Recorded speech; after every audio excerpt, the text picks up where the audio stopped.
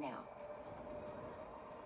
Oh, wait, right here. Exceptional by design. Get 0.9% APR on these Buick models. Plus, current eligible non-GM owners get up to $3,000 allowance on Encore GX. Michael's lowest price of the season sale is we got some Christian Reef going on right now. Yep. I'm gonna try to beat ROE, or Resurrection of Evil, in this video. No, never. So it's like if you get food poisoning, you're done. This girl, but I know it's like a pass, I'll take it. Yo, wait, what are you trying to say right now? Me, I'm trying to say, but I'm doing if you're gonna pass your test. Why wouldn't I pass my test? Huh? Why wouldn't I pass my test? Because you drive hella crazy. But don't see that swing, you don't see that swing there? It's kind of like a snack / lunch just while ago. Some Biscoff Lotus cookies, peanut butter, mac and cheese, some goldfish, flavor blasted, just cheddar cheese, really good. I got me some Diet Dr. Pepper going on right now. Okay. No calories, 0 calories in this. They're not cold. What? People are coming out. They're not cold. I had a Dr. Pepper at 0 last night. I think I actually like it better than this one. But you just got you food and you're talking about it's cold. That doesn't even make sense. Does that make sense? But that's alright. It is cold. It's not that cold. If they're that cold, then don't eat them. Dang! Oh! Why the fuck would you throw at my stuff? Why wouldn't I? Because I eat the freaking food. How could you do that? But you said it's cold.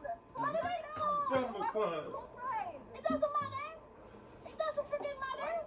Why the fuck would you throw in my fries like that? I don't understand why I wouldn't throw them away. You said they're cold. Why would you throw cold fries? That was crazy. We're on Airbus 5 right now. Save it real quick. Why would you do that? I don't understand why you're yelling. Like, I don't know. You're yelling because you're throwing the food on me. I want to eat. We're not done yet. Yes. We gotta go into the tunnels. Where they got the. It sounded like she wasn't gonna eat it. No, I was gonna eat it. But you still haven't wrapped them. Mancubus. It doesn't matter. I like the fries more than how I like the wrap. And I like to eat my fries first and then I eat the wrap after. You shouldn't throw away my fries like that. Yeah, I said cold because it's cold, but I'm not saying I want to eat. You try quick. I don't grab my food. We can get another one. No, but that is disrespectful. Why would I want you to eat cold fries is what I'm saying. Like, it doesn't even make sense. As so why not just throw them away? Cold, then you don't want to get cold. I am fine with it. I am not like your health. So it doesn't even matter. It doesn't matter what I'm going to put in your mouth. That's not your answer. My mom taught me. That's what I'm saying. If it was cold and you were fine with it, you should never complain about it. Right. It's cold, Reese. So I'm saying cold, but that don't mean to say me now. But you can't take the food like that. Okay, but I already threw it out, so why are we getting upset about it now? Like, it's already gone. But you're throwing me something I didn't want to eat it. That's why I'm upset. Okay, all you like is eat. Get away from me. You with that. No. Oh, no. You don't want it? No, I don't want it. I'm not eating that. You want your wrap or what? That's for what? It's a wrap. No, it seems like you don't want the wrap. Wow! Oh, I fell. So what? So don't eat the wrap. Good. God, I fell off the freaking thing. What the fuck wrong with I thought he was gonna come on the other section, Why would you throw the next area. You didn't want Not that first one, but the next little thing. Who wanted the wrap? Dadgummit. I gotta restart the whole thing now. Dadgummit! That flame ball went over my head. I'm like, oh my gosh! I'm gonna die around here. Like that, though. Like, first of all, why did you I should have just used artifacts. That's what I should have. Good. Oh! The wrap was okay. I was gonna eat that. Yeah, dang, I forgot I had the artifact. I don't want that. I didn't want that. The first thing you said was the fries I are was like cold. focusing But on they trying to were survive. cold. So I wasn't gonna eat it still. It doesn't matter. It's cold, so I said cold. So you want to tell me that? But this is the thing with me. I don't like when people complain. I don't like when people complain. So I just threw the fries away to get it out your way. Another one. Then I gave you. Don't give her anything. Oh, so you throw it. Okay, you throw the fries. No one And did. you throw it in the wrap. This. Why would you throw it in my wrap? You were eating it. You were just I was going to eat. I wasn't complaining. I was talking about all you just throw the fries like that. I'm trying to shoot you guys. Oh! Never mind. Good God. But that's mine. So you don't want to give it to her? Give my stuff. I mean, should I? She doesn't like it. Jesus. You throw away my fries. Yeah. You throw away my fries. These freaking barrels And then right you there throw away explode. my wrap. And I need something to eat. So we're going to make soup. It doesn't matter. Just like when you're going to make the soup and your hungry belly want something tonight. Don't you just Weird. say I want something tonight? Okay, so now you don't want soup. I am going to throw away the soup too? No, I am just going to make the soup. You can't throw something. You are going to make the soup. No. Alright, y'all need to calm down. You don't need to be a cat fighter. Can I have my wrap or what? Like I asked you to refill the food and you didn't Okay, because by the time I started, y'all started going crazy. Why are you grabbing it on my hand like that? Because I'm hungry. So you have something to eat Like and a I drunk don't guy have walking nothing around. to eat. And that's okay.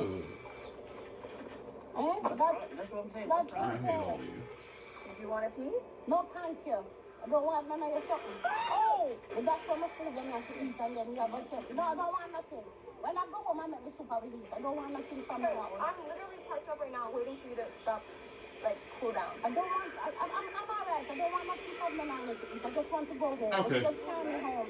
No, just carry me home. Then I'm going to make the soup. I don't want nothing from the man. I don't want nothing from the man. This is really good. So, I'm fine. Just take me home. Just take me home. Well, I'm going to stay here and eat because I can't eat and drive. I told you guys after practice for my G-Test, I can't, like, be distracted like that. As I said, she never get nothing. She never get nothing. I didn't expect you to throw the food out the window. I didn't expect that from you, babe. But the thing is, the problem, Mom, is like, that's the thing. When I was even offering you the 2 fries, you wanted to say no. Like, So let me go. Why are you running that way? Okay, let me go do 2 fries. But you literally eat 2 fries out of something before she throws it through the window. Let me go do 2 fries. Let me go do 2 fries. Never mind. You guys are still arguing. Go back and get her the fries. No! Why would I go back? You gotta go back and get the fries, bro. It's principle. Why are you throwing it out? Keep that on there. They're made from the same Bro. guy. No, the people that will probably have some hot one there. Oh, Listen, he I fell. was looking out for you. If the fries are cold, that means they weren't prepared right. Good God. So, but you have no right throwing them away. That's what I'm Okay. saying. You can't just grab people's food and throw them away like that. Save right there. Oh, you finna that. That's the was word, weird. my bird. I can't The do whole thing that. was weird. Are you gonna talk to your mom? That's hilarious. The freaking I guess her running that direction. I'm like, okay. That it's just a prank? And we're gonna go back to get you some food right now. Oh, she's still not that happy though. What's wrong with you? Down! Why you guys have to keep doing this shit? Why we not to do I thought there was Put the dial up. a cherub or something. Where's my wallet? You recorded the whole thing. Sorry. Here. Why you guys do that? Use it for a week. I use the cat for 1 week. 1 week God. I use the cat for. What's the password? I can't tell you the So password. I'm never using it when I know the password. Never just swipe it. Never just swipe it. All this work. Right down. All this work. All this work. All this work because I want to keep this card. You guys. Actually, there might be Blyer here. You're from that. Second Friday. I attacked on the Friday. Oh, absorbed. How could you freaking do that? A soul. Got this. How could you guys attack on the Friday like that? Oh yes. I'm full of We ammunition are now. headed back because I don't want no whoopings today. Grenades. Because you Heck know, yeah. I'm pissed. Yeah. She's mad, y'all. Listen. We're going back right now, and we're gonna get this We'll get your food. 100%. Alright? Okay. If you guys like this video, make sure you hit that like button right now. Smash that! smash it right Smash, now. I smash them head. That's how me I'm gonna smash them head. You understand me? Like on that one movie, Hit the like button right now, y'all. King Kong by Peter Jackson. When they made it to the island, those clubs, you know, smashing people's heads once they got there. They almost smashed Jack Black, or his name was Carl in the movie. Almost smashed his head, but they got saved by the captain. So whose idea was it? Whose idea was it? No, it wasn't all my idea. It was my idea too. Okay, Ron. Little Bo Peep used the smart buying tools on Amazon Business. German captain with the He's not so Luger. little anymore. Jimmy John's finally has toasted sandwiches, including the new chicken bacon ranch. Try one today. Yo, I'm gonna take the cook up. We're actually on our way to going to the bank real quick. And Kristen was saying that she was hungry. She went to stop to get some food. We just got back to the house. There's no food at the crib right now. So we're gonna go get some food. But y'all, I planted this prank perfectly. So guys, I'm gonna be saying I'm not hungry and then eating our food. If you guys remember, she did this to me about 2 years ago and it got me hot. It was her and Urban side. I never got over that yet. So today I'm getting my get back. You see how long I take to cook up? 2 years. I gave you time, you forgot. But I'm here. Hit that like button, smash it. Join the family, all that good stuff is going down today. Let's get it, let's go. Oof. That almost turned fatal. That's what happens when it's rush hour. No, sir. Everybody's just in a rush. No, literally. You see, that's why I get anxious on the road because you don't know what other cars are doing. And then bare people want to honk at you. Yeah, I almost saw a wreck the other day. I know. When it was raining. It was hard to see. Like, what are we doing spending all that money? I was involved in it. It was in the other lane going on. We could have saved so much more. 2 cars were getting a little bit too close But to I each felt other. like we were just trying to live our life. So then that That actually one car happened, swerved out of the way, then You it know? We're living, eh? And went are you sure we should get McDonald's? I feel like in we should front do of like a and Jimmy the back Greek. with each other. Well, I am And not single hungry, file so it's whatever you want. You You're see. not hungry. No, I'm not even hungry like that anymore. Wow. So you basically just came out the house for me. Oh, I had to go to the bank. Yeah, but you said you were hungry. I changed my mind. Okay. But you're gonna be hungry later, so might as well just get something now. I think I'm good. I'm probably just gonna like fast or something. You're gonna I'll fast. probably eat at like 8. Right here. But you said You like should you. I was die. going to eat late and then go to bed. So you're just gonna stay up later? So your food can you digest don't No, first. I'm gonna eat in a couple hours, if anything. I don't know. I just don't want nothing right now. Search yourself. But But we gotta worry about you. You know what I'm saying? I need, what's wrong with me? I need you to eat so that you're nice, you're healthy, you're good, you got your food in, you got your protein in for the day.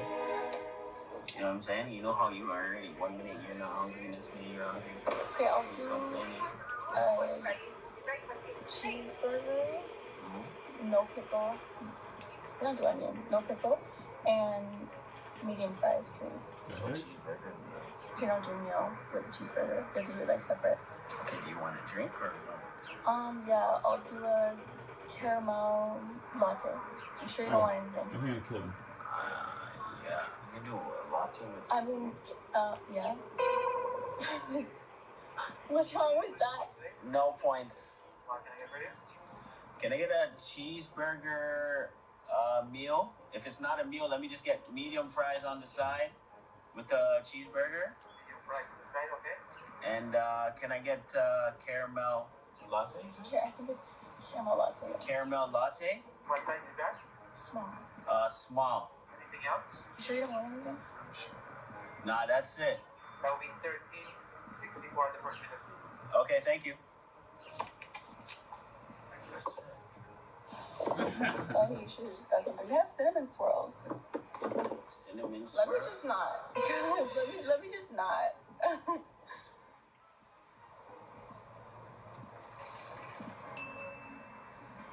Thank you. Have a for the day. You Thank too. you. So, Caramel latte food. So how do you you're weird, so you're weird like that. Like I need to wash down my food with like a nice drink that's okay, refreshing. Oh, okay. so that's why I usually get 2 drinks. I get a cold drink and a hot because it's different. So now you understand where I'm coming from.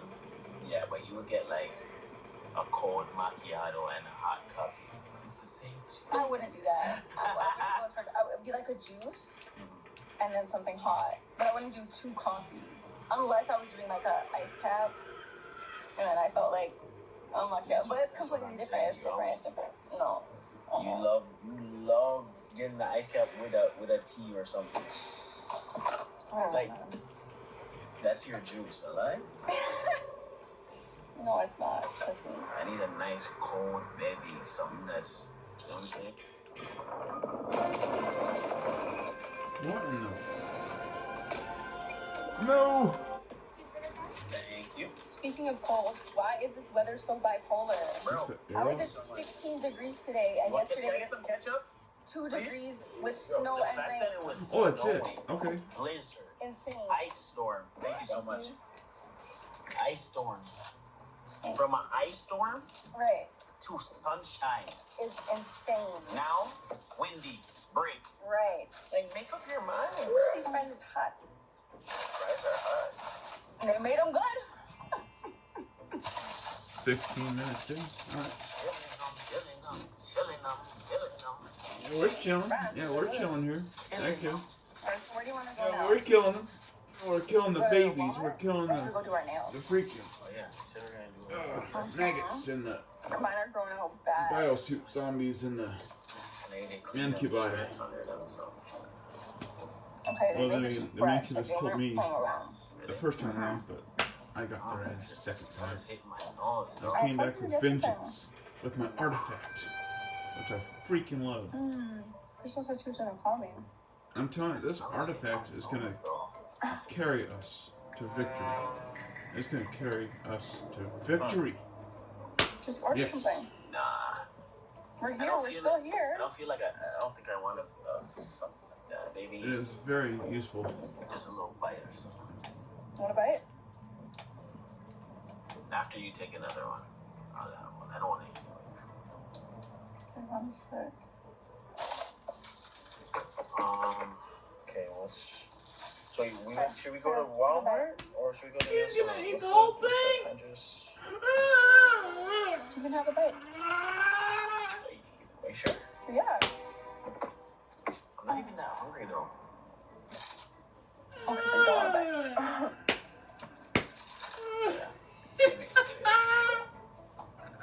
I'll take a bite. Yeah, as he eat the rest of it. I'm really trying to find a day that will be best for like taking photos. Back this weather, bipolarness. Because how are you gonna snow one day and the next day you want to be super hot? So what about sometime next week? Super hot. No. Saturday's gonna be 6. Wait, I gotta open this. Friday's 2. Oh. And No. night it's -1. No. No. Where's the bird? No. Where the frick am I? A bite? How many bites? Fun. Reeve, stop playing around. Where's the burger? Why would it be behind me? Why would it want a bite? You said I can get a bite. I just want to run away from this place. Where's the burger? No.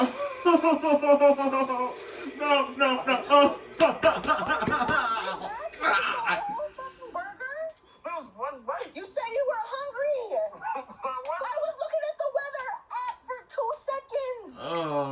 You ate my whole burger? More like 30 seconds. I just took one I bite. hate this. Bro, next thing I find out, you ate the frat. You're lucky you didn't eat the frat. One bite. Look how stuffed your face is. You nasty ass motherfucker. You You said I can have a bite. A bite! One bite! That was one bite. Ain't no way you finished that in one bite. Already? Beef! I told you I didn't want any, and you told me to take a bite. That was the best cheeseburger I ever did have from McDonald's, and you just finished it. I was telling you, pleading with you that I don't want nothing to eat. You kept saying, "Are you sure? Are you sure?" Then I got the whiff. No, you suggested you take a bite because you said it smelled nice. I didn't expect me to give you a bite and you take the whole freaking thing. Like what? Your belly has no I hate bottom. this area. I hate it. It was a Bro, my good up cheeseburger is gone. A little bite, babe. The burger's big. for you, cause you're tiny. That didn't even fill half of my So stomach. you just swallowed that. You didn't even chew it. You just took My it down the throat. freaking Where's gosh, it? you guys are Let gonna. me see. My freaking stomach now. I hate it. What do you mean let you see? Yeah, you want me to cough it up? Yeah, bro. No. Don't even go for my I was fries. gonna Are tell you that you have stupid? fries. Can I? No, you can't have one. Because one's going to turn to all of them. Why would you just get one? No, because this is a mystery. How did you finish that burger that fast? I know it's hidden somewhere. Let me. Can you not? You didn't. You got sticky fingers. You were acting like you didn't even want to eat the burger. I said to take a couple bites. I didn't want to eat the burger. Let me take a I was actively eating the burger and I offered you a bite. Bruh. Reef, where's the burger? What the? Where do you think the burger's in my pocket? Move your phone. What? What do you mean? There's no way. No. There's no absolute way. Babe, I took That's my one bite place. and it was done. You left. You literally ate. So what are you, big bag of Loch Ness Monster? You ate half the burger already. I had 2 bites. You left a little tiny piece left. I have 2 That's bites of gonna the be burger. honest, Don't make me feel like I'm crazy. Do not Right now. gaslight me right now. You Right ate now. the whole burger? That's why I Please, was please, please, asking please. you if you ate to take your bites God. first, and I thought you were gonna be the best. So I know you're playing Oh. right now. It feels so much better being here. No, hey! No, bro. What do you? Are you dead ass? I'm just going. Leave my fries alone. I was looking for a napkin. Okay, so give me the burger back. And I'll give you some fries.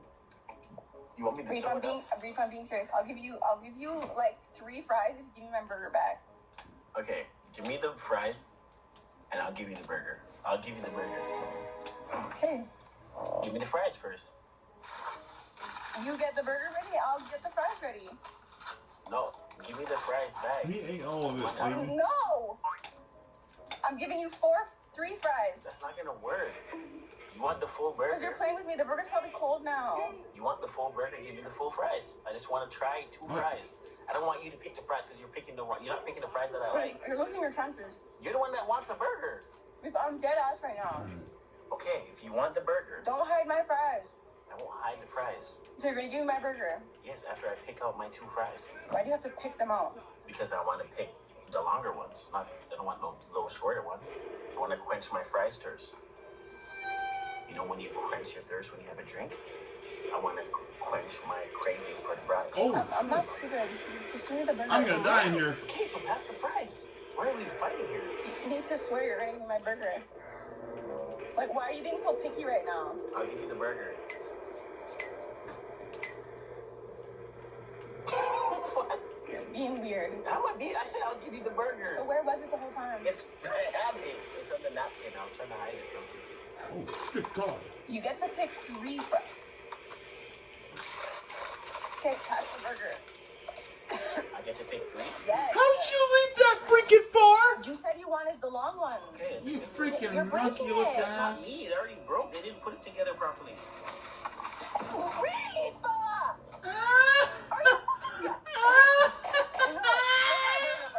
No, because now I'm turning aggressive for food. I don't want to be like this.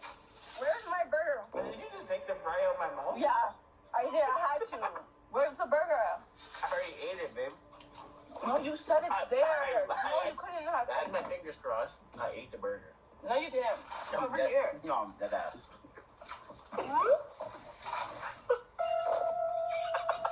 Where's the burger? Reef. Hold on. Where's my burger? You can find out my damn face. Dummy. I'm going down the kill throat. this guy. Open your mouth. Okay, let's throw it up. Open your mouth. had one bite and I finished it. And one Wait, can I actually? Yes! That's freaking I wasn't hungry, amazing! though. I'm still I not get even to hungry. suck his soul. What kind of? Heck You're not- yeah! That's awesome. We were talking by the fire, and Oh, I hate had these anything to guys. you? I hate them. And the stairs broke, I believe. What? No, it wasn't her. Look at that. They But break. it's like, You're a beast. Go get me another cheeseburger. but you had Oh, you're gonna make that face at me when you just ate the whole thing? you just had your bites. 2 bites. Go get me a cheeseburger. You literally left. Go the get me it, Ree.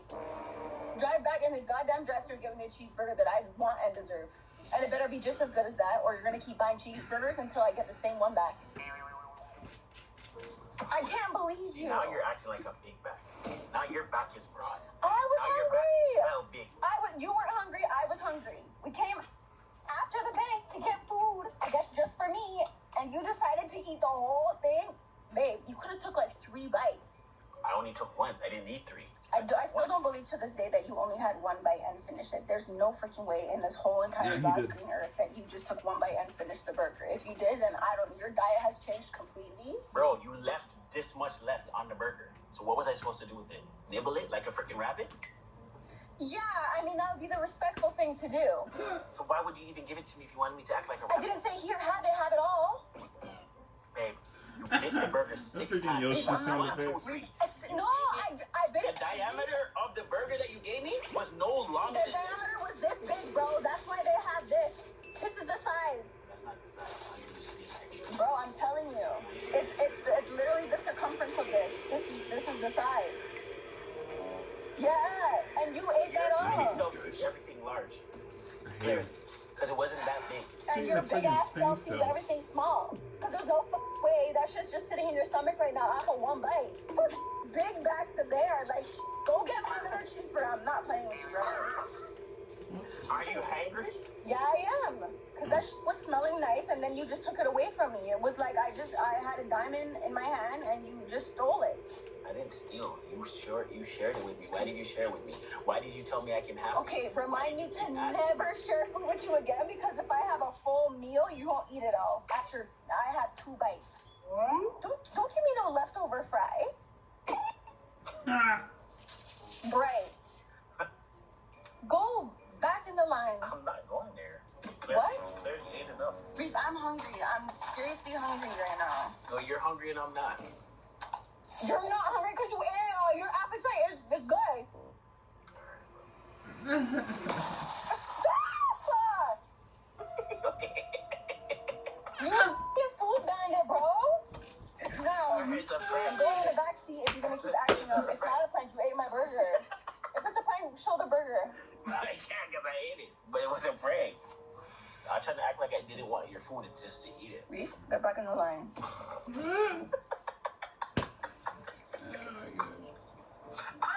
Drive a little faster, please. You're going really slow. They're gonna be out of fresh cheeseburgers. Come on, pick up your pace. Ray, I'm going, bro. Is it really in your belly? I ate it. That's a problem. You need to go to the doctors. It was one bite. Alright. That's the biggest problem of all. You're gonna be sick.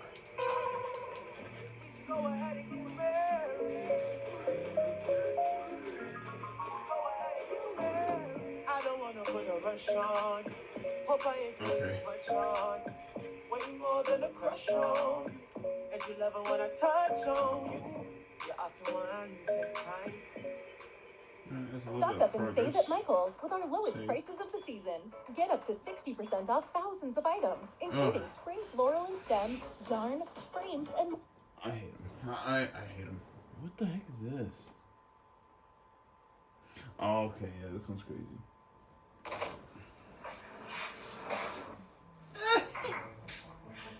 Operation Piss Your Feelings. This was off. recent, I believe. Now, Maybe a couple months ago. Oh, 6 months ago. what's up, gamers? Not a couple. It's your boy, Bad memory. and I'm back again with nothing but trouble. Yes, today I'm going to be getting on my fiance's nerve because what is better than doing that? Nothing. I guess What the? When I get up there, How did you survive that I shot? just love it. So that makes me even No, more. let's just straight up kill him with this. Just I overall. don't have much time to talk because I need to get this. Dude, these suckers, they can take some I'm damage. gonna be getting on my fiance nurse because I think they're stronger than the imps. basically gonna be asking my fiance to make me food, and then when she makes it, I'm gonna be telling her that I don't want it no more. I ordered food from Uber or from somewhere. I don't know how I'm gonna do it, but it's gonna be lit. Just understand. Make sure you hit that like button right now because it's going to be a bang. It's going to be a movie. Make sure you The guys Vulpers are like a cross between a Hell Knight and an imp. right now working on the wedding invitation. Now, should I be bothering her? Should I be bugging her? No. The Hell Knight because of the bluish Nobody's left out. colors they spawn in with and the plasma balls they throw. I'm gonna get on her nerves. The Hell Knight has the same stuff. I'm basically asking They throw those blue ball things. Hopefully she says yes. And Plasma ball. get her ass. That's what we're gonna do. I don't wanna be talking too much. I'm just gonna show you how we do. I'm gonna record her with my phone. So I can go down and hit that like They're kind of monkey-like to me. They're kind of skinny and frail like the imp. Don't turn this on.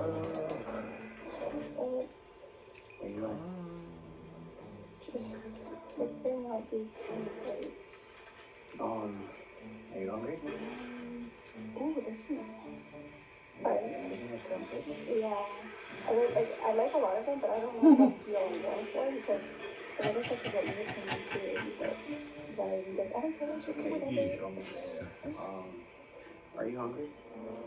No, You're not hungry. just got this in this right now, but I'm too excited. Another And armor. I like too many of these templates, and we're gonna end up with like 5. Keep it simple. No! Simple is not. Alright, I don't mean to bug you right now or anything, but can you make pasta please? You know. Preferably right now. I mean, You're actually hungry? yes, but I feel for the way you make the pasta. I don't want to make it because I don't make it as good as you. Cupcake vineyards grow their grapes in the finest wine regions on earth, like Marlborough, New Zealand, where they craft. I'm It's sorry. like, You can work on this invite. No, you need to put it down. Put it as a pause for now. Dude, this is very important. Like, you have to get this stuff done. Just pause. oh wait. You know? Okay. I just gave you a kiss. That's supposed to be like science, bitch. You didn't make it or not? Yeah, I'm gonna go down in literally 2 minutes. Your beef is already out. It's already thawed out and everything. Okay, so yeah, I already am waiting. I just love to leave it. Okay, I'm gonna go down 2 minutes.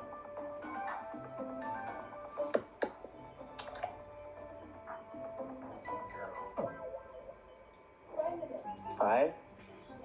Alright, that's fine. I'm starving though, babe. And I really feel like the way you make it. Alright. No, it's okay. You can do it in 5 minutes. It's fine. No, just...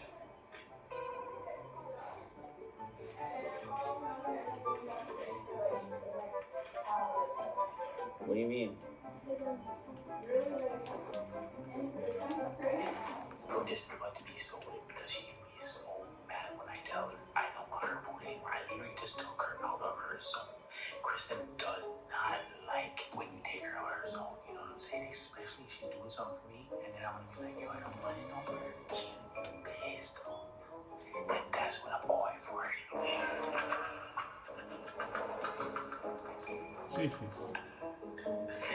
I'm an evil villain and I don't care. A few moments later. You're such a jerk sometimes, man.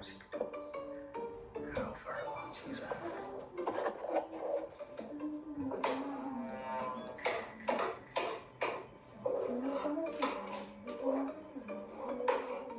I haven't seen any arch rivals yet.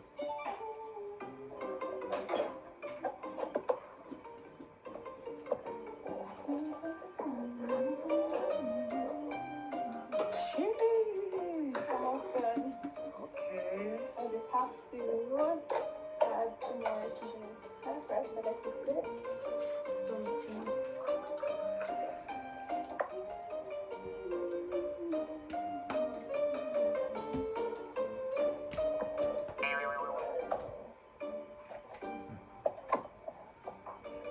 Just came to see what's up.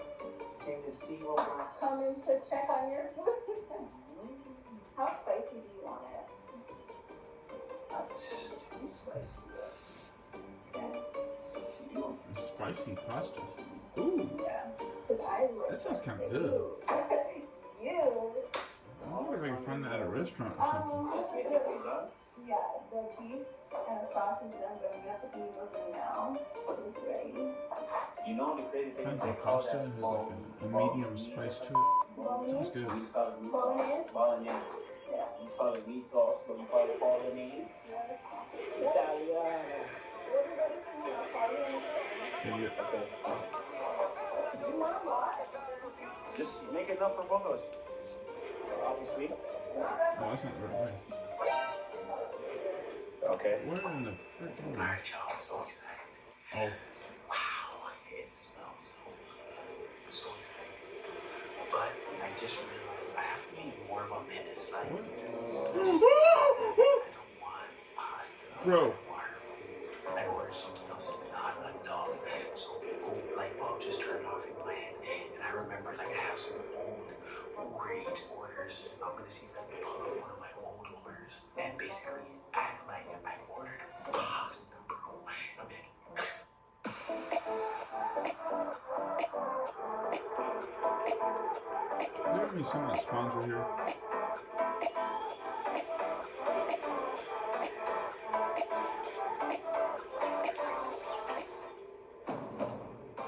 With the Prologue SUV, we've dreamed up a better EV, just like you'd expect from I Honda. need to get the frick out of here. Buy online, Since you Diesel. got.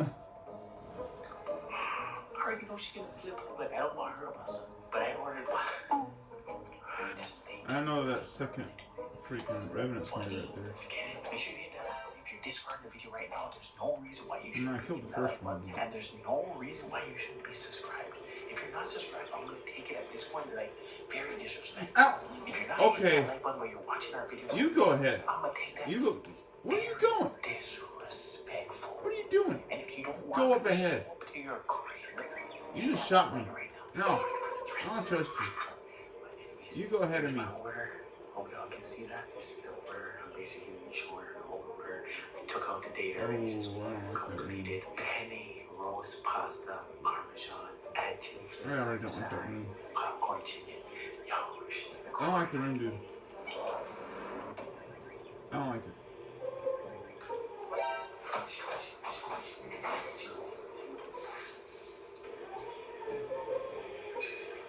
Oh my good God.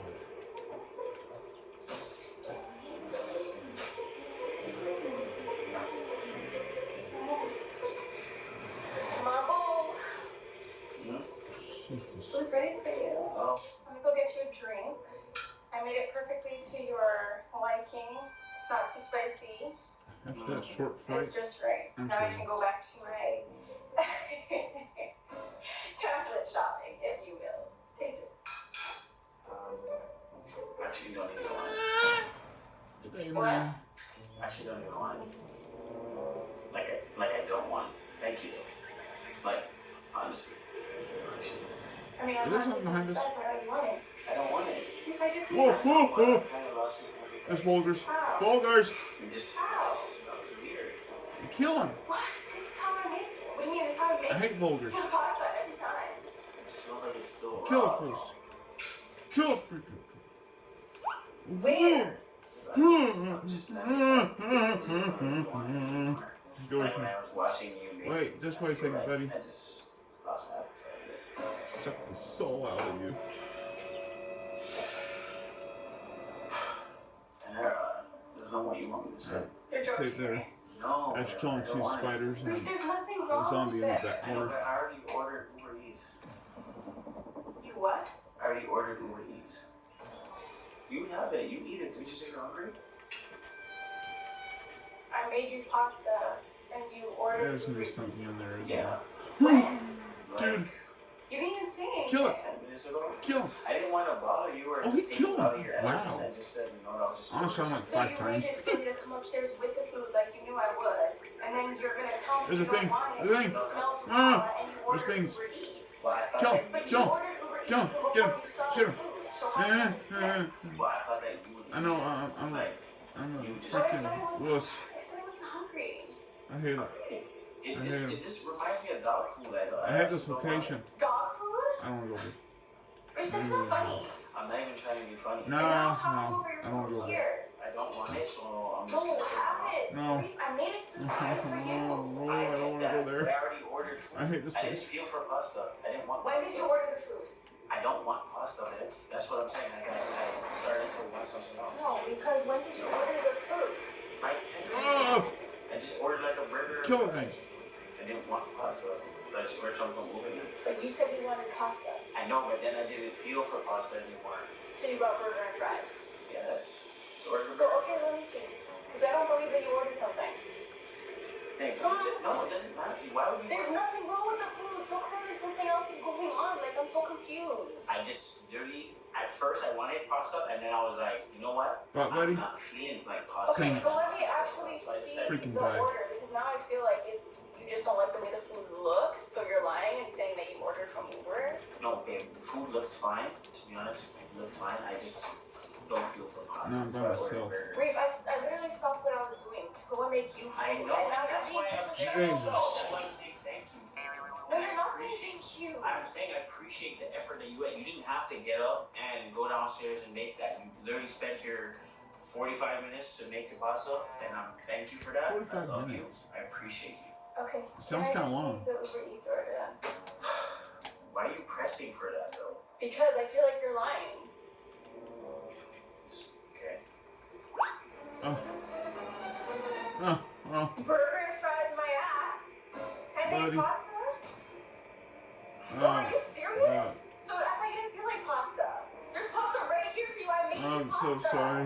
Why would you say burger and fries? You can see the burger in front of the picture. That's the picture. You never ordered burger and fries. What the hell? Okay, maybe I got confused. I thought I. Why did you get confused? You know Because I what seen you ordered. burger and So you fries. came downstairs to see the pasta. You said, that don't look good. And then you came upstairs to order some more pasta? No, I didn't know. What's wrong with my pasta, bro? I didn't know it was pasta. I thought it was the burger and fries. I clicked the wrong thing. He died. He died. Order. He's done. Yeah. You didn't click the wrong word because you What ordered the- pasta and popcorn chicken. I guess not. So you actually are hungry. You're dead right here. And you just don't want what I cooked. So God that's my dang favorite. it. You just wanted me to get out. Oh, it's a tie. No, man, like. Alright, stalemate, I'm not gonna man. lie. Stalemate. It smells like dog food. How? I did kill him, but then his That's rocket hit let me. me feed Milo, you know what I'm saying? Like, I That feel is like. so rude. If you like when I make pasta. He got I an know that there's afterlife something kill. wrong with God this one. dang I it. didn't really know how to say it, so I just Oh. said, let me just order food. Let me just order This food, you know what I'm saying? prick! When I This was diagnosed freaking with HIV, I didn't jerk. know who I would be. But here I am. Oh, I Keep hate being him. you and ask your healthcare Oh, I hate provider him. about the #1 prescribed I HIV hate him. treatment, I hate him. I Biktarvy. hate him. Biktarvy is a complete. Like, I don't Cool, think I you wanted cook to this kill one with his love, ass. you know? I don't know why it just smells And like that. survive. It smells like dead water. Dang it. Like dead meat. Like, That was a good one. That was pretty good. Damn. I feel like if I They're eat it, tough. I might have like They're to tough. go to the ER or something like my stomach. Wow, And my wow, stomach wow. The ER? No, My like- food is gonna send you to the freaking emergency room in the hospital? No, I'm saying like, is it Maybe I should just use artifact and knock his ass out. That's what you do. Is it what? is it fully cooked? Are you f***ing kidding me? No, like It's fully f***ing cooked. try it. I don't have to try it to know Throw a that it's grenade good. down there. I tried it downstairs. I tried the sauce. I tried the meat. I Ah. tried the noodle. It's perfectly cooked to the That way did you not like. work. It's not completely al dente. It's soft. Okay, try Can I it. throw a grenade down? Never mind. Never mind. Wow, really? There's nothing wrong with it. What the f***? Reef. Can't. It's- My food is not.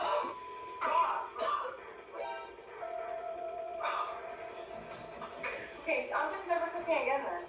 No, Oh, because it's if a you different never one. Like it, you're not gonna say anything about it. You're just gonna order it. I'm probably like better. that. I think that's so Right rude. here. I'm probably better off than one this for Oh, oh, oh, yeah, you're done. Oh, it was a sick. There's a second one that spawned in. That's what that was. Can't be Is hard. it too spicy? Like, My food is almost here, so. Reload real quick. Reload this too. Oh, wait. I go down and get some ammunition. I think we should put that outside for the raccoons. Right here. it tastes good. There we go. It tastes really good. Got some Put it ammo. outside for the raccoons, but for real, they'll enjoy it. Alright. That should be for human consumption. Okay. Chill. This is a prank. This is a prank. It's a prank. You're such a That's jerk. so fucking rude. Can you stop? It's a prank. Stop pranking me. No, it's a You fake ordered the It's a food. fake order. It's a fake No, order. it's not. How could it be a fake order? I fake, know what fake. Uber Eats looks like. I know. I just screenshotted from the last time I ordered, and I cut out the date and everything. That food's popping. It's fucking still. I still want to spit it out. No.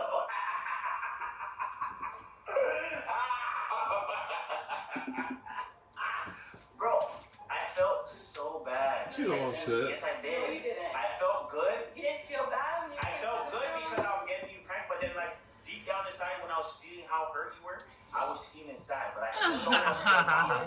The show must Why go were you on. coughing The up? show must go on. TR. No, please, man. Are you serious? Sorry. No, babe, bring back the food. Want something? You go cook something. Okay, bring back the food. I don't know. No, bring the food. Bring food. I mean that ass. These webs. Oh yeah, the traits. Please tell me that's it. Please. I don't wanna What put is a this rush bumping on. into? Hope I ain't put too much on. Oh, wait. Waiting more than a crush Oh, on. And you love it when I touch on. oh, that was it. Okay. Ooh, get away from that.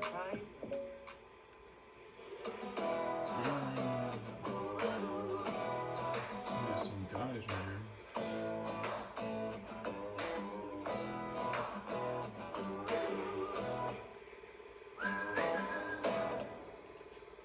Ooh, nice. Alright, people, it's boss fight time. Oof.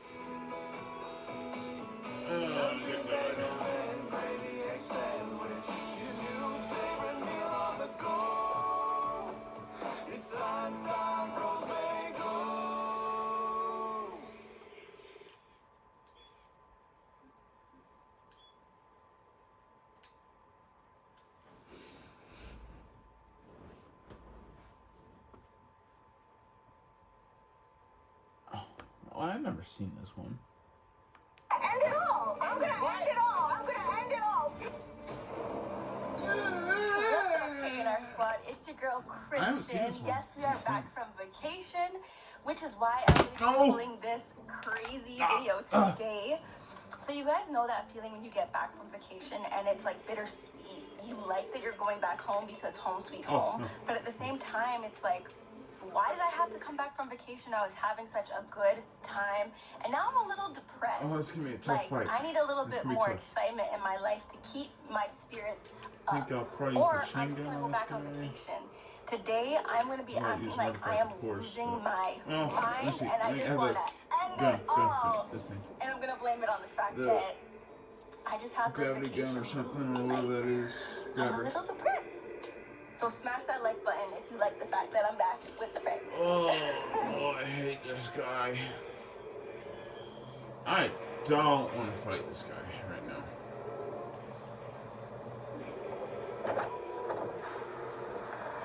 Alright, let's...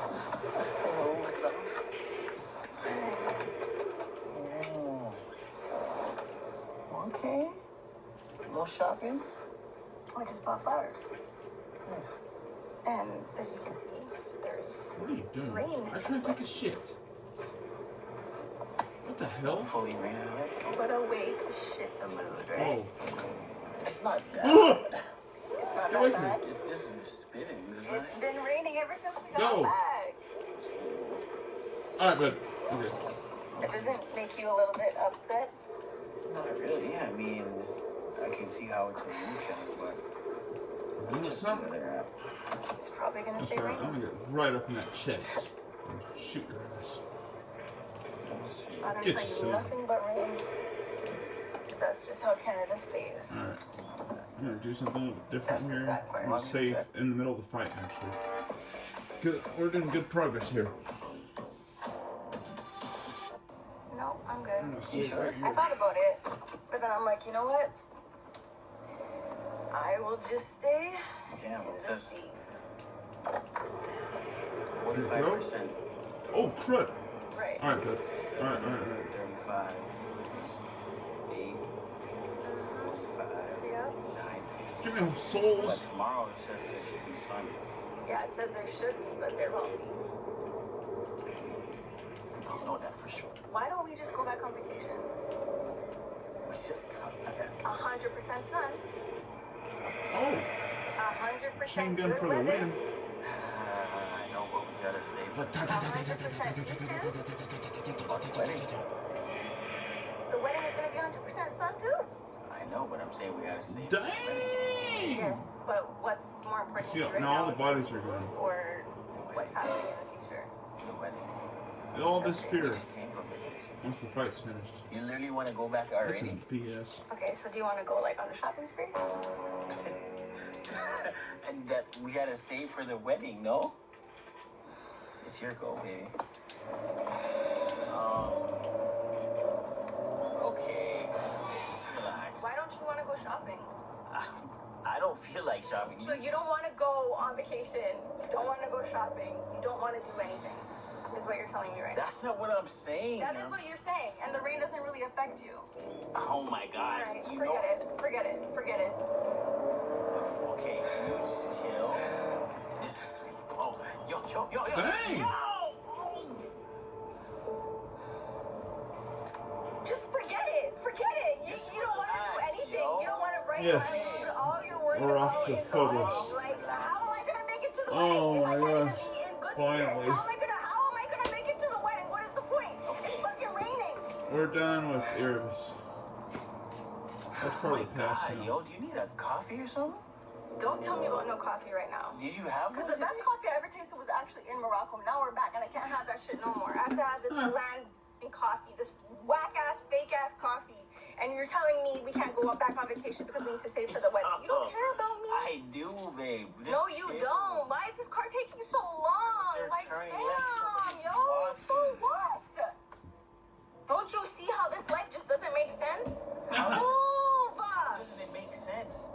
It's just okay. You're gonna get many more vacations. If you don't want to, if you want to go on vacation, then we gotta put a hold on the wedding. Okay, so do you Because want to no vacations go, are like, nice. maybe edge walk on the CN Tower or something? Edge walk. Yes. CN Do you want to Tower? do that? I mean, no. Okay. Obviously, Why would I wanna edge walk? Obviously, you're gonna say What no. the fuck? Obviously, you're gonna say no. Yo, can you relax? I'm trying to do something exciting. What? Yo, you're moving mad. Welcome to Phobos. What are you opening up the sunroof It's like for? a monorail.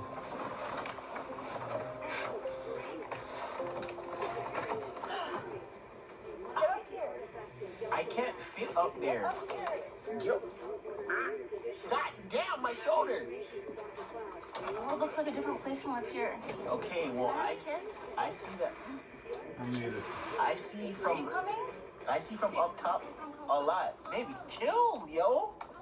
Oh my God, I'm good. Okay. Okay. Ooh, rock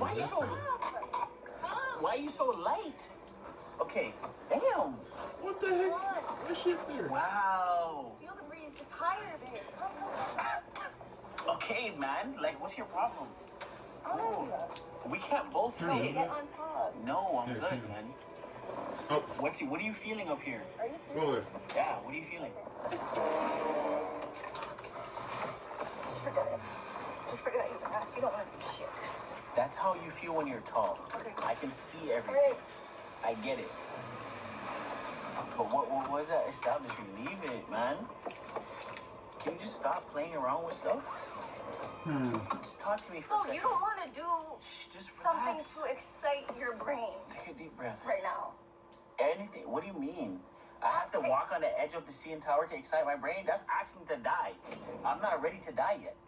How do you feel now that you're back in reality? I feel great, babe.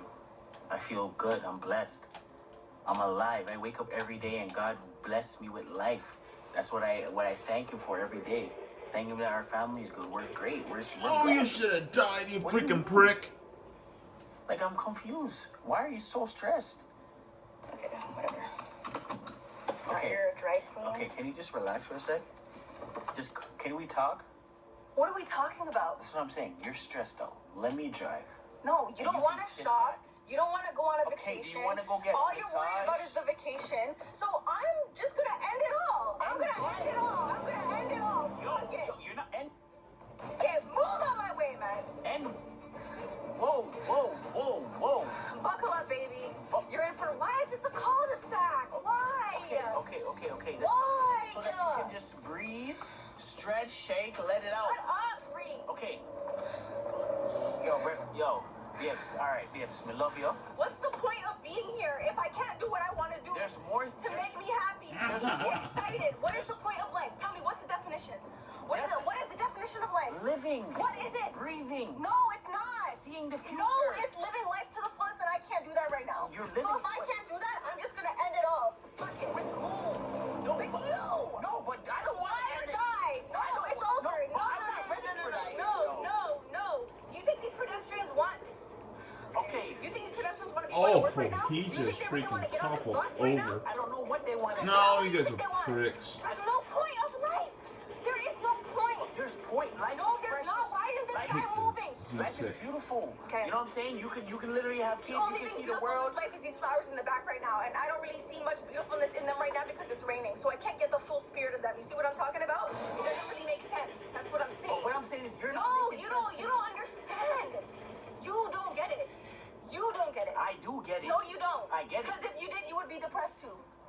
Over not going on vacation over rain, that's the weather. We can't change the weather. You don't. You're not seeing the bigger picture here. Yeah, that Oh my commando God, why is went this guy driving head so over slow? I'm heels. gonna back up into him right Okay, now. relax. Okay, just pull over then. No. Just pull over. Let me No, take I'm not. No. Let me No. take over. No. Oh my God. Kristen, okay, relax right now. Okay, here's what I'm saying then. All right, cool. How about we plan for a vacation to come up? When? So Soon. plan it now. So plan it now. Soon. So plan it now. We have to Plan it now. we have to budget. Okay, we so have you're to not really. budget So and you're make- not really gonna do it. So you're not really gonna do it, bro. So you're not really gonna do it. You're lying on me. Okay, I'm not lying on you. Okay. Okay. What's the point? Relax. I'm relaxed. I'm parking up. Alright. So book the vacation. Okay, I'm not gonna. Okay, let me get. Yes, let me, no. Let me in the Overkill for that. driver's seat. Let me in the driver's Look at seat. it. I want to see if you're really I'm, not. I'm gonna Book it. I didn't say now. Book it. I said we're gonna plan. Oh! Let me come to the driver's seat and book it. Reflex. I'm gonna just. Okay, let me. I'm gonna just okay, drive. I'm gonna book it. I'm gonna book it. But let me come over there and sit down so I can really meds walk one. Think I about don't know what you're saying. What I'm saying I don't is- know what you're saying. What I'm saying, I need to go in the driver's seat so that I can pick out like where we're gonna go. And we're gonna go to Jamaica. Or we're gonna go. Turks and Caicos. Look it. Okay, Look it. let me go over here. Let me go in the driver's seat first. Look it. Get in. Can you just Get in. relax, baby? Listen to what I'm saying. Oh my God.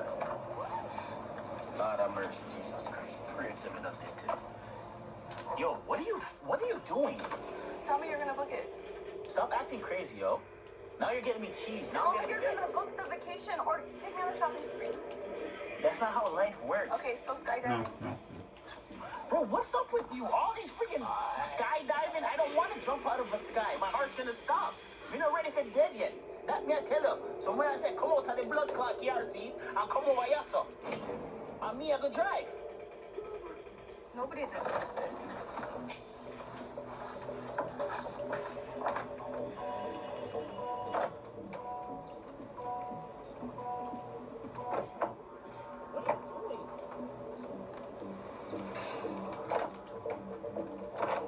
You feel the rain?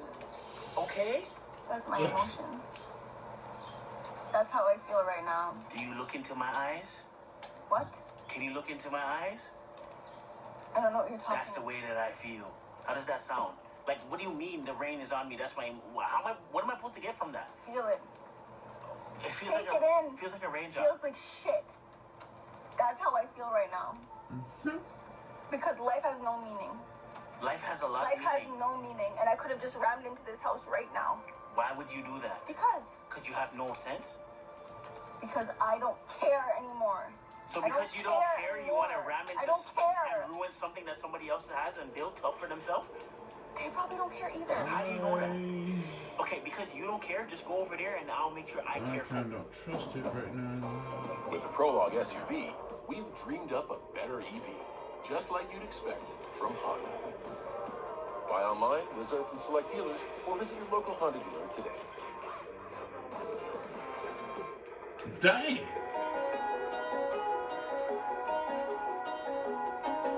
What's up? You're dead.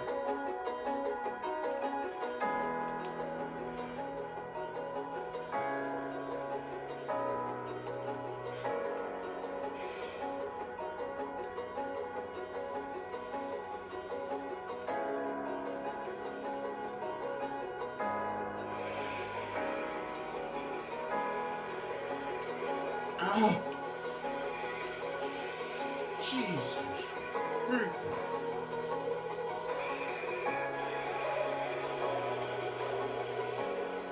You quit. Okay, I'll take care of No, that doesn't Holy make crud. sense. it. Does. I'm gonna care for us. You can't come into my body and feel how I feel. You can't. You can't tell me how to feel. Okay, I understand how you feel, but how about we fix what you're going through? How? You go over there and we're gonna talk. No, I told you book the vacation. I don't want to talk. Are you my therapist? I mean, I'm not, but I can be. Can you just... Okay, what are you gonna do? Lock me in? Go over and I will talk to you and I'll book this. I'll book it. Jesus Christ, yo.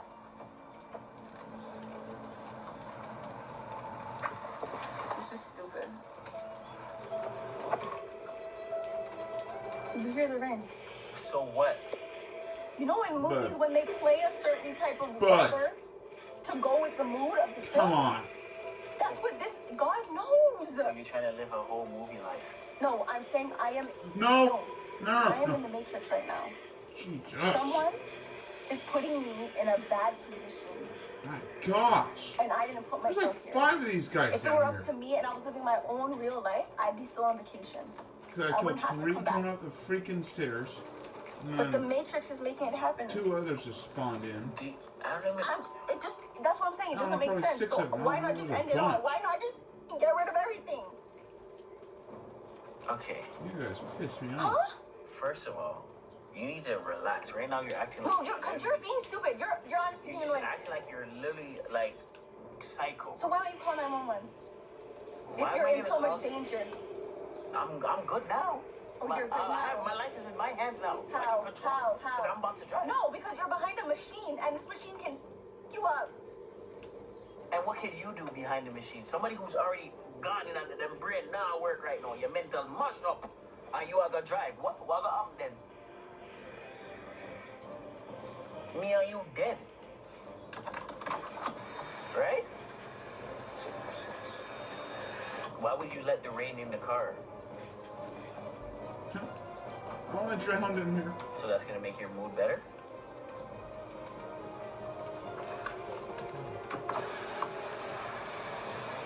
What I'm saying to you in life, you're not gonna get everything that you want, yo. We have to work towards what we want to do. Okay, you want to go on a vacation? We're gonna have to budget. You're not gonna sit here and try to freaking act crazy and then be like, oh yeah, I'm gonna act like a psycho bitch, and then he's gonna fucking book a vacation on with me. No. You're going like say insane in your blood clot brain. You get what I'm saying? Like, yo, you gotta relax yourself, bro. I'm still gonna end it all. Okay. Okay. Alright, yo, I think this is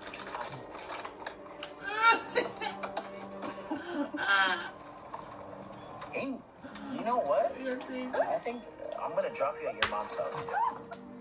I think it's time. It's just a prank, Nah, babe. you're crazy, yo. I know, but that was the point. You didn't want to book the vacation at all. You could have solved it all. Why didn't you want to book it? Why didn't you want to take me to a shopping spree? Why didn't you want to go edge walk on the CN Tower? Why didn't you want to skydive? No, I'm saying you're actually crazy.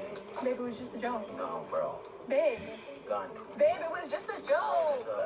There's a screw loose. No, there's not. Yes, there is. No. Yes, there is. I'm 100% convinced that you're crazy. Oh. No, you have part crazy. Dude. Part, this is The only crazy part comes from you. This is in you. No. This is part of you. And at this Dude, point, so you're not mean. telling a lie, but I feel let it. I feel let it go down, cause you're man of blood clot.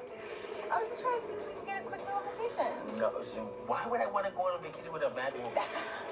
Oh my freaking gosh. No? You know, like the diary of the mad black woman? Don't start with me. Don't start. You got a freaking buddy in there. Netflix Nah. documentary. Okay. And it's gonna be you. So you're saying you can't make a vacation right now? No. Okay. I let's hate go all you. Like, what are you talking Just on about? vacation in the bed. You. Oh. I don't wanna put a rush on. I hate these guys. Hope I ain't putting too much on. I always hate the freaking Z-Set guys. My gosh.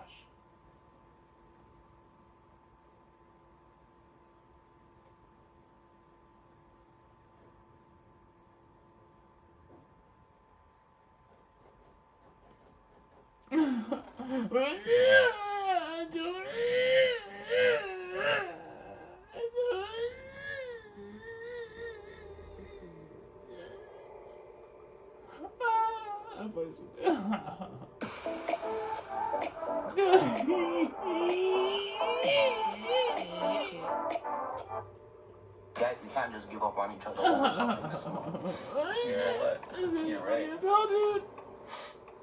Can't give up on each other, but I can give up on myself, bro.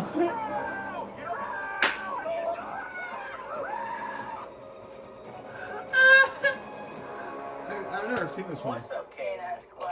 It's your boy, Batman Is Reese. this And your still girl the... Kristen, and today we're gonna be doing the Oh, that vlogs guy's back acting there. like we're No, fighting I because thought we're throw gonna a be grenade back pranking there or something. Reef's nephew Malik, and then essentially we're gonna like break up. Get back to me. Yeah, I'm talking back to you. And what? What you gonna do? Shut your mouth. Oh, okay, that's cool. Shut your mouth. And then he's Brett gonna- Stay. So uncalled for right now. And then he's gonna go crazy with Malik in the suckers. car. I'm gonna get out the car at some point. And Don't then act like I'm gonna end it on, you know what I'm saying? we're just gonna see how Malik is going to react. We all know Malik is That a guy sweetheart, scared the and heck he out has of me. a filter when it comes to his opinions. So I'm curious to know how it's gonna go down with us acting completely insane. He's gonna be down for a ride because I'm gonna be taking him on the crazy ride. Let's get it. Yeah. So I think that if we go to Oh, this, it gosh, would be that guy fun. scared me. Yeah, it should be. Hey, yo, go to the front. Get to the back. Get to the back. Huh? Get to the back.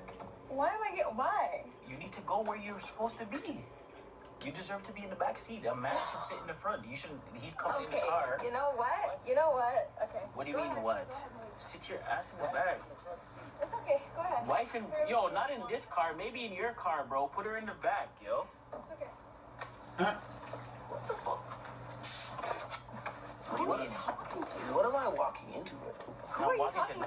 Do you think just because you're a man that men get to sit in the front? Okay, yeah, maybe Yes. you guys have longer legs, but I'm still the girl in the car. Look and how the man Oh my look how gosh. the man has to put his seat back. First of all, you always act like your legs are long and you have short ass legs. That was What does it? so Okay, you know what? The intense. length of the leg He doesn't has- matter. It's the he's- respect that I counts still hate the here. guys Like, with the look how machine tall guns and he is. shotguns. Here, The Reese. Malik is Z6 like zombies. 6'2". Oh, they're so Why annoying. the hell would Okay, you? but you didn't have You're to tell 5 me. foot 4'9". At that. I'm 5'5", thank you very much. And you didn't have to yell at me to get I wasn't me in the back. Yeah, That's You short. could have said it respectfully, like, hey babe, Yes, no, but you already Malik's know- really tall. Do you think you can go in the back? But you already know No, the you're being principle sexist. already. You already know the principle. What's the principle? Sit in the back. Leave the seat, bro. She has enough space. You're No, good. no, I, Leave the seat. You have leg room. She needs to sit in the back and know her place. Her place is in the back seat, bro. Why are you acting like that? No, because it's all the time you're trying to sit in the front. What do you mean Even all when my the mom, time? even if my mom comes, you want to sit in the front. No, sit in the back. When do you ever want to sit in the front when your mom comes? I always come to the back for her. I have to tell you to go to the back. That is a lie. Why are you lying on my name? I would have went to the back, no problem. It's the way that you asked. And I don't appreciate that shit. Don't come to me like I'm some civil peasant on the street. When it comes to the eyes, Exactly. But that doesn't mean that you're gonna come in the front seat. No, these are the What the same heck? men that listen to Andrew Excuse Tate, me? okay? I do listen to Andrew Tate. Yeah, exactly. That's what I'm saying. A teacher. Hey, there's level. No, you're a Guys, why are we? What's happening? Yeah, oh you my are. Jesus Christ! What are you guys arguing about? You are. What's so fun? That's what's, what you what's are. happening? All right. What do you mean? What's happening? Your uncle is acting like he's the ruler of the world right now, is what's happening. How? I'm just telling you that you just need to shut up and sit in the back and stop. Why are we having this argument? We shouldn't even be arguing about Reed, this. drive the car, because I don't want to hear you. Okay, whatever. Like, you're being so inconsiderate right now. I don't even know why I'm wearing this ring, as if it's supposed to mean something, when it actually doesn't affect me. Now it doesn't. Does it? Does it, though? Dang Does right. it? Or Yeah. At the end of the you day- tell me if it means something. at the end of the day, women should stay in their place. And your Oh. place right now was in the back seat. You know I'm about to be on my feminist stuff, because right now I don't agree Yeah, with what you're right. saying. Women do not have to be in the back. If I was Bro. pregnant, of course I'd be in the front What? seat, right?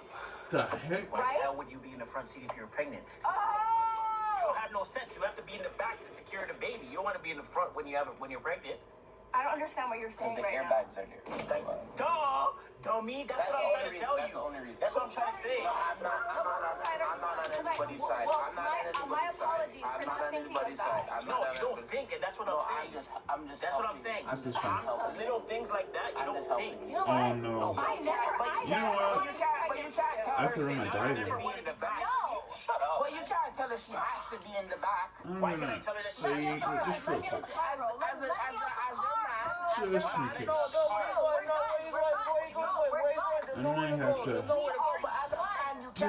She has to be in the back. That's what I mean. So now we're done over other that. thing.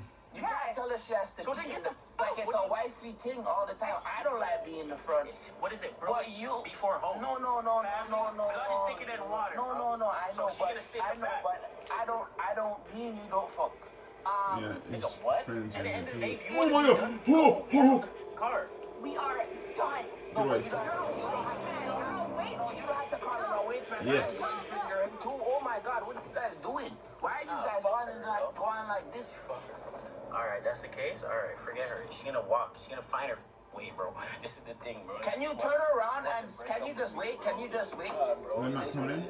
She wants to wake up. Okay. She didn't have to say that about the ring. Then she's talking about the ring. three enemies, She's talking that's about good. man's is a waste man and things. You So see, she that's what set I'm the, talking about, bro. That's the grenade, shit that I'm talking kill about, commander, bro. kill That's the my Vulture. brain, bro. She's making me. This is what I'm saying. looks- And then she wants to break up with me over that dumb shit. All I was trying to tell her was, yo, you just have to sit in the back. Just sit in the back and let you come in the front because your legs are longer. And she does this shit all the time. And I can't take it no more, bro. I can't take it, bro. I can't take it. Whoa. Can we? I can't take it. What do you mean you can't take it? Can we calm down just a moment? Like it's okay.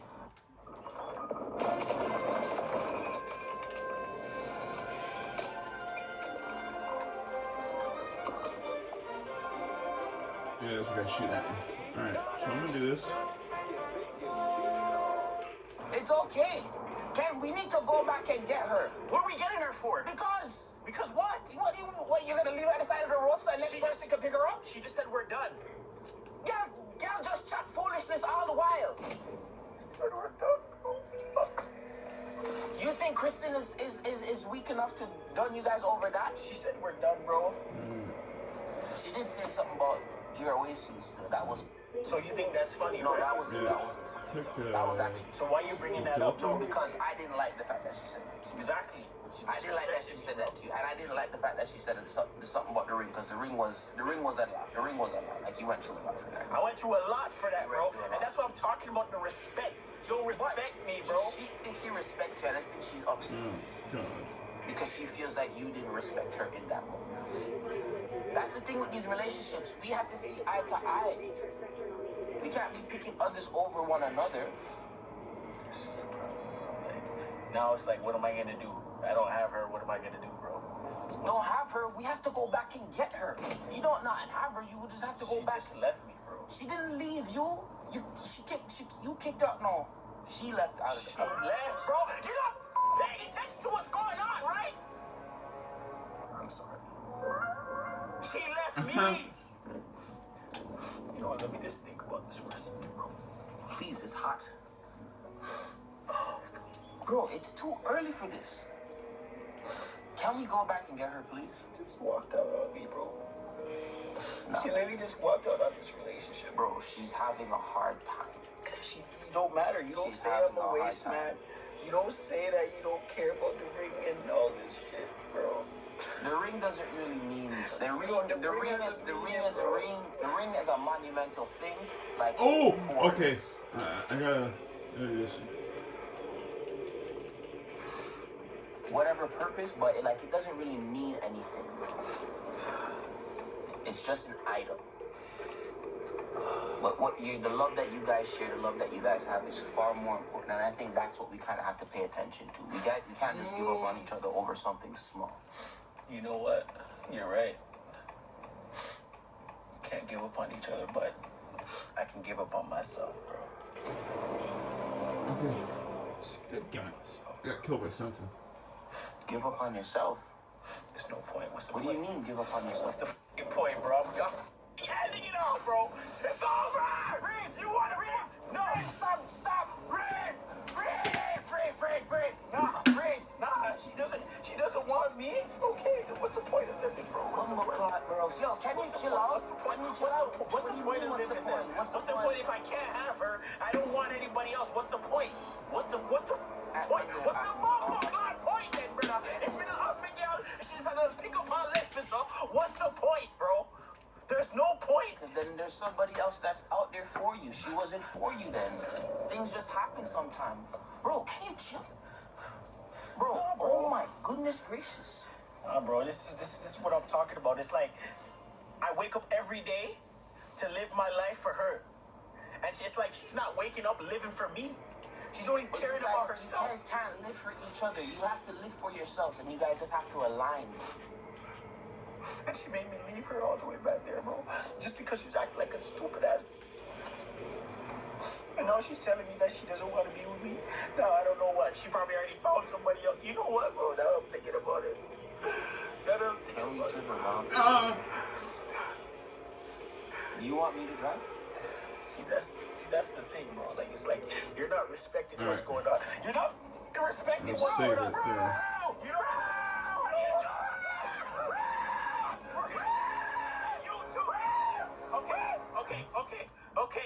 Okay, what are you doing?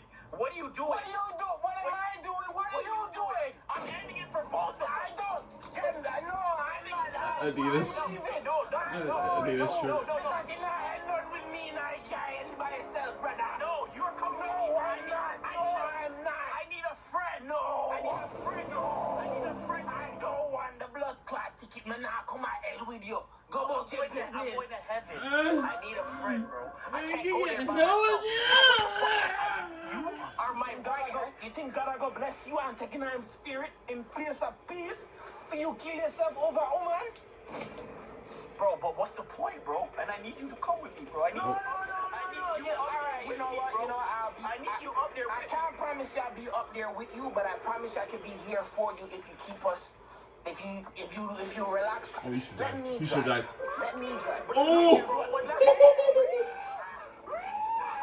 We're dying together. Okay, nephew, bro. Let me think, bro. If I don't Think, son, drive, turn off the car, put the car in park, let me drive or something, bros. but let me think, bro. Let me just. Have you lost your mind? Bro, chill. Bro, What's there to? it's summertime, it's getting hot. This is too much for me. Can you relax? What's there to live for, though? What do you mean what's there to live for? She's my everything. Okay, so then go back and make it right. Apologize. She already left, so let's No, just. you have to go back and make done it it all. No, you can't just done it all. It don't work like that. Oh my God, this guy's making my hair scratch me. Bro, can you just relax? You again. Everybody's loving that Grubhub deal with Prime, huh? Should we just start carpooling? Amazon Prime member, you can get $0 delivery fees on Grubhub. Eligible orders only. Terms and additional fees apply. I thought you wanted to come with me, bro. I thought you told me we ride or die together. Oh! We're coming into the house. You told me Never mind. ride or die. We locked in. We are wherever I go, you go. If I'm going to the store, where are you going? To the store. Oh! If I want to buy a PS5, what are you buying? A PS5. Okay. If I want to go on vacation, I say, yo, come on vacation. What are you Everywhere, doing? man. You're coming on vacation. So if I want to end it all, anytime you call me, oh no, you know what?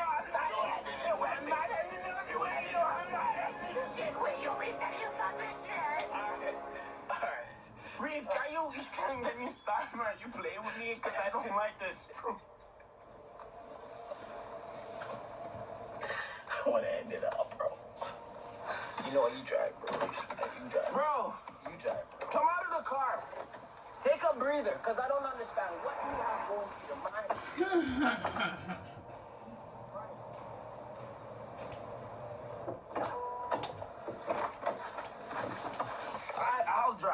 I'll drive, because I'm not into this ending it all. I'm trying to be regular. Put on your seatbelt, please.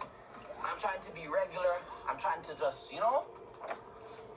I want to make it to the I have house. so many revenants. Let us go get Kristen so that way she can apologize. I feel like 5 or 6 of them. This is okay. Oh my God, my heart. You know what? When we pull up and we see her, get in the passenger seat. I'm gonna run her over, bro. What? What do you mean you're gonna? No, you're not. No, you're gonna stay right there. Anything that you have planned that you're thinking of doing or want to do or anything like that?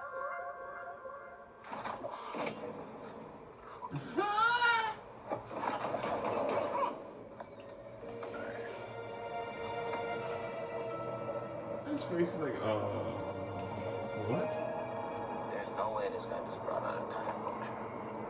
Can't go through there, man. Make her say no, bro. Make her say no and it's over. I'm telling you, dog. I'm losing it right now. I'm losing it right now. There's no way she said I'm a waste man, bro. Where is she? I don't know where she's at. See, this is what I was telling you. This is what I was trying to warn you about. Because now somebody pick her Seriously. up. Now somebody pick up Kristen. I told you already, do not make the girl come out the car. Do not drive off and leave her. And now you left her and now we can't find her. Now she's gone. What if she really don't come back now? How you gonna feel if she don't come back now? And I'm gonna have to kill us all, bro. No. Well, if that be the case, I'm just gonna get out of the car and leave you guys to do what you're doing. Where is she, bro? She probably started walking down the street or something. See, okay. Now we found Kristen. What do you dressed up as? What to think of it? I wasn't gonna let you just drive off with my car. Oh, Jesus Christ. Why are you in the driver's seat? Because you never Just drive, bro, before I take her out, bro. This is my car. Are you forgetting that? I think your head is messed up right now. Okay, hold on. Do you not understand that? Wait. Give us So to think that you weren't even gonna spin the block to come get me, Why the hell would I to give take me your my dumbass car, Why doesn't would I make no type of sense. So Why you would I- had me out there like I had no home training. People looking at me crazy. Are you picking something up? Bro, what do you think this is? Huh?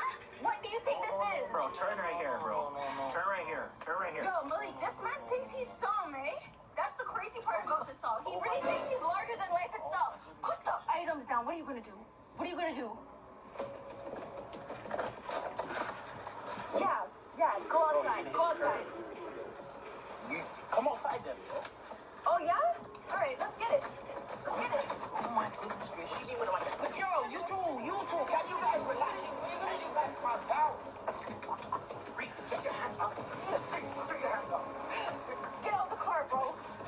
I'm sorry. You're not gonna put your hands on her. Get your hands off. Kristen, stop beating it. It's just a prank. Come in the car, Malik. Get in the car. Get in the passenger.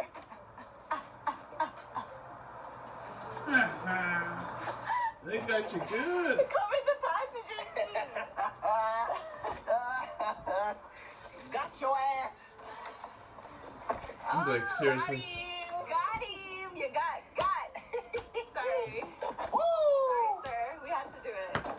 Oh. You know what? It's okay. It's fine. Is it? I understand. I understand. It's okay. It's fine. How did the drive You guys go? meet. What do you mean, how did it drive? I heard it's when Yes, someone was yes, supposed I'm to hot. feel like life was ending. I'm hot. You're Oh my hot. gosh. Give my shit. Oh.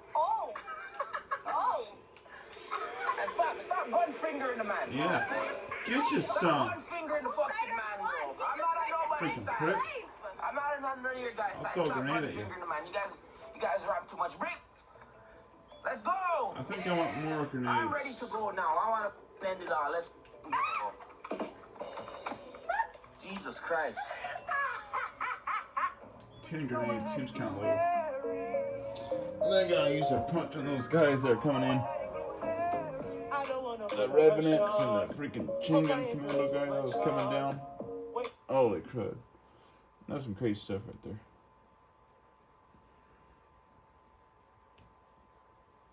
Check it out. Where's At the Planet robbing Fitness, prank? You can get free fitness I training. remember I robbed Save prank $28 somewhere. or more when you join for just That was a $1 good one. down, $15 a month. Cancel anytime. Deal ends Friday, April 11th. Join our newest clubs in McKinney, Burleson, the Colony, and Cornwall. Depend on Chevy Certified Service. With Tire Press Match Guarantee, Chevy Certified Service unlocks the best price on tires designed, engineered. What's up, KNR Squad? It's your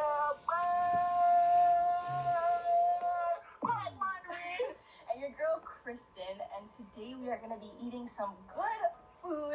We are about to do a mukbang For y'all. of seafood. Seafood Now, mukbang. I've been craving seafood. We talking Lobster about tail, lobster. Yeah, We talking about shrimp. We talking about potatoes. we talking about crab Corn. legs. Yeah, the Crab corn legs. slaps. And you guys know Mama Joan makes the best type of seafood, but she ain't making seafood right now. So we literally have to do like a makeshift seafood. We're gonna go like,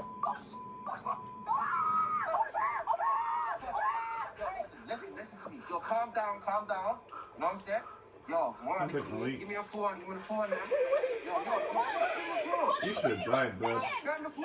nobody has to get hurt. We're gonna give you everything. Oh, he was really hurt from it, though. Alright. Let me get the phone. Here. You good? Let's go. Pass the purse. Oh, wait. No, pass the purse. Give her the purse. Here. What do you want? Yo, listen. You hear me? I said, yo, hold on. Turn off the car. Okay, nobody has to get We'll give you what you want. Just tell us what you want, and then Money. in my Where purse. money You there? have my purse. Give me this. What you have? So you live? Where you live? I live here. So you all say, no money? Right there. Alright, yo, so what do you have in your house, Sam? What do you have in the house? We don't have anything in the house. Honestly, of value. We have everything inside. We don't have anything. Like what? We live in a basement. We live in a full house. Alright, hold on. What do you have in that basement? Yo, what do you have in that basement? Okay, we live in a Wait, full house. what a wait. We have bags, we have purses. Who are they? She has Louis V bags. What? Louis V bags. So what, we're gonna get that? Anything you want, you Alright, can. yo, Everything I have is in my mom's house. Shut up. What are the process of moving? Alright, you wanna? You know what you wanted to do. Why you get all that about them, everything. Everything we have is at my mom's house. Okay, no, shut them up. Okay. Let's calm down for a second. We can do this nicely and smart. Alright, No one has to get hurt. wait a minute. You can take her Rumbo clan. You can hear me. So hold on. Why do you need some pussy? Let me get the ring. Here, take it. Alright, here I know. So what's in the house? So, okay, hold on, wait. Let's think smart. Yo. No. Here's what I'm have saying. anything you want, bro. Yes, but let's think smart. Let me live. Listen. Hold on, nothing Hold smart. on, wait. Nothing No, smart. if we leave this car, think about it. Hold on, If we leave this car, baby, cool now. Shut your mouth. Yo, baby, cool now. Can I circle this? Let me have that stuff here. Take the sweater off. this sweater's nothing. This sweater's just. Give him your Yo, shoes. everything, everything. Take her shoes. Yo, everything. Yo, big man, me know how you reach now. Me know how you reach nothing, you know, big man. You know, dog. You pussy, you know. Listen, if we leave this car and That's sell for her shoes. Take her shoes. what if people Everything here, you pass it people will see you and then call the Me no cops? business Don't you about think bumbo that? clock them. Me no business about them. Yo, my youth, where your ball go? Where your ball go? We got money. She has money in her What's the bank. money? She has money in her bank account, bro. Baby, I She check got that money light in up. her bank account, bro. Give me your money. Where your money? Send him the money. How would I do that? How would I send you Alright, the man, money? take your room fee night and then you send me everything. Everything You more. gonna take her? Take me where? box, you don't get a yacht. Hey, people can probably see you. I bet you. You In these houses, your people man can that see say, you. your man that say you have money. Man, take her money. Take her. Be on a yacht. Man, He's saying that because he's scared. He's scared. Like, 200,000 more for owner. 200,000. Give him the money. Say, have the money. Give him the money. Let's give him your bags. Let's give him your shoes. All of that stuff is valuable stuff. You can have whatever you want. Where, shawty? I want you and only you. You know what I'm saying? You can have her. Yo, shut the up, alright? You speak when I was talking. All right, bud. Matter of fact, bark like a dog, like a poodle. Oh, bitch ass this. You heard? Want me to bark some more? Nah, shut up. What the fuck? Shut the fuck up, nigga. Stop acting like a girl, nigga. As a matter of fact, I'm gonna take your girl. How much can I get for You her? won't survive from that, Bro, though. she's worth a lot. She ain't got no mileage. She got that What? I'm not worth anything. $1 million. No, you look like you money. You look like you money She's on the money, street. bro. You can have her. Take her and go and leave. I just want to live. I have STD. Got him. I do. I'm not good product. I'm not. You're good. I see the cops. They're coming. Yes, cops. Yes. This is Buick. Now. Buick. Exceptional by design. Get 0.9% APR on these Buick models. Plus, current eligible non-GM owners get up to $3,000 allowance on Encore GX. Foul! Jimmy, hey, I was eating that. That was crazy. You're eating a toasted ultimate Italian with melty. I freaking survived. Oh, that revenant survived the yellow barrel that exploded. I can't believe that. That's crazy. You almost killed me, man. Killed you? What about me? The man wanted to take me. What are you talking about? What about me? And all you wanted to say was, how much can I bark more and take her? Telling the man where we live? Like, are you insane? This guy's nuts. Reed, what happened to fight or flight? You just flew the whole time. Are you a man? Or a wuss? What he took? You were acting like an idiot. Baby, I wanted to survive. Yeah, by giving me away? Does that make sense? What do you want me to do? You're worth everything. I don't know. I felt like I was doing everything. I was coming up with strategies, telling him I have a STD, and you're saying no, she doesn't. Saying I have no mileage. Are you insane? Yo, no. If this is how you are when we're getting stuck up, I can't with that. Oh, double kill. Really? How are you gonna protect me? What did you want me Babe, to how do? would you even protect Why would you protect me? Why did you Sorry, I have to. The fuck? Drive the car. Did he take the key? the key? What the just happened? You are not a man. Like, when you're in shock, you literally shut down. At that point in time, it was best that you got took versus me. How? In what world does that Are we make done? sense? Because they would have returned you. They wouldn't have returned me. What are You know what? That's like You know what? the You might as well Vulgars take him. pretty much Because he's replaced more of a man than you f***ing are, and you ever will be. But the fact is, it's just a prank, man. It's not real. It was all a setup.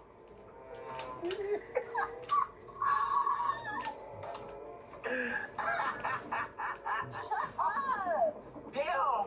Chill, let me see where where'd he go? Yeah, it's like the Vulgars replaced the Imps. You're sitting right here right now Sounds watching like this, Malik, but man. guess what? You haven't hit the like button yet.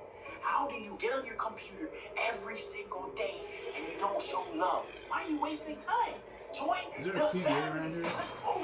Look at everything you got. Oh, Make shit. sure you hit that like button, man. Subscribe. Y'all see the vibe. Today, I'm gonna have my boy Kazri help me Oh, I don't know who pull off he the is. ultimate prank. I'm gonna have my boy pretend that he's robbing me and my fiance to see her reaction. So basically, guys, we're supposed to be doing a mukbang. We're supposed to be on our way to go get a seafood boil. I told my What's the boy, pull up. combination? I need your help, and he's gonna basically pull up on us and rob us. You know what I'm saying? Crazy. It's gonna get crazy. Oh, So make sure you yeah. guys follow him everywhere on all his There's some socials. bullets in there. Plug them in, and make sure you guys tap in and get this video. How many likes we need on this video, bro? Cool, 20,000 likes, bro. Run it up. So look, yo, bro, I want you to disrespect me. Yo, play with her hair, smell, touch her skin. But like, you know what I'm saying? I know. what I'm saying? Like, we gotta make it viral, man. Viral. Yes. Reef, who was it? Where's my ring? He's gone with the ring. He left the phone, though. Who? Hello? I'm gonna reveal who it is. So were you supposed to be acting like a little wuss? Yeah. That was the point to your yo, pull up. Oh my god, yo. Reef, honestly, I could not. Alright, who are you? Huh? Show your face.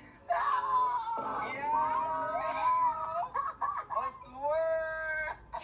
Rick? The dog. Word. You know the boss. What is this, the first? You know this is the first actual video I'm in. Yes. I've never seen this one. Oh my god, no. Yes. Team R in the building. Team R in the building. We coming crazy. When you flicked my hair or were twirling, doing whatever, I was like, I know this guy's not touching me right now, and I want to slap the shit out of your hand. That was spicy. You did really good though, like, Bro. you do this for a living? This one 342. You could rub on a couple people. You know, like, it was legit. When you told him to bark, Bro's tripping, bro. You told me bark like a poodle. I had to. Yo, that was funny as hell, bro. I That was was so scared. That was super. I'll give it to you guys. You did good. Thank you. So we on top now. Oh, God. There's levels to this. Team R's not playing. Shout out to my boy Cassie for coming through. Man, and you already know we raising the level. Make sure you guys go tap in with my boy. Follow him on Snap. Follow him on IG. You know the vibes. Yo, he's really getting it down here. Hold on, Kazra. What was the most How long has it awkward been, 2 part hours? or the hardest part to Hair like? ting. Touching the hair ting was mud. Did we tell you to do that? Hour 37, that's not too bad. I had to I gotta go get back. approval. I'm not You know gonna what I'm saying? disrespect my nick. Yeah, I told him, yo, you gotta touch the hair, graze your chin a little bit. I told No, him that was wild. Yo, that one had the sweat running on my back. That's serious, you know. Are you guys hearing this? Yeah, man, I told him to do everything. I said, disrespect me. Man. I told him to slap me on my mouth. So he just has a green light. Like, yeah, but obviously to a certain extent, you know what I'm saying? I said, take our phone. I said, yo, I'm gonna act like, I'm gonna say, yo, everything. You can have everything from her. Yeah, that was the craziest part. Just to see what you Don't worry, I'm gonna get you Actually, guys might be back. open. So just wait on it. Team KP. Nah, y'all got me though. Y'all got me. There's Tim right there, Tim. You know what I'm saying? So I had to get somebody back. Y'all make sure y'all hit that like button, tap in. You already know the vibes. We'll see you in the next one. Go ahead and get married. Okay, I found it. Go ahead and get married. Go I don't back. Go wanna back. rush on. Hope I ain't putting too much on. Way more than a crush on you. And you love it when I touch on you. You often whine, you take time.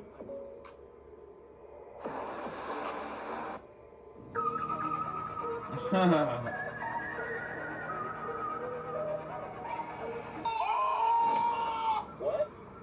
I said I think a car is following me. You have pepper spray anything with you? No?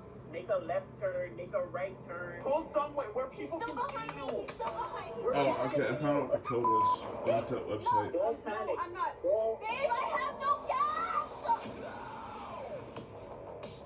What's up, K&R Squad? It's your boy, Bud Really? Murray. Just chills. And today, I know y'all seen the It's kinda title. I know you guys see the title and it's like, yo, Reef, when you gonna chill? I ain't ever gonna chill right now. I'm pressing brakes. I'm pressing gas. I'm in 6th gear right now. So y'all listen, baby girl is in the house right now. She's getting ready because she's about to leave. She said she's going out with her friends and she has to make a stop at Walmart. So being that I'm gonna be by myself, I'm gonna be bored. Cause when I'm not with my girl, man, I be bored. I ain't gonna lie, cause she's my other half. But she's going to have fun with her friends today. And guess what I'm gonna be doing? Today I'm gonna be following my girlfriend. All right, disguised as a robber, disguised as a stalker, and I'm basically gonna be following every move that she makes, and I'm gonna see if she notices. All right, y'all. So we're gonna basically be on her tail. Now I told her I'm about to come in the car real quick to grab my stuff because she's gonna be leaving with the car, and I need my things. So I called my brother and I said, hey, bro, I need to use you. All right, I need you. We're gonna be following Kristen today wherever she goes. We're gonna be following her in Guess his what, car. man? Now, if you guys know, me and Kristen Oh, share crap, an you app on saw our a lot. phone where we share each other's Yeah, location. you do. So I'm gonna be following her with that. Now we're gonna see if Kristen paying attention to the road. I always tell her, make sure you're looking, check your surroundings all the time because you don't know who's gonna be following you. And you know, somebody following you is quite scary. It is very scary. All right, y'all. So if people are actually following you, make sure you guys do what you guys have to do. Call the police. Make sure you call somebody. Make a couple turns. Turn left. Turn right.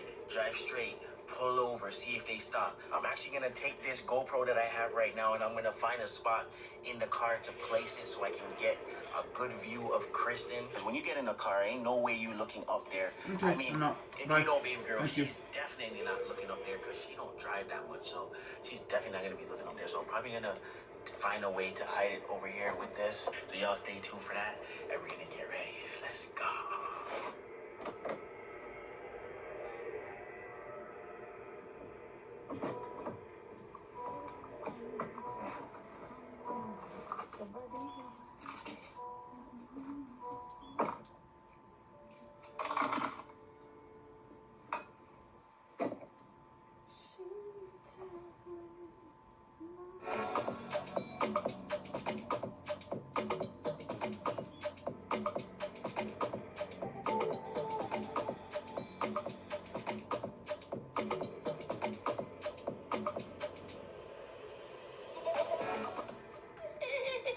You guys already know what it is. It's about to be trouble. Who's with me right now? Daddy Dilo, the Some king random of guys violence. right there. You know what it is.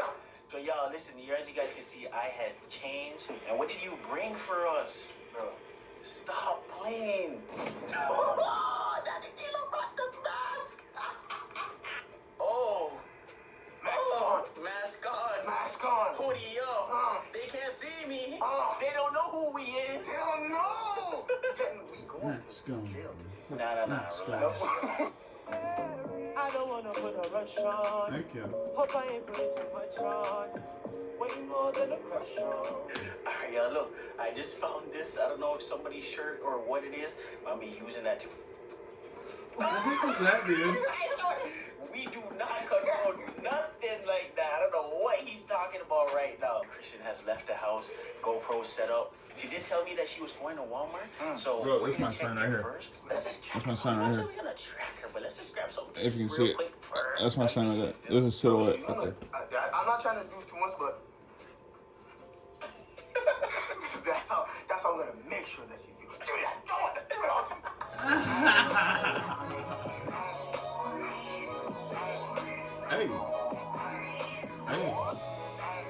Hey.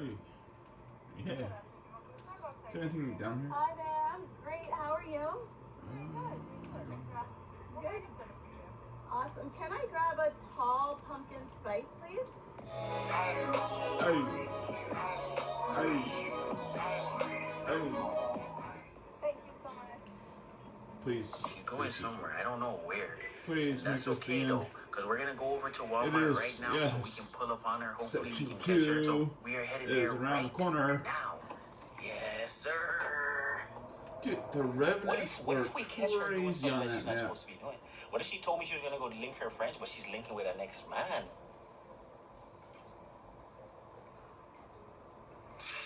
We're gonna be following her to see what she's doing. It's a bit stalkerish, I think. Listen, Yeah. man, it is 100% stalkerish, but today we're stalkers, bro. We're stalkers. You know what I'm saying? Call me lying. Pray. This guy always be doing something. No, I'm just saying. What do you mean, call you pray? Yeah, just pull up somewhere and let me ask her, what is she doing right now? So let me text her. Kristen is very safe driving. She's trying to find some empty pockets. She's trying to find that. She's gonna find the emptiest spot to park. Yeah. I'm stalking my girlfriend right now because I think she's cheating. If she's with a guy, are you down to bust some heads with me? Yo, this guy's crazy. I just sent her a text. Okay, I said, hey babe, you good? You get there safe? She said, yeah, I did. Are you good?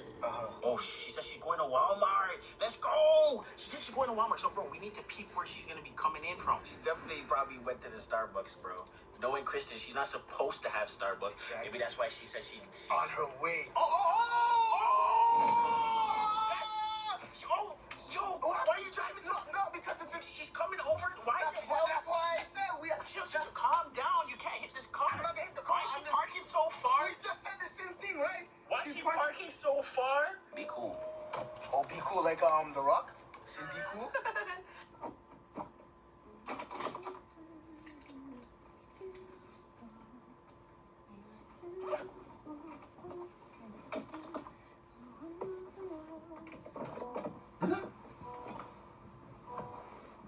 Wait, she went to Starbucks. That looks like a Starbucks drink.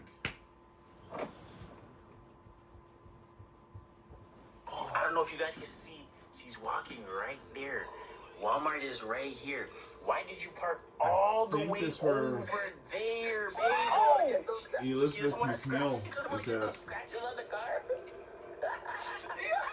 We're gonna sit here, wait till she comes back out from Walmart, and then we're gonna follow her and see what she's gonna do. We're gonna follow her tight behind her. We're gonna put the mask on. We're gonna get everything. That's when it's really gonna start. And we're gonna see if she's gonna be window shopping.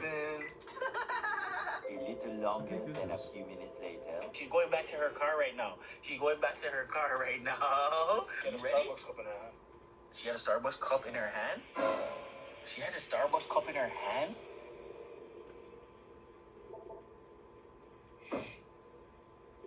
Kind of reminds me of the introduction to Delta 1 from the base thing from Doom 3. You know, there's no enemies, but it's creepy sounds and stuff, and it sounds like things are haunted. Just like Delta 1. Yo, that's crazy! Oh, 666. Turn right. What the heck, man? She turned right. Yo, make the U. We wheeled it over there. Ooh. Shit. There's some police right there. Holy shit, yo! Police are right there, y'all. We're not even playing with y'all. See that? Y'all see that? Police? The people are right there, though, but the police are right there. Yeah, we ain't playing with them. A little longer than a few minutes later.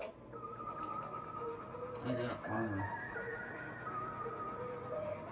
It's just health I don't have. Oh, we're screwed.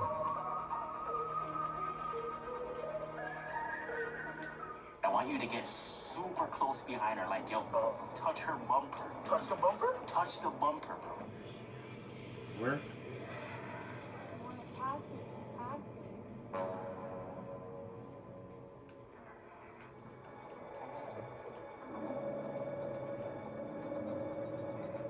You need to do something to make her know your presence, bro. Touch the bumper, now. You want me to make her know I'm the bumper? Touch the bumper, bro. Yeah.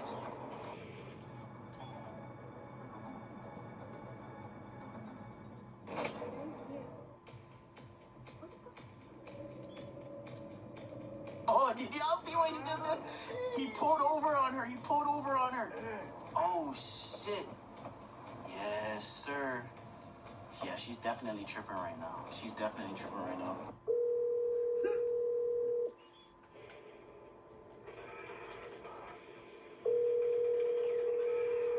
You want her to call the cops right away? Oh, she's calling. She's calling. What just spawned? Hello? Oh. Hi there. Just here in the crib. Chilling with my mom. What's your little spawning I name? know you hate when I'm driving by myself because something What would the be heck? happen, but I swear to you this time something is happening. What's happening? Oh my What are you gosh! talking about? Like, okay, so I'm driving and I noticed this car. Right here. Gotcha. I think the car is You falling. peek your little head out, and I'm gonna blow it off. Wow. There's no way. Are you sure, babe? Hey, why are you talking all sarcastically? Because I'm asking you, are you sure somebody's following you? I'm 100% positive. Well, So actually, I don't know. What makes you believe somebody's following you? Because I went What happened? I went into this little suburb area and they're like following my every move, which is weird because What? yeah. Did somebody spy you in Walmart? Oh, I don't know, but they're still behind me. I'm not gonna Don't turn on my respond. signal because I don't want them to know where I'm This going. prick. Yeah, you gotta got be you. smart. You're 100% sure, right, babe? Like, did you check to see how they look? How He am I does supposed to Can you that. see know that? that? What are they driving? Can you see how they look? Can you see them now? It's like you gotta be aware. It's a white car. Oh! McNeil.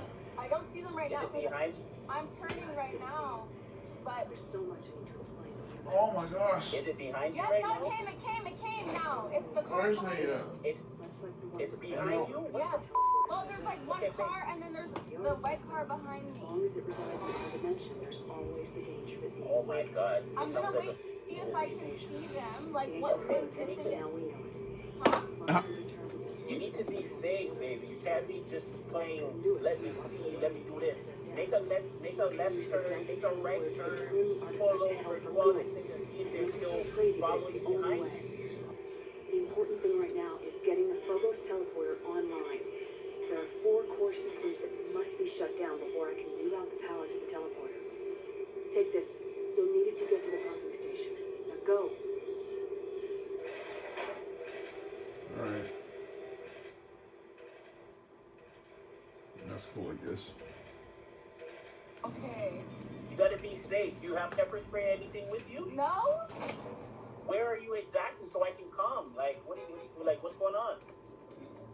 I don't know where the hell I am. How am I supposed to know where I am right now? Just make sure you're good, man. Okay, I'm stopping at a stop sign. I'm gonna try to look at the person's face. Okay, Should I look at the good. face? Should I look at the face? I'm Look at scared. your face. Look at the face?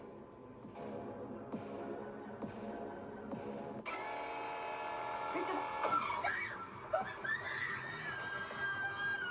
Wait, no, I need to call the cops. I swear to God, I need to call the cops. What happened? What happened, babe? What happened? You came to my window. Why aren't you answering me? I'm answering you. You can't hear me. The phone call dropped. They're following me for real. I thought it was. Babe, you gotta go. Make a right, make a left. Oh my! I made the left. I made the right. I stopped at the stop sign. I saw that they're following. Babe, they came to my window. No, this car needs to move. To the window! To the wall!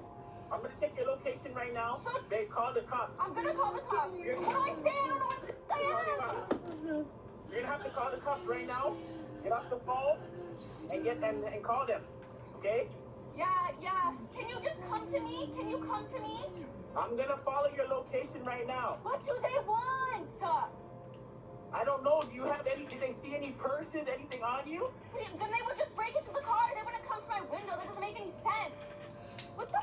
Pull into the nearest parking lot. Pull into the nearest I don't parking know lot. why this guy's driving so slow. I'm gonna pull into the parking lot, but then he can come out, right? Pull somewhere where He's people still can see behind me. you. He's still behind. He's Where still people can behind see me. you. He's still behind me. Oh my God, babe, you gotta make sure that nobody, everybody, take a picture. Take a picture. What? Do Can you something. please? Can you come and? Oh, how are you gonna get to me? How are you gonna get to me? I'm gonna look for your location. Do not panic, baby. Don't panic. No, I'm not. Don't. Babe, I have no gas. You have no gas. I have no gas. It says fuel low. Oh my God, babe. Don't panic. Don't panic. I'm coming. I'm on my way. Should I just pull into? I'm on my No, way. I can't. There's cars coming. They're still behind me, and the window's tinted, so I can't see. Maybe my light's off. They're trying to tell me my light's off. I don't know. Did they see you? Did you see them? Do they know you? Yeah. Well, I don't know. And I couldn't see the face. I was shocked. But they're not coming out now. They're not coming out now. They're just behind me, like doing nothing. I don't know. They just get to the nearest parking Whoa, lot. there's a pedestrian walking. Like, Did you have to hit the pedestrian? Hit it. no. I'm looking.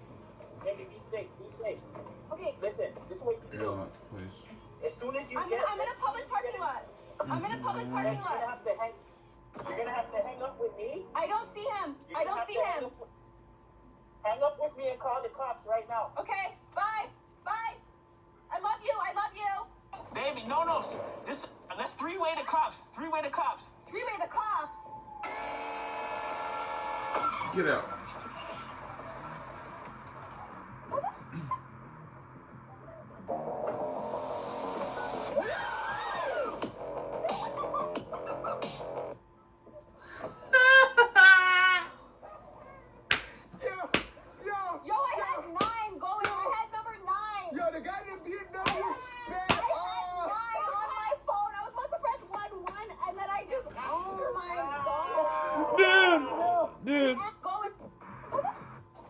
No, what's this guy? Three-way the cops. Three-way the cops. I think this guy right here. This black car. What's this black car right here?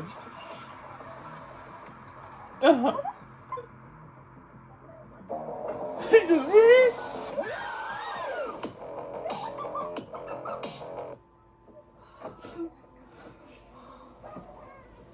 Yo, I had 9 going. I had number 9. Yo, the guy in the BMW sped I had 9 on my phone. I was about to press 1-1, and then I just, oh my god. D'Angelo. Yo, the guy in the BMW looked at me and went, whoa. Yo, babe. Look, I'm so sorry. I know you gotta go with your friends. I didn't mean to do it. I don't even know where I am right now. You didn't mean to do it. Yeah. Hold on, let me sit in the car. Yo, I'm so sorry. I hate these outside No, places. I really am. My hand is like I could literally think- shaking. No. I think that's a good idea. Dead ass. On the phone me the whole time, so how does that make sense? Wait. Hurry Why did I not hear the street? He's like following you. Yo, That's why you weren't answering when I said the person's coming to the window. yo, jump in the back. Elo, you're a savage. Yo, the man inside the BMW saw us get out the car, Yeah. and then man peeled out. He didn't want to come see me. Oh For him. no! He's in the Second Beamer. You better slow down, man. Look at me like Guys literally put everyone in fear. Like, I swear. Well, because you know what it is, right? People are stealing people's cars. Yes. In broad daylight and all that shit. I totally forgot about that. I could have thought, like, possibly these people are coming to try to steal my whip. But what do they want this Honda for? I don't know. Maybe they wanted who was in the I didn't know what the hell was going on. You get me? You guys are so evil. Not to What the hurry hell because is my this? oxygen is going down. That I was trying to use as well. Wait, who was driving? Oh, I hate this crap. Who was driving? Dilo. Dilo. Reef was. Why you lying? Reef was. You was driving. I said, Reef, this is a bad idea. I don't want to do it. That's what I It is what it is, baby. And you Listen, still did I'm it. so sorry. You were running up under me. Right? Yeah. I was like, if you want to pass, just pass. Because I'm like, I already know I'm not a good driver. So just pass. Like, you know what I'm saying? And then it just got worse. Every turn I was taking, you were making. I'm so sorry. I'm so sorry, baby. You love me? Team R, we had to do this. I had to call reinforcement, Daddy Dilo in the building to make it happen. We got you. I know you gotta go link up with your friends. I'm so sorry. Go do what you're doing. I just had to have a little fun. You know what I'm saying? I was gonna be by myself all day, so I had to just have a little bit of fun. A little bit. Before I was bored. A little bit There's of a little fun. bit of This was like a progress, so I'm horror saving. film. This was like, it was literally like a massacre.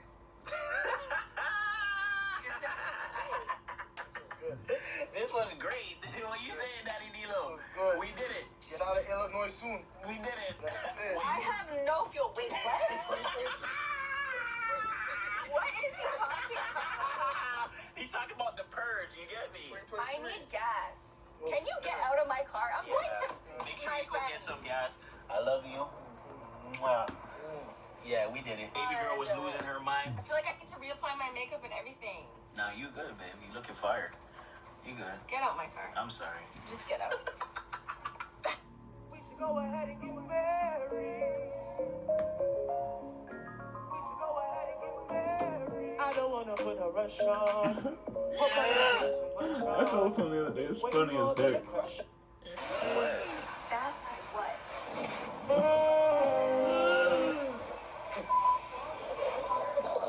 So she wants you. You need to go tell her you're dating. Okay, I'm gonna go tell her. It's your boy, Badman Reef, and I'm back again with trouble. Before I get into this video, man, I'm gonna need y'all to just hit that like button. Turn it blue for me. Come on, y'all. Stop playing. Today's gonna be super lit. Today, I'm gonna be doing the cucumber prank in public on my girlfriend. Yo, so look.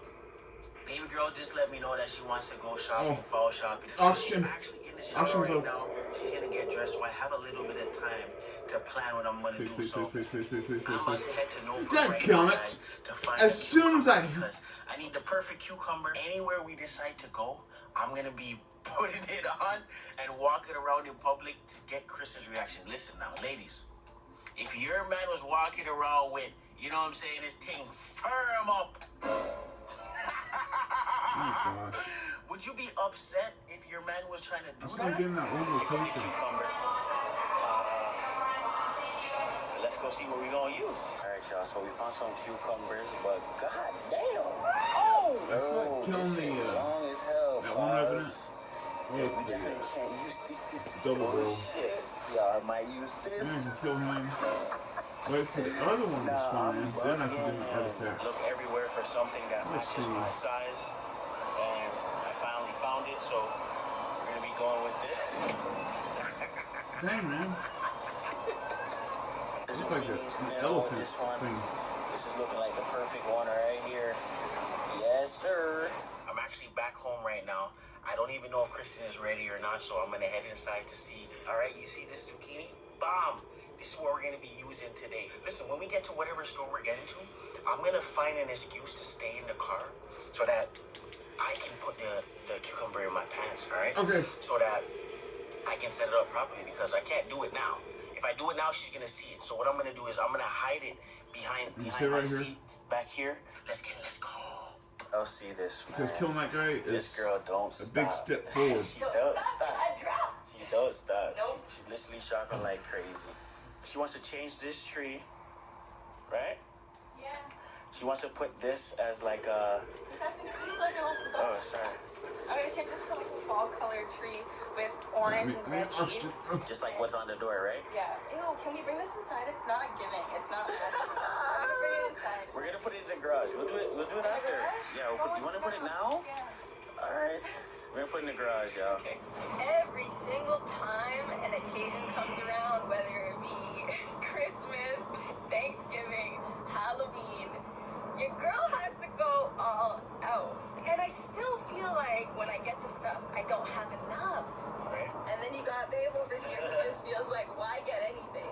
You know what I'm saying? Like, I'm not really into all the decoration and stuff. I like minimal, but baby girl loves this stuff, so I just follow behind her. You know what I'm saying? I don't think it's useless because I've it's actually like learned you from can your use it mom. for years. Yeah, because every single year she just reuses the same stuff, like how she has her little Christmas town. Yeah, she has But that. she just keeps that up year It's round all now. bored out over there. She's had that for like 30 plus years. She has 5 Christmas trees. Yeah. So many decorations, but you just have to collect them. That's the key. Collecting over the years. Yes, so you can call me a collector. That's a good name for me. Well, I call my mom a hoarder, so you're gonna simply be a hoarder. Okay, collector slash hoarder. No matter. So we're gonna do some fall shopping today. Let's see if we can find anything cute. Comment down below if you like to shop. Is there like a for body different down here or seasons. something? Alright, y'all, so we just got to Walmart right now, but I was just thinking, I'm like, Kristen said that she wanted 2 pumpkins that are not real. And the best person to call for that is Mama Joan. That's actually true. That's actually true. That's right. Like, Mama Joan, yo, listen, the amount of ornaments she has, she knows where so many things are, so I'm gonna call her, actually, and find out. Call her inside the store? Wait, no, but Walmart, my phone doesn't work in Walmart. I don't got service in there. Oh, I yeah. literally don't have service in there. So look, you go, and then I'm gonna call my mom to find out, and then I'll meet you there. You're gonna meet me there. I'll meet you inside. Where are you gonna go? Well, I want to wait for you because I Look at her, look at her. need your opinion. So Look at her. You need my opinion? I'll just start in the makeup. So meet me in the makeup. Makeup aisle? Yeah. Okay, I'm gonna call my mom real quick. Alright. Call my mom. Meet you in there. I'm calling mama. Psych. I'm gonna have this flip me over. Right. I'm I'm running. so evil. I'm running. Let's pull out the product. Okay, not quite yet. Do it now. Do it now. He doesn't even want to Hit it. He doesn't want me to do this prank right now. Okay. Erlich. I'm actually gonna put put this right now in my pants, get it secured, and then when I go inside, I already know baby girl's gonna see it right away. I'm super excited to see her reaction, but also, y'all, I'm kind of like a little bit nervous because people are gonna be looking. People are gonna be looking at your boy. They might take me away from baby girl. You know what I'm saying? Like, no, I'm just kidding. I'm just My kidding. gosh! Actually, all You guys set never right stop, now. do you? Y'all see? Oh! You get me? So we're gonna go see some reactions real quick. Alright, let's go. It's time to start the madness, alright? There's so many people here. There are so many. It's about to be crazy. Holy shit. Yo, I see her. Hi, sorry.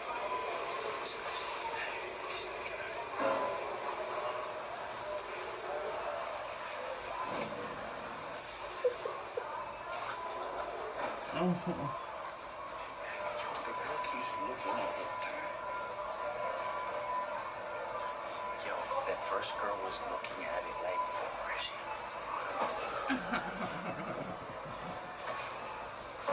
That's so funny.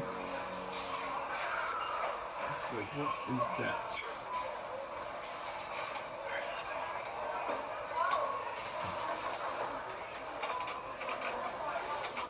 Man. What's up, girl? What you doing? I'm like, what's wrong with you? Doing? Huh? What are you doing? There's somebody outside. Where do you eat? dude, I'm like out of my stuff right now. Yes, it's health. Human health. What? That's what. Yep, give me health, give me health, give me health, give me health. What do you mean? What do I mean? Chill. Oh! Do you have something you want to say to me? Yo, she's bugging. What do you want me to say? Did something happen? You haven't. In between the time of now and when I left you? I just thought about when I turned the corner and I seen your face. I just got excited. What's wrong with it? That excited? Breathe. Yo, chill. Can What's wrong? What's wrong? What's wrong? What's the problem? Can you fix it? How am I gonna fix it? What do you want me to do? I mean, I can fix it, but not here, not right now. Okay, so then we wait till it goes down. We cannot wait. Everyone's gonna see it. Are you jealous? No, I'm territorial, and I don't. Oh.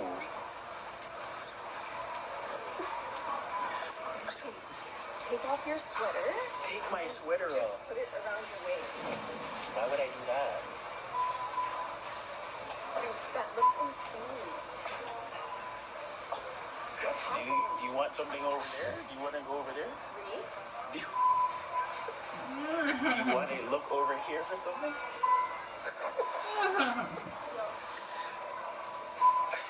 What? If you don't. Why you keep looking for me? What's mine is mine, and there's no reason it should be like this. Did you find a drink? A drink? She's coming first. She's coming first. What type of drink? An enlargement drink?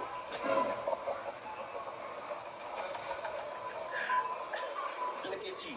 Look at you. Your eyes, my eyes are here. My eyes are here. First of all, the camera's in my face right now. Why you keep looking down there? Who wouldn't? I can guarantee you if you walk out and... I'm gonna be walking around like this. I can't wait. What do you want me to do? No, you can't. Babe. Alright, let's go. Oh shoot, there's two girls. Listen, Oh, they're gonna see it. I'm not saying I don't like it. What are you saying? I'm not saying I don't like it, but what I am saying is that it's a little bit outrageous right now. So what did you do? Well, you're holding the camera in my face and you did something. Babe, you can't make these girls... I don't know. Oh my god. Oh shit, she's looking. Oh shit. Yeah, I don't know. What the heck, dude?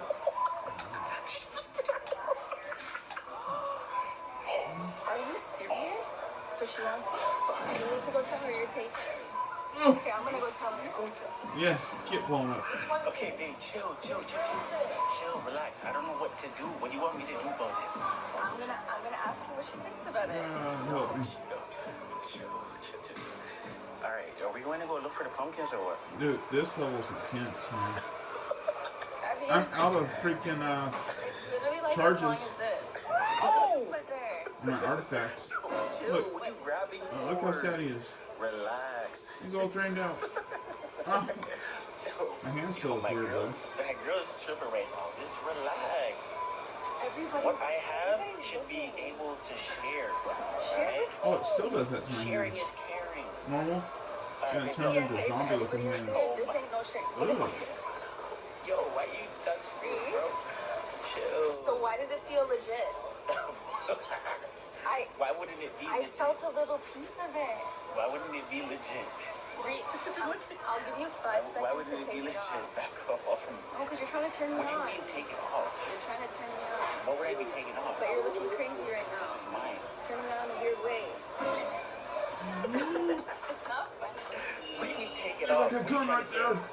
First of all, take off the camera I'm just recording and the take whatever vlogging is in experience. your pants off. Oh, you trying to say it's not me? Yo, look at this girl's eyes. She's a freak.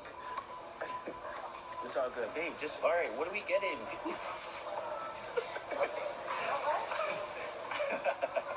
Yo, she's bugging right now. Girls are gonna come up to you and ask for your number. Okay, then I'll tell them that I'm taken. Listen, that's what I'm trying to experiment today, all right? I'm trying to see how many people will come up to me and say something, or how many people are going to be But they're not looking. gonna come up to you Are to you be mean looking? around. Okay, so you stay far away from me, 6 feet apart. It's this COVID. 6 feet apart, 6 feet. That's good. It's swollen. I don't know who the heck that is. The boy on the mic will tell you to get out of the store Why? because it's public indecency. Mandingo alert. You got a mandingo, aisle 5. Come figure it out. Alright, what are you talking about? I can't focus. I just want to know what's going on. I have one of those. Listen, we already have one What do you of those. think Why, about this? why do you want another one? That's Yo, so hard. No, what is it? Why did you What do is that? it? No, you're blowing my cover. You're blowing my cover. It's fake. It's not fake. I got like my PDA. It's fake. Yo, So what's whatever it is, take it off. Chill. Like a rock.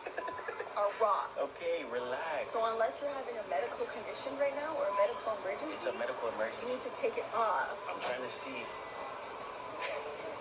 I'm Look, trying to she's see. looking at you. No, she's not. She's like, looking at you "Damn, I trying to want grab that." it. She's looking at you trying to grab it.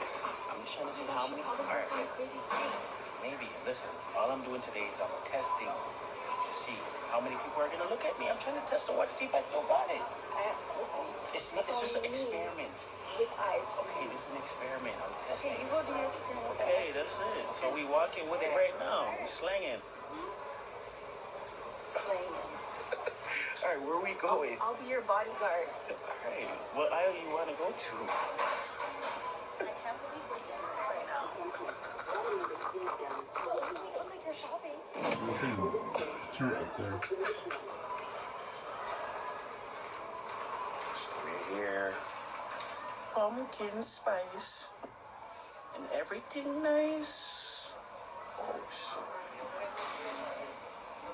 Oh god damn. What the heck? Which one do you want?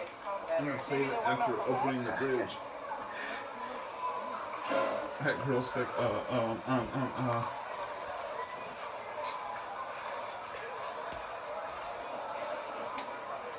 Why you looking at me?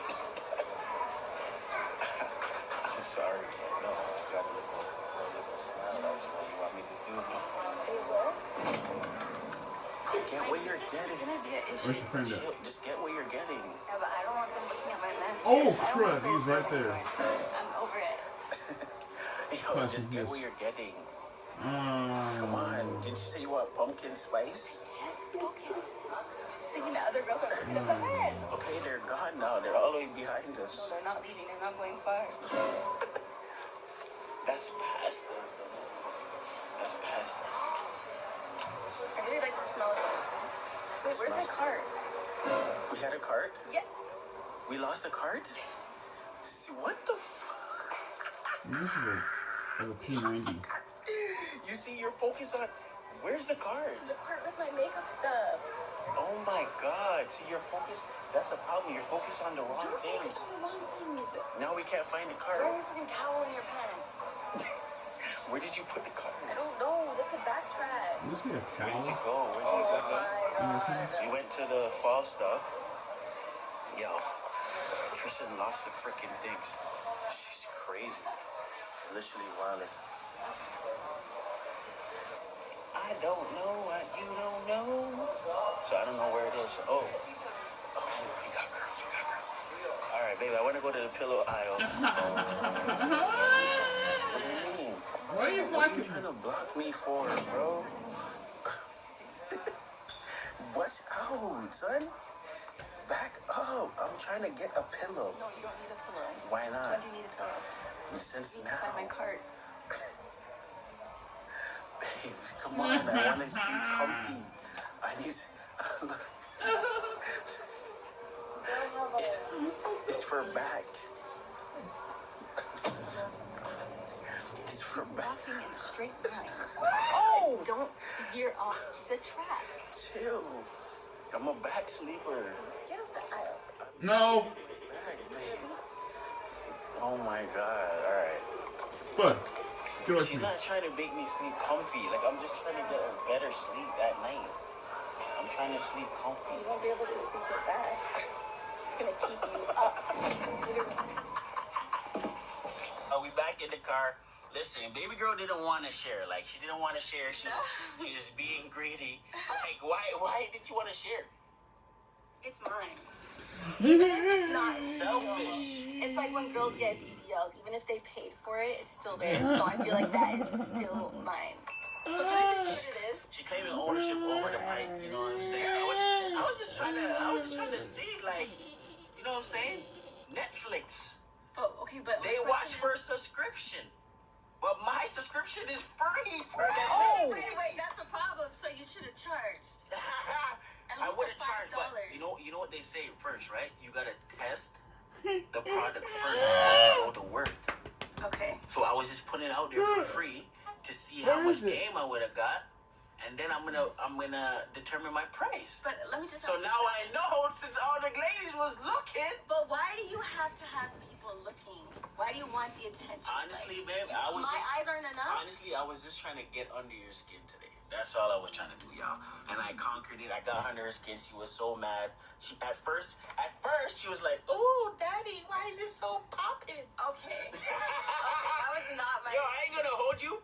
The first two girls, when they looked, and then their friend, she said something to her friend, double take. She looked, and then she flipped her hair. She gave me a signal like.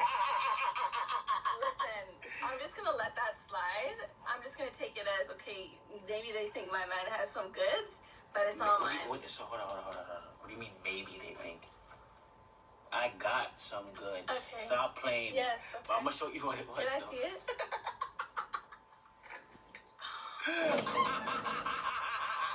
You're a really sick shoot. individual. I'm sorry, too much information.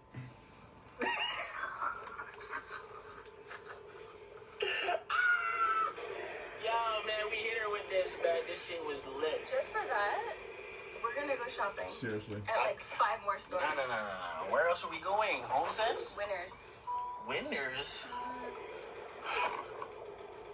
Alright, y'all. So we're gonna go to Winners and see if we can find some more stuff. Baby girl bought a candle. She didn't get the pumpkins that she wanted. And my makeup. And her makeup. Why? What even is this? Yo, what do you mean? What is?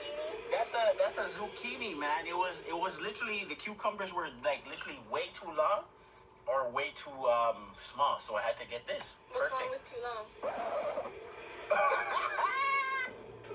What?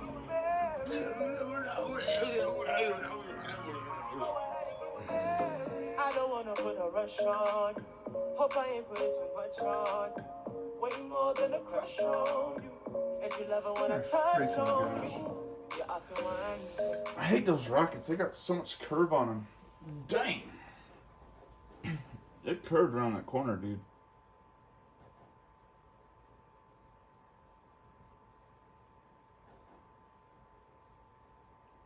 Where's that one? It's not.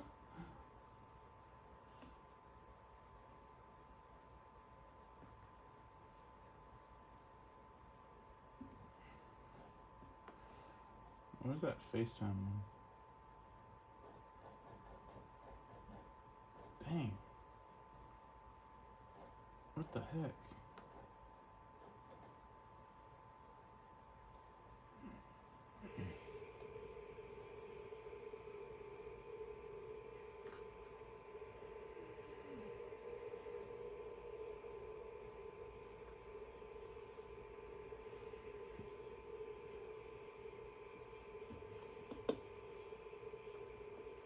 Where are you, Reef?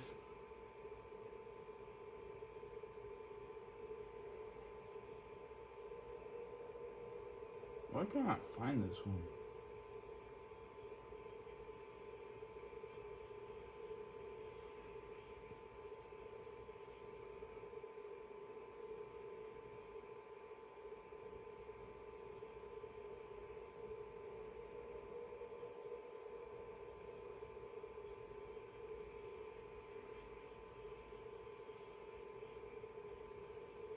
Reef, where the frick is this video? I know Reef is the one that did it, but I'm not seeing it. What the? It's 100%. It's 100% charged. I don't need this hooked up. Let me just wait a second here. God dang. Yeah, I can't go into the freaking hell time stuff because I'm out of charges. That freaking outside area drained my charges. Plus the freaking folders that came out after that. Good God. I mean, they just came out instantly after that airlock opened up, and I had to use the last of it. I kind of wish it recharged, you know? Like, you can use the 3 charges back to back, but then after the third one, then it takes like a minute or 2 minutes for the thing to recharge by itself. That would be amazing, but it ain't working. Where the heck is it? Why can I not find that one?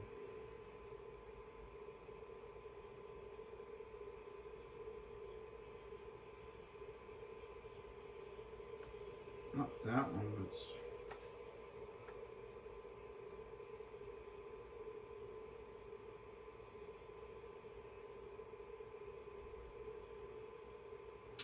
Bro, I cannot find this video.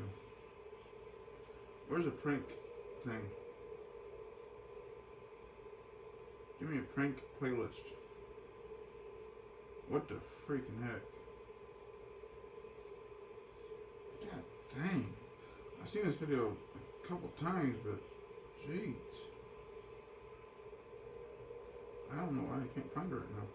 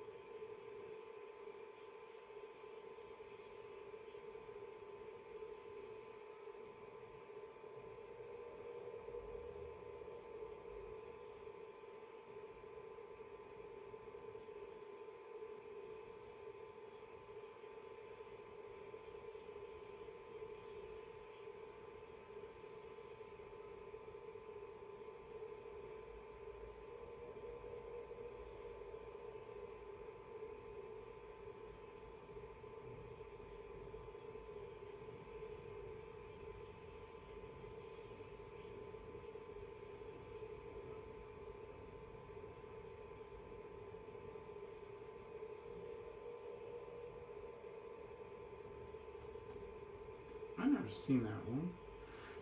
Dude, okay, that's not the video I'm looking for, but whoa. I may have to click on that one. Okay, I'll pause that one for now. Not what I was looking for, but okay.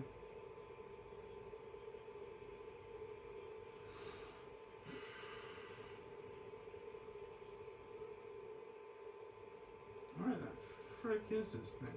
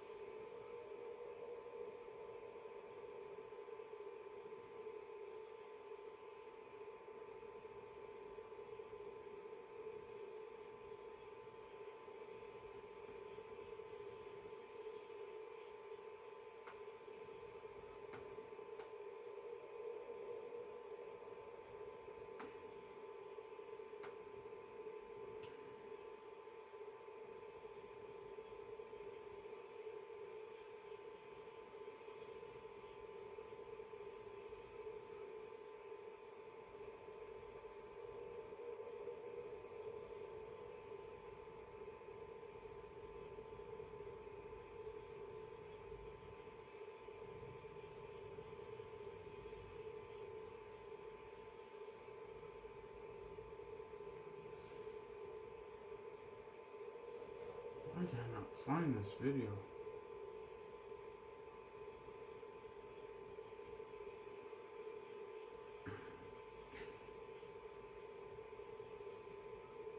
Like, you want to try to search it up, but I still don't see no thumbnails for it or anything. Heck, it could have been... Who the heck knows?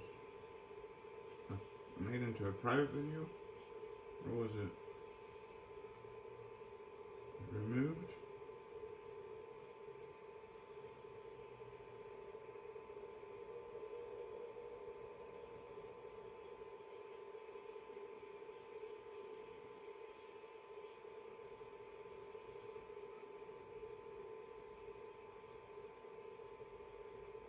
Oh, heck yeah, that's pretty cool.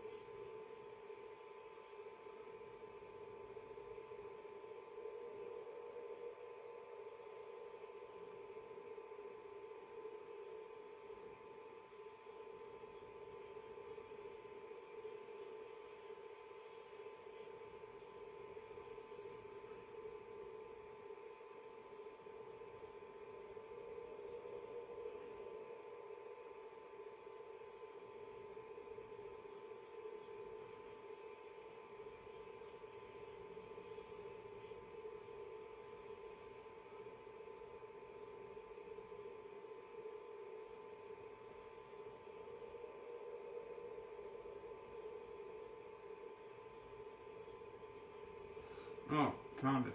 Good God. Finally. I need to save this to somewhere.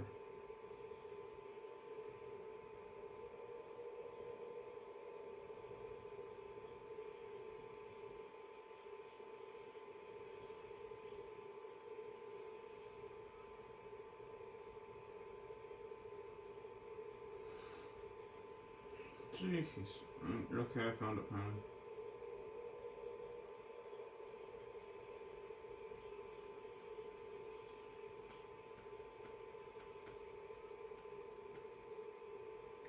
That video took forever to find. Alright, I found the thumbnail. Oh my god. Okay. And there's like a 20-foot snake thing.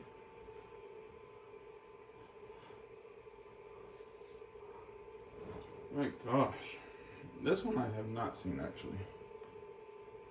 Skip. I see if the camera's still good. Run. Hey, that's Jay's Prehistoric Pets. It's going down. Prehistoric Adventures. Heck yeah. Hey, what are we doing? That's a white alligator. This looks like baby girl when she's angry. Are you That's serious? how she be coming at me, trying to scratch me. Are you serious? I'm gonna scratch you right now.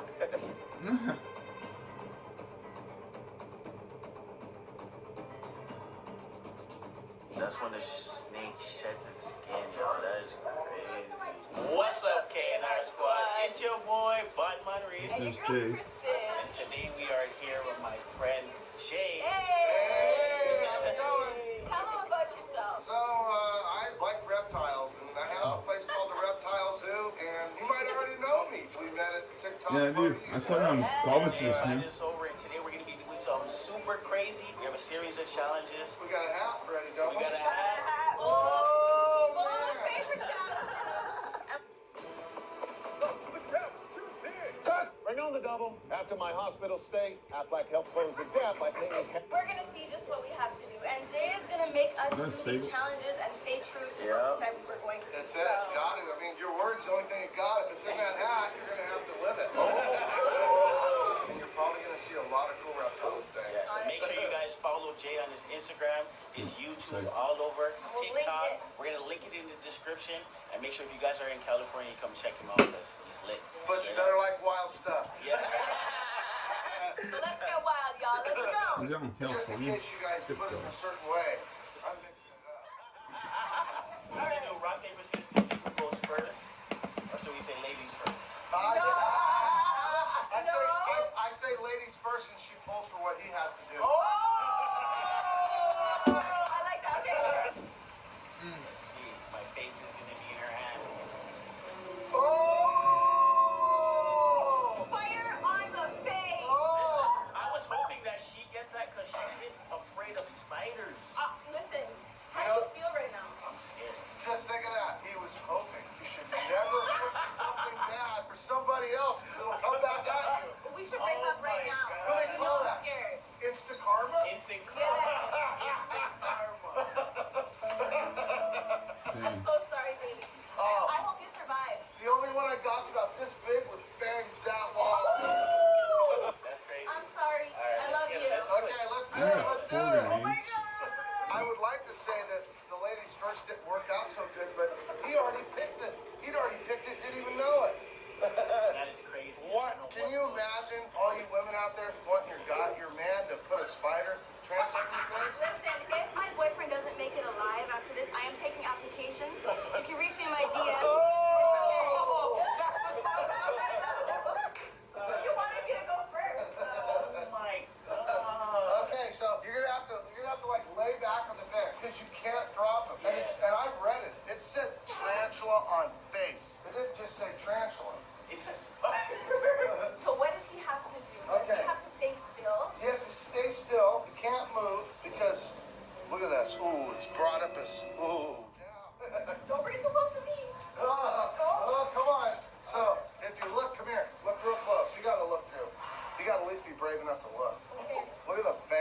this thing. See those shiny black things? Whoa. Oh, I see them. Whoa. Whoa. Jay, don't scare me like that. So here's the deal. One thing, you know what's funny? Is the thing we need to be a little careful of the hairs. Okay. Yeah, So they'll after off you're the done, you hairs. wash your face. It's for real. He said it's so casual, you guys. Stay calm, and everything should come out okay. Should? Yeah. It should. Baby, lay down. You got this. Oh, wow, she wants to keep you now. You better just go along with this. Okay, here we go. Jay, we trust you. Here we go. Here we go. That was funny. You okay? Okay, here we go, for real. To be completely honest, this is the tamest tarantula on the planet How Earth. do I can just I shouldn't have told you that. run up there and kill him? Look at that. I feel the fat and the Wow, it looks kind of good on you. It looks like a good experience. What? This is sick of me. Okay, you can open your eyes. Okay. Oh. Are those the legs? It's going in your hair. He likes the waves. Okay. Wow, It's crawling everywhere. Where's it? Can't back down now. you know what's funny is because I know how it can hang on to that, you can sit up. Go ahead. Are you sure? Yeah, oh, I guess I'm wrong. Okay. I think he succeeded. What do You you did think? it. I think I think he did well. High five, my baby. God. I think he did well. Give me a hug. Oh. High.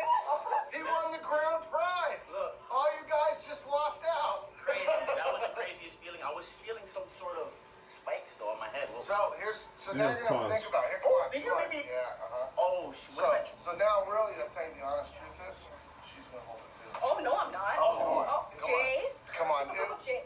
Look, this is a couples thing, right? Yeah. Okay. It wasn't my We choice. gotta get this all in once. All in one. You're a couple. Alright. The challenge was on her Don't face. you laugh. Okay, listen. I'm not looking. Listen to me. This is literally the tamest tarantula in the world. Now, don't go pick up tarantulas, but there's a lot of tarantulas that are very mellow, so don't go crush them for no reason either. They're just out there trying to do their thing. Look at that. Now you feel those little hooks? That's for him not to fall. In this case, it's a girl. That was in my head. So I'll be right back. I go to the bathroom. Excuse me? No. Jay, you better come here. Hold on. I want to hear something. What do you feel like you succeed? You Something succeeded at your biggest fear. Just did it. God. She's about to cry. You did it well. Oh, I'm touching my face. Oh, you're okay. You wash your hands anyway. Jay, I can't believe I did that. You did it. But I did it because you gave me the courage. she's You know There how you scared go. I am of spiders? Life is full of times that we need courage from friends. Honestly, I appreciate Right? that for that so much because like I have to kill the spiders in the house. She gets so scared, and this Right. is the biggest spider. Wow. I used to kill all the spiders in my house. Now I try to grab them, throw them outside, do different things. In real life, snakes and lizards and all that, just let them be. They're just out there doing their thing. You know what? I'll tell you this right now. I think I'm actually more afraid of small spiders than I am of big spiders because big spiders, I can see where they're going and where they're looking. The Let small me just tell you, ones. this girl's connected with her inner feelings. Because let me tell you, I tell people all the time, I pull out a giant snake and they go, I don't know, I'm not scared. And I go, you're not scared because you're scared of little things that can disappear. You're the first person that's ever grabbed a hold of the whole reason. And her name is Rose because she's a Chilean rose tarantula.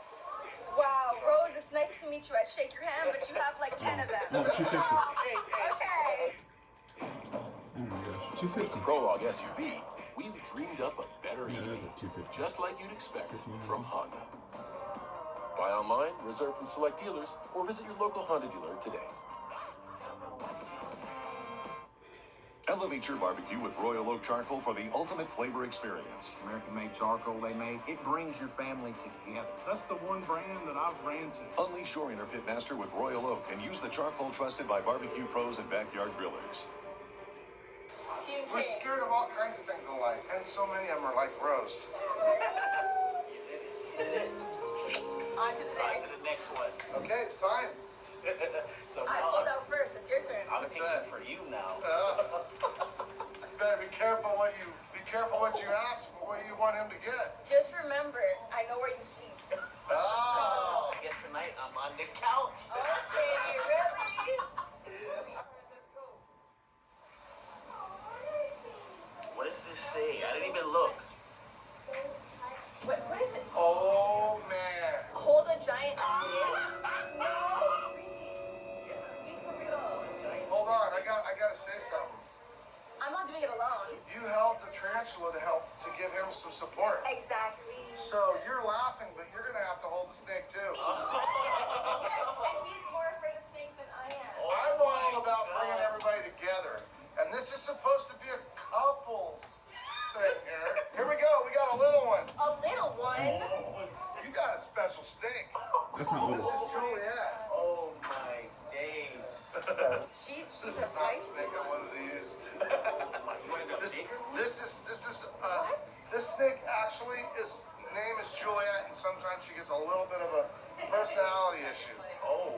But the good news is, I'm here. You know what that means? A personality issue?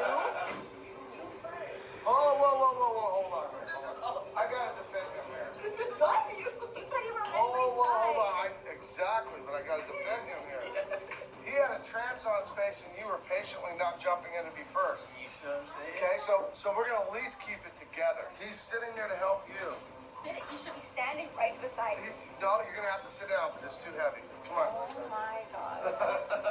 Just those words alone, too heavy is what freaks me out. Okay, I gotta ask you a question. Yes. Did you think for a minute I was gonna pull a snake out like that? No. No. Not that big. Here's what that's the kind of good news. That means you're living the dream. Because you never could have dreamt it. You're awake. So it's a nightmare. This is it. It could be a nightmare, but it's gonna be fun. Okay. I'm trying to hold my composure. You did really well with the transom. You thought you could never Yeah, do but it. this is different. I have a fear of snakes. Oh, good. Oh, you're helping her, so just relax. This is your challenge. Don't remind me. Okay. Just comment down below. Team K, live long forever. Long live. I'm doing this for her. My days. I like that overhead shot. That's nice. It's gotta breathe. Easier said than done. He said she's feisty. Okay. They can't even hold her. That's how big she is. They can't even hold her. They need a team of like 3. Okay, here we go. We're gonna make it easy.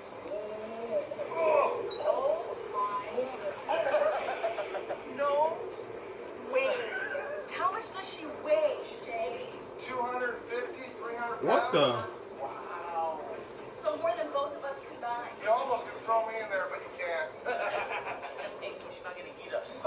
She's coming over to do something. Come over to do something. Okay. Babe, I love you. If this is the last we see Will each you quit? She's like a big seatbelt. Don't you feel safe right Oh! safe. now? No, let her go. Let her go. Yeah. Get up in his face.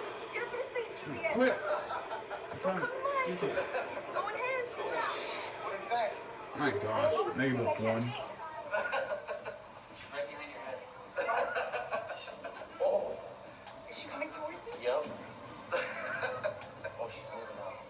There she goes. She's going.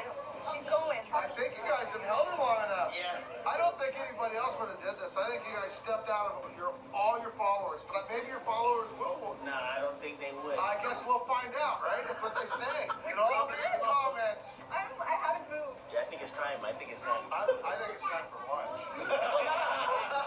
You guys, I conquered a fear today. 2 fears, okay? I'm so scared. I don't know what to say.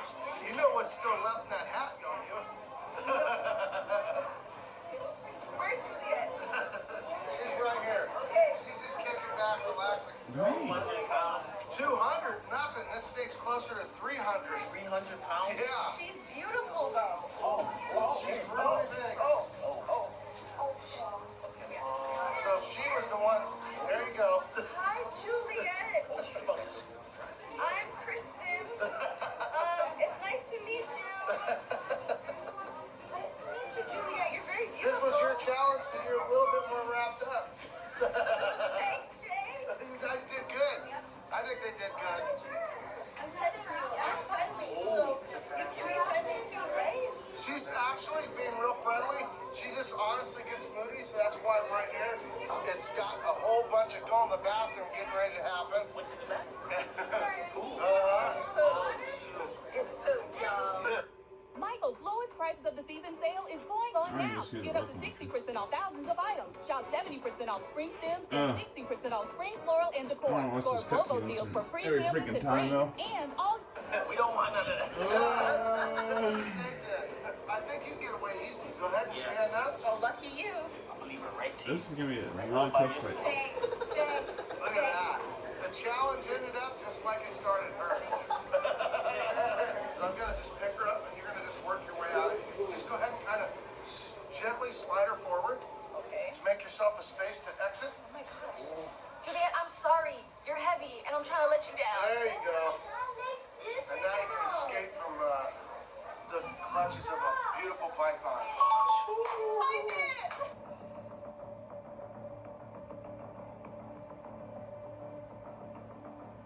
She's a big girl. That snake right there is about 23 feet long, 22, and weighs just under 300 pounds. So I'm picking, this is for you. Hold on, didn't she pick? I just picked for her. He picked. Oh, wow, here we go. I forgot. I already lost it. Yeah, you gotta be fair, man. Okay, there. There's not much good left in there.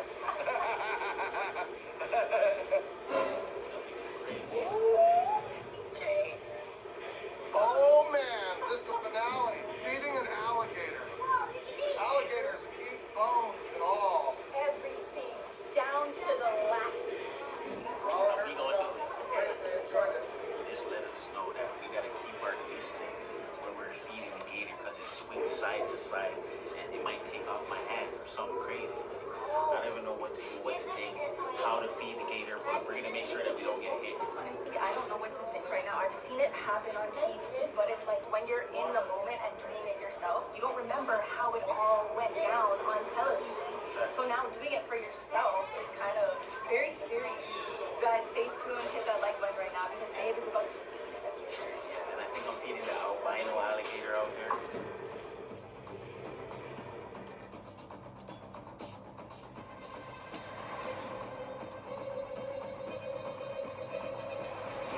Got the whole crew. We're bringing everybody. We're gonna watch this happen. You ready? You guys ready? I don't know. Okay. Is it you? You're feeding them. He is. You're feeding them. Yeah. Oh, I remember the deal I made with you guys. Yeah. You're both feeding them. Don't tell lies Okay, now, Jay. we're gonna go ahead. We're gonna be filming right here, so we're gonna need a little bit of space. This is Coconut, and she's an albino alligator. And Coconut gets a little crazy when she gets a little food response. So I brought two. If you go like this, what's gonna happen? Oh. She's gonna jump out on the ground.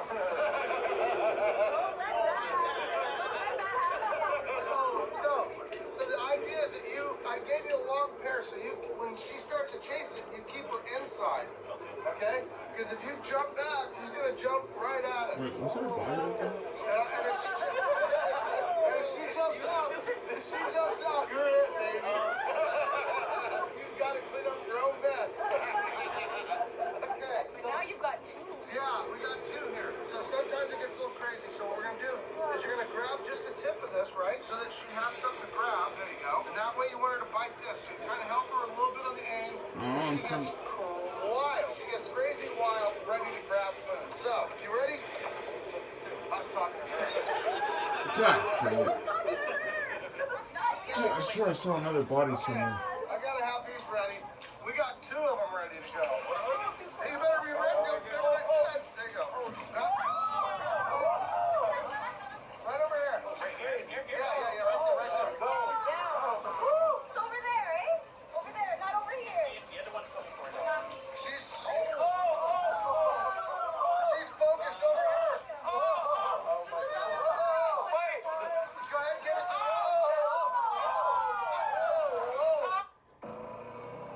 Style or substance? Or here's another choice. Don't stop.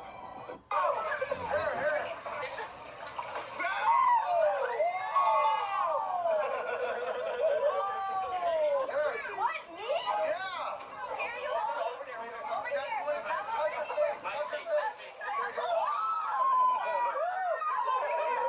You go. Not like that, baby.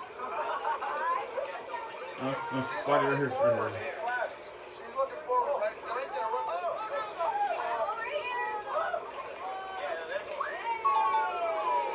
That was clean. That was smooth. That was a close couples day. You guys did it together. Gave you both support. Living the dream, What's the thing? right? Okay.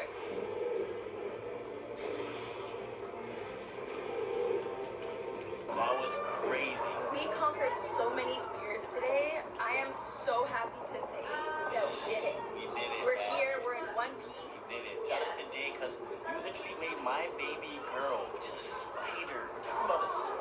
tarantula A and that. tarantula had that, the biggest spider. And listen, that snake was just huge. Crazy. Where was that snake going? Juliet, you need to calm down. Girl, you're way too moody. And then the alligators, listen, I was trying to feed it, but I feel like she wasn't looking up at me. Yeah, because he was going to the back. But it is what it is. Y'all, listen, we appreciate Jay for having us, and we had a great time together, and we will be back. Yes. We'll be back. These are many adventures of LA. Make sure you guys follow our vlog channel for more adventures. And I guess we'll catch you in the next one. Don't forget to hit the like button because we conquered so many fears today and we risked our lives. Facts. All right? Let's get it. Let's go. Let's go. We should go ahead and get married. Who is that? Wait. Hold on. Yes! Go, go, go. Yes!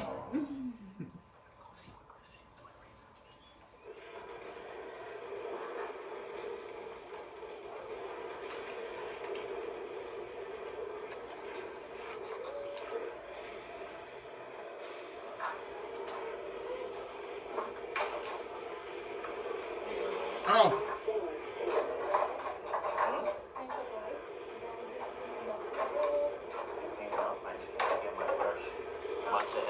I just can't forget my brush and bunch ahead to the.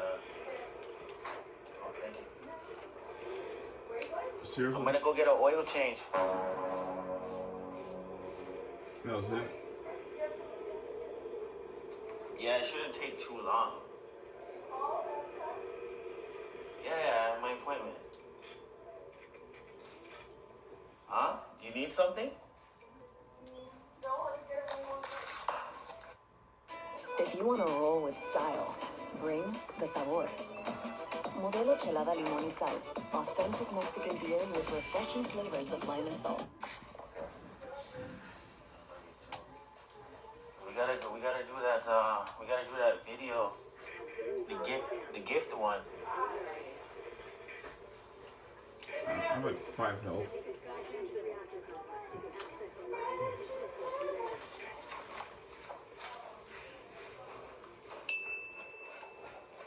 What's up, K&R Squad? It's your boy, Bob Murray, and I'm back again with another banger.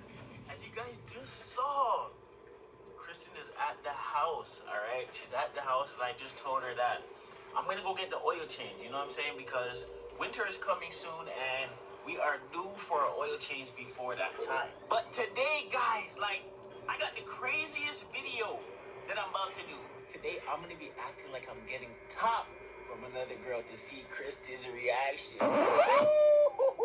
Like, it's Christmas time and I'm risking my life for you guys. Like, I don't know how she's gonna react, guys. She might go crazy. Like, I'm kind of scared because I don't know what she's gonna say or how she's gonna react because what I have planned is gonna be crazy. So, as you can see, I'm right here getting the oil change right now.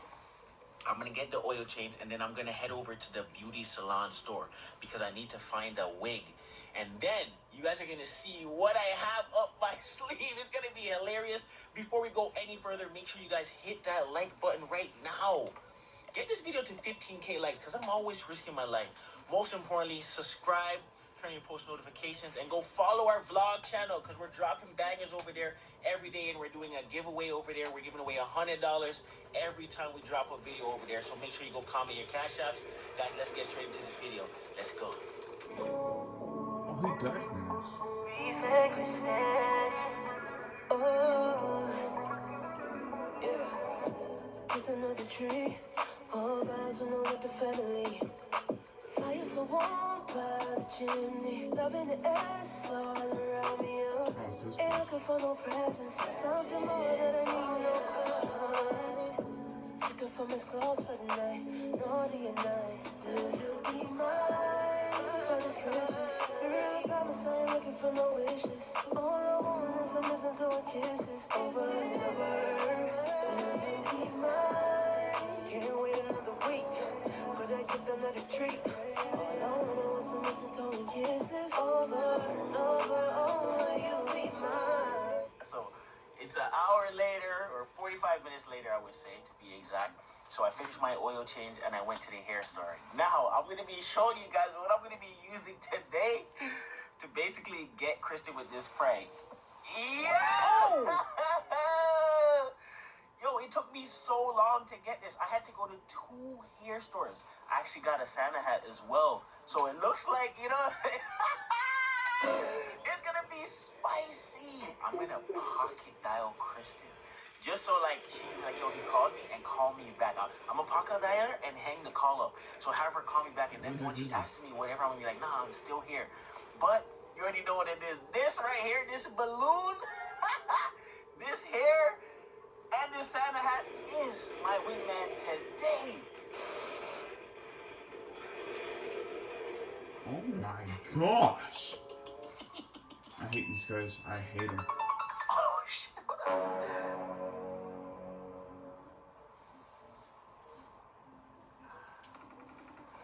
They are so dangerous.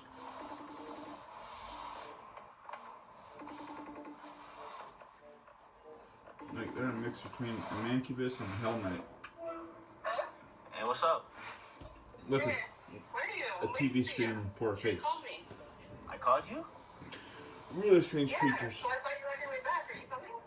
Yeah, I'm coming. I'm just waiting for them to finish up. Yeah, I don't know why they're taking so long though. I love it. Yeah, but I'm ready. I'm ready. Like, I'm good to go. You're good to go? Yeah. Alright, I think they said like Are we like 20 3 more? hours in now? 20 more? Yeah, just 20 more minutes Yeah, or something like that. 302. Where did you say you were? I'm at the oil change. Oh, these guys Why? are so big. I was gonna try to kill him without I'll be using back an in like artifact 20 minutes. charge. See if I can do that, but oof. I may have to. What is that? What? Because even the fight where after are you this is exactly? crazy I'm at too. the oil so- change is what I'm saying. So No, they said 20. I heard what you said, but let me see the car. What do you mean? Let me just see the car, because I saw something that doesn't make sense. What? No, just let me see the car for a second. What are you talking about? Why are you making that face? Hold up, my back. Ah, God. Can you show me the car? You want? Oh. Hold on, man. Oh. You want to see the car?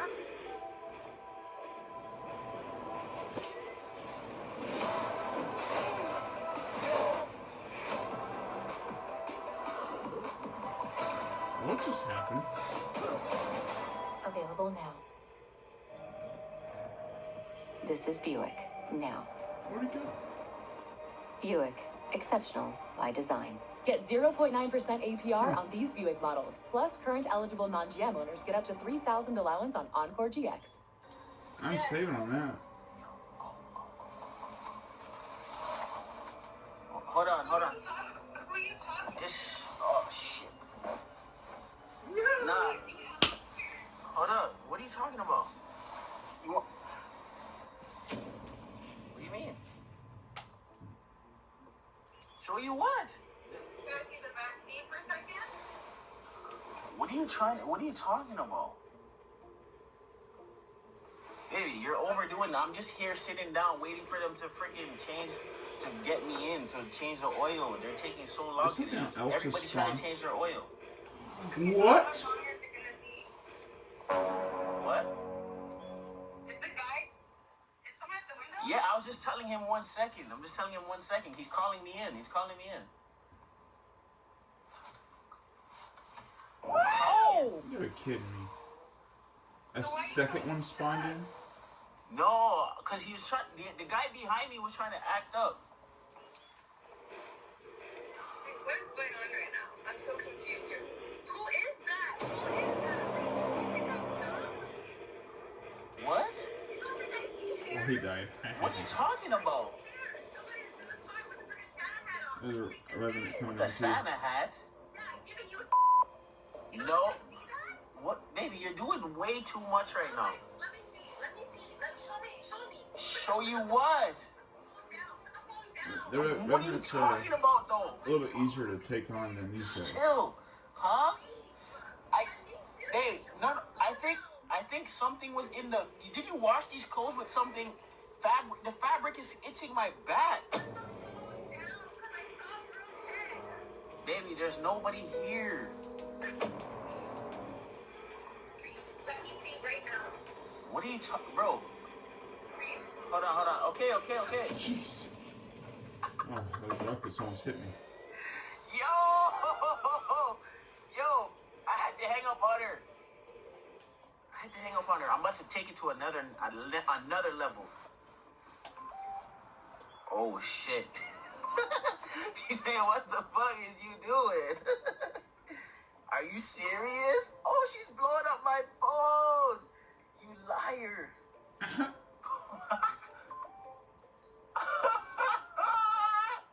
This is so funny. Guys, I just showed her a little bit of the hair. You know what I'm saying? Alright, hold up. Hold on, let me get this screen recorder back in. Alright, check my ammunition. Middle of this. Get the head ready. That's good. Get the hair covered. Good. Oh, she's blowing me up. Yep. Good. She's blowing me up. Let me call her back. I don't think there's any bodies in this. Can't go through there anymore. You think this is a game? Baby, I'm just waiting. I'm next in line. I'm actually about to go in right now. Is there like another body around here I can Nah. get? No? I don't got that. I don't even know what you're talking about. What are you talking about? Who is it? I need to know who it is. What? Who is it? Who is it? Who is it? Baby, what are you talking about? You know what? Screw it. I'm just rocket launchers in here. Kristen, relax. Where is he? You're doing way Okay. too much. Headshot right here. Oh my. Nah. Good I'm on my way home right now. I'm on my way right now. I'm on my way right now. Ah, shit. Oh! Oh!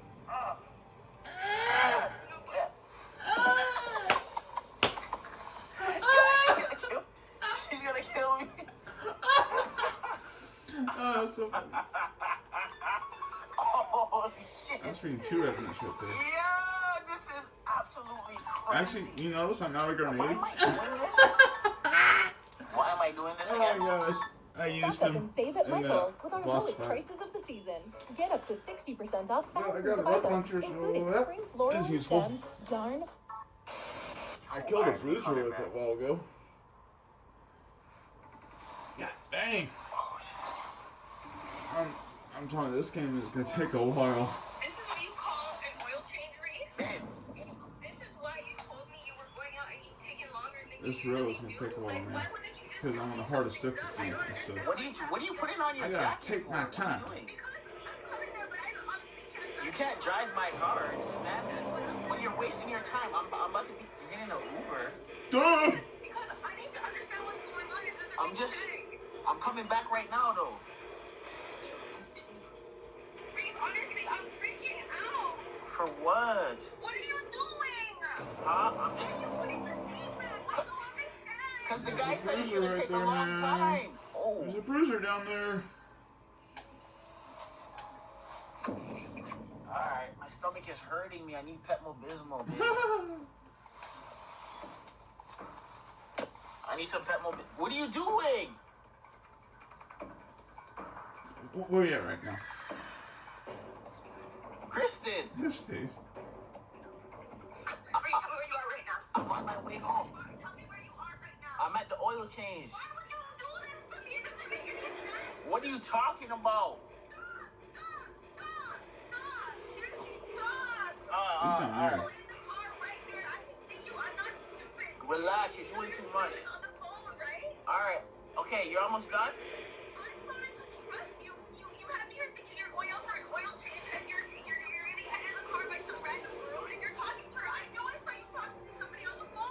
Nah, you're doing too much, baby. You done? How much is it? Dude, I swear. Alright, hold on. Spawns Hold right on, here. baby. Oh my gosh. Hold on. Try to kill that one down there. It's damaging him, but still. Yo, I have a Dude, you should be dead right now. wish. What the? Bruh, she said don't come to Ow! the house. 1 health. Holy shit. I'm about to head back to the house, guys, because I don't want to die. I gotta end this prank right here. Yo, she's blowing me up. She's blowing me up. I'm about to go inside right now. I called it. He spawned right there. Great. Just freaking great.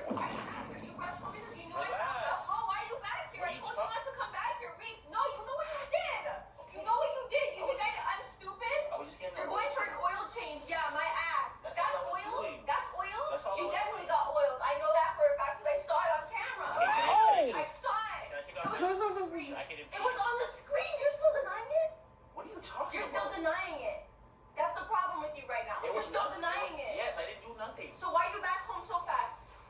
And why are you not freaking out if I think you're cheating on me, Reef? It doesn't make sense. Why would I be freaking out if I know that I wasn't doing that? Who was it? Who was it? Who was she? It was just Frank, baby. I got a camera right here. I saw what I saw. Don't think the camera's gonna save you right now. I saw what I saw.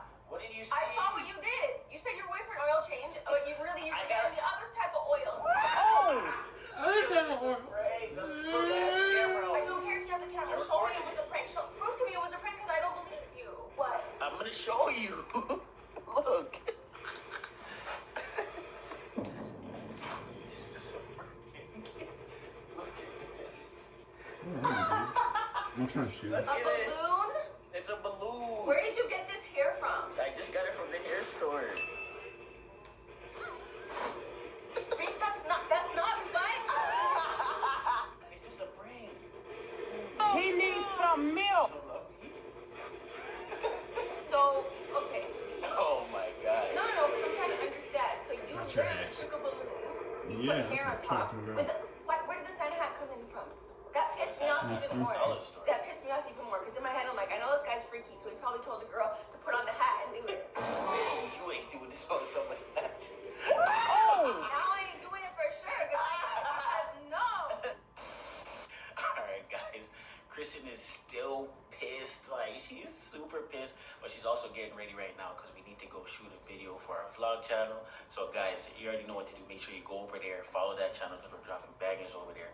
But if you guys like this video and you enjoyed it and you already know Team R is on top, hit the subscribe button, turn on post notifications. Most importantly, subscribe guys, subscribe. The family's growing. We're on the road to 600K. See you guys in the next one. We out.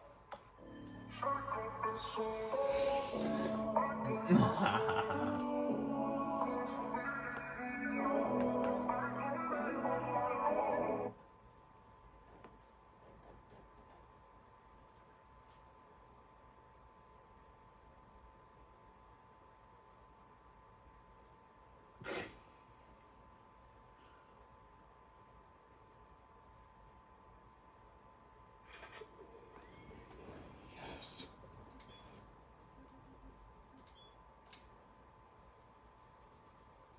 About freaking time.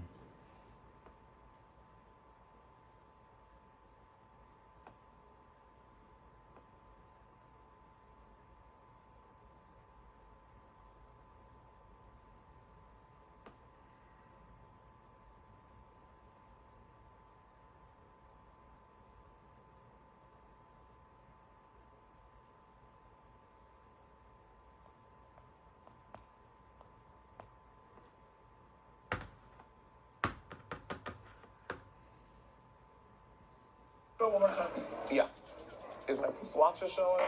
What the heck is this? No. It's like an early Valentine's show. What type of But hell for is that? everybody. Not just him. When we get inside the store, I'm gonna go shoo, shoo, and reveal the full thing.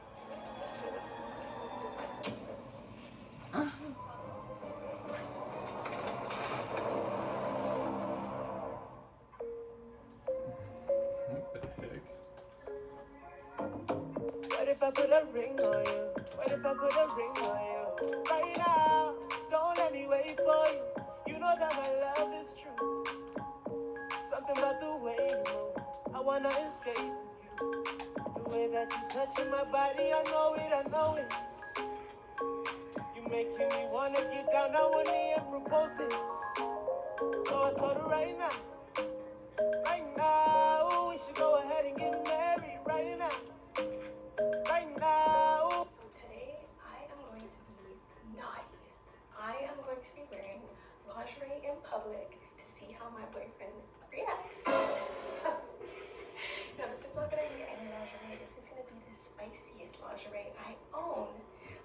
the second spiciest because I can't do too much. You know what I'm saying? Like, I still need to be respectful, if you will. We have to go to the post office, we have to go to Walmart. I'm gonna be wearing it in public. I wanna see how Reef is going to react. So obviously today Reef thinks we're just gonna be vlogging, but in reality, once we get to the store, I'm gonna be pulling my shirt apart and just showcasing my lingerie. So if you guys are excited to see what Reef's reaction is gonna be, make sure you hit that like button, subscribe to the channel, turn on your post notifications, and let's go grab this lingerie so you guys can see it. It's super sexy, you guys. Let's just take a look at it. First of all, this is like one chest piece. Do you see how see-through that is? I'm gonna have to find like covers to wear underneath so the whole thing is not out. But essentially, guys, super sheer. Like, you can literally see everything. Even the straps. Like, this is like super naughty. You know what I'm saying? Like, this is complete baddie vibes. And then it's like a little dress almost, but it cuts off at like the hip area, so everything underneath, as you know, would come here, would show, and then the backside would be completely out too. And obviously just for your man, like not for anyone else to see. But I'm gonna be wearing it. Okay, I obviously can't show you guys the full fit on me, but just hello there. I'm gonna be just covering myself like this because I don't want him to see what I'm wearing underneath it. It's only when we get inside the store, I'm gonna go shoo, shoo, and reveal the full fit. You ready to go? You look so lazy right now. Yes, you. You were outside? What were you doing outside? Oh. Look at him, you guys. Look at him. Look at his lazy little face. What's good? You just get ready to go, babe. Oh, we gotta bring this box. This box right here. You ready to bring it? Yes, please. Like the good man I am? Yes, like the good man you are. I almost got caught, you guys. I was literally showing the box and I almost slipped. Like, he almost saw the fit. I cannot let that happen again until we get to the store. So right now he's warming up the car, and you know, just wanted to tell you guys that I almost failed the mission, but we're here, we're Team K, we're still going strong. You know, he can think of this as an early Valentine's gift. It's like an early Valentine's show, but for everybody, not just him. All I gotta do is literally just rip this jacket off, bam, in the store. Everybody's eyes on me. Oh my gosh, oh my gosh, oh my gosh, oh my gosh, oh my gosh, oh my gosh, oh my gosh, oh my gosh. Oh my gosh, oh my gosh, oh my gosh, oh We my are getting gosh. ready to go to the post office. The post office actually makes me happy because we have to send out a shipment, but then we also have to pick up a package. So I gotta vaseline my lips, because if I don't, it's winter, so my lips get dry real quick. Yeah. And then baby girl's like, oh, your lip is so dry. Right, because why would your lip be dry? No matter what season it is. What the? Just make sure your lips. What are you doing here? Sure. You know what I'm saying? Okay, so quick. Oh my gosh. What's your ideal Valentine's Day? Because Valentine's Day is coming up. What the heck is going on around here? My ideal Valentine's Day? Yes. Let the people know. That got $3,000. Babe, anything else? Like the experience throughout the day? You know what? Just spending time with you. You know what I'm saying? Like, every day for me is love with you, you know? So, I mean, maybe like So do you breakfast in bed. Oh, okay. You know, maybe some breakfast in bed with a little bit of ham. So do you like surprises on Valentine's Day? Yeah, surprises is nice. Surprises is definitely nice, you know what I'm saying? Who doesn't like surprises? Alright, you guys, it's the moment that we've all been waiting for. He's walking in with the box. Alright. I don't like the fact that I used the artifacts, but Alright. there's two evidence coming in. We are going to ship this out. Oh, look at this, man. Oh, there's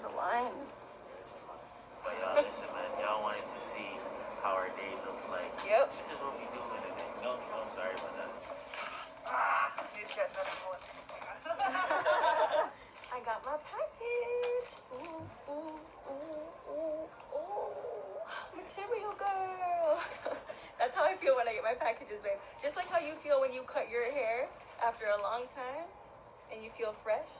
And what are you doing? So soon we're gonna have to come and pick up some diapers.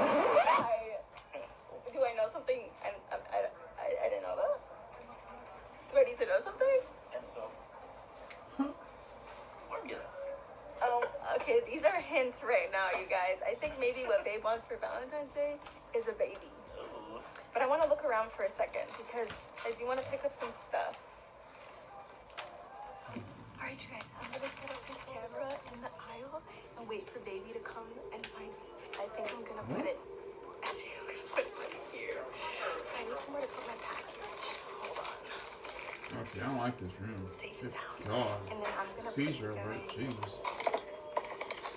Take a look. in here. Oh, that room sucks.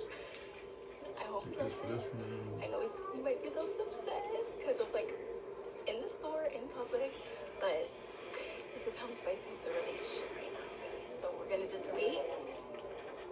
Do you hear all these people right now? You should have died. We're just gonna wait right here, and we're good to go. A little longer than a few minutes later. What? Were you gonna Oh.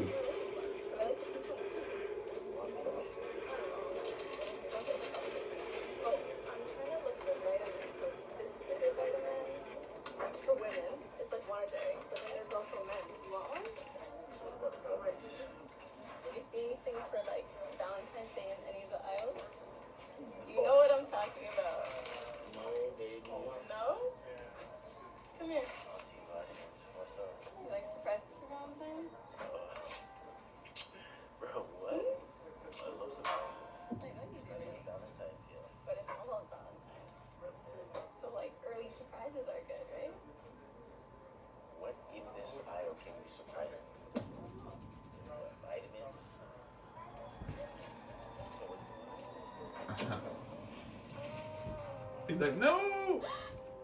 He's like, what? That's what you wear under this?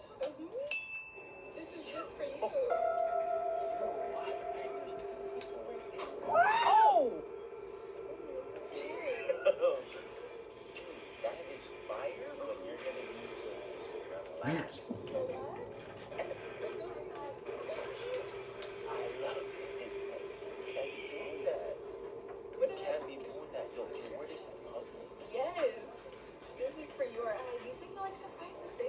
Yes, but we're in already surprise me in the car. Oh! Surprise you in the car? That's no fun. What? My eyes only. Babe, that's kind of tight. Like, that's just. Oh! Yo, you're wild. Okay, I know there's people, but like. Yo, you're wild. You see? So what are you gonna do? You're gonna give an old man a heart attack if you show it I back. will not. You would love to jump it. But trust me, it's just for you. Okay. I'm doing this for you. When the acres add up, the versatile Kubota LO2 Series tractor is up to the challenge. Talk. Really? It's up to you too. Pack it up, pack it up, pack it up. Pack it up. Yes, it's hot and everything, but yo, you can't be doing that. Okay, seriously, you cannot be. Why can't I be doing that? You're the YouTuber, right? Yeah. Looking for much better. Yeah. Oh, okay. Well, you don't need 50 bucks. Ah, you're right. That's what that's too much. Eh? She's not 50. That's not 50. Oh, that's not Yeah. bad, you see? Yeah. Okay. Thank you so much. You're welcome. Tell your daughter we said hi. Okay. Oh, that's so cute. You see what I'm talking about? Imagine now, you're like, oh, Thank God. Yeah. and you're out there, so this is what I'm saying. You can't be That doing would be that. bad. Alright. Okay. I'm Grab the peach ones, okay? And I'll decide. Relax. Okay. Okay. Me We're too. good. We're good. No more. You see that? Come on. Okay. Bye then. Grab the peach.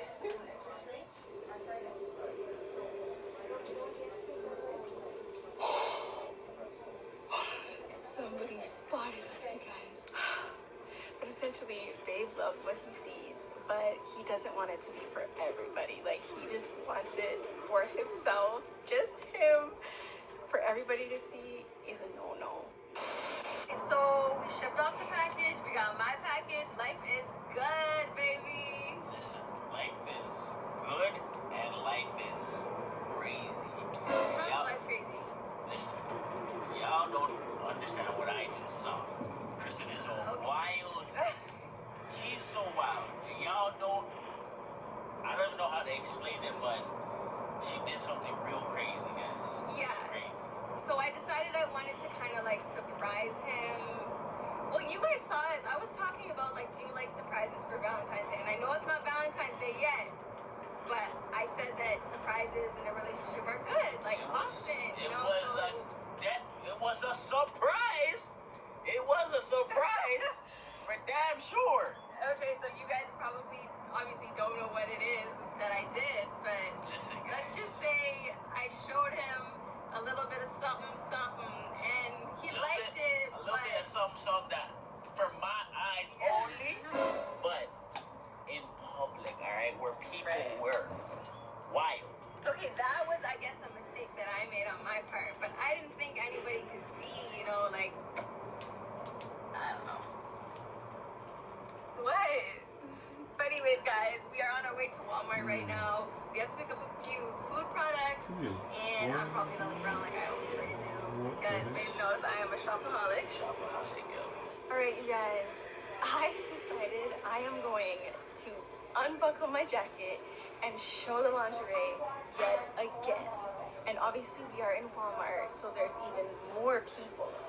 But I decided, because Rafe already knows what's under my jacket and under this sweater, that I'm gonna pull a huge prank on him. I'm gonna be making it seem like I am showing my goodies to everybody. He's gonna think I'm showing everybody, but really, I'm going to button up this sweater right here so no one is going to see what I have underneath, but he's going to think that they can see everything. So basically, I have to button this up right now, you guys. Oh my god, it's so hard with my nails on right now. You guys, there is literally people everywhere. Like, there's this one lady who just left the aisle, but essentially people keep walking by.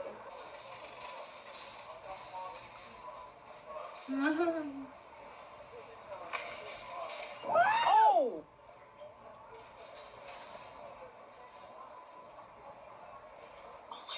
Okay guys, I'm gonna move this because I want to give it like a wider angle so you guys can see everything. Ooh, I don't want to, I think that's good. Gotta wait for him to come though. A little longer than a few minutes later.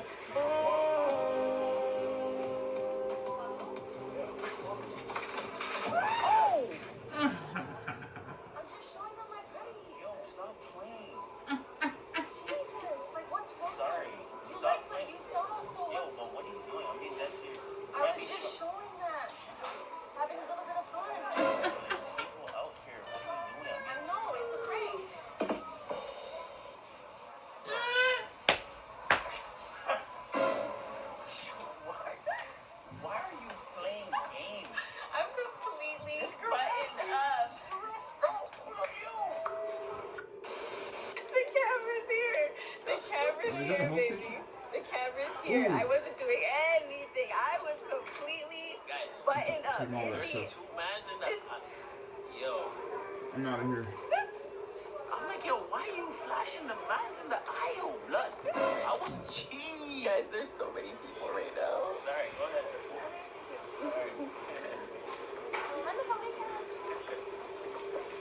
Listen, I was mad on 10. Oh my god. It was two workers who God. just turned apart. Now there's another one. And another guy in the aisle. And I'm like, yo. You guys. Oh my god. And people keep walking by. So when I turn the corner and I see her now, I'm like, yo, what the hell are you showing? You're showing all my goodies. It's all for me. You know what I'm saying? Like, I like what I see. I like what I see, but that's only for me. So I can't share? No, she done stressed me out already. Too much. Sharing is caring, First baby. of all, You wearing that in public is wild. You get me? I never thought you would do that, but you did it. But you gotta pack it up.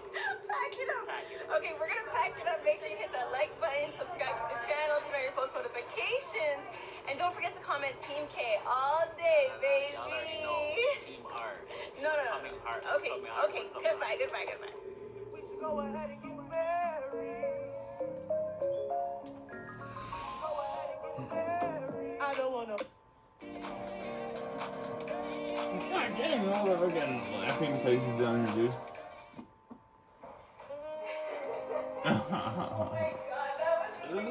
What the fuck, you guys? What? I am gonna be making it seem like I'm cheating with his brother because he's gonna catch me at his brother's house in his brother's robe. Oh! Why don't I just get Reef to drop me off at my girl's house, make him think that that's where I'm gonna be, but then I'm gonna get Reef's brother to come and pick me up from my girl's house and bring me to his house. And Reef already told me he's going to his brother's house later. One of those days where I'm gonna be alone. I don't like being alone. Go check my brother later. Go with me. Hey, so you're almost here? Just got the notification. Bad boy is gonna be Okay. just now, so we gotta move. I'm gonna set up the camera. Hurry up.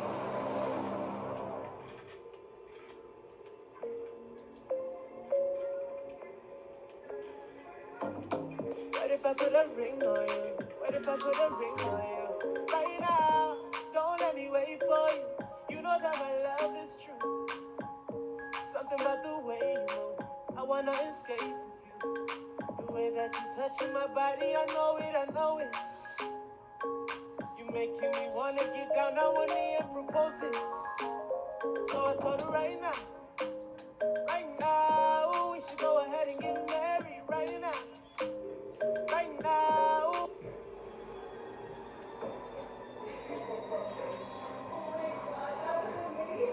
Yo, bro. Oh my god, that was amazing. Oh my god. I love that. What the fuck, you guys? What? What are you doing? It doesn't look that way. What do you think? It does not look that way. Yeah. What are you doing here? Oh, what? I didn't even drop you here. You jumped to your friend's house.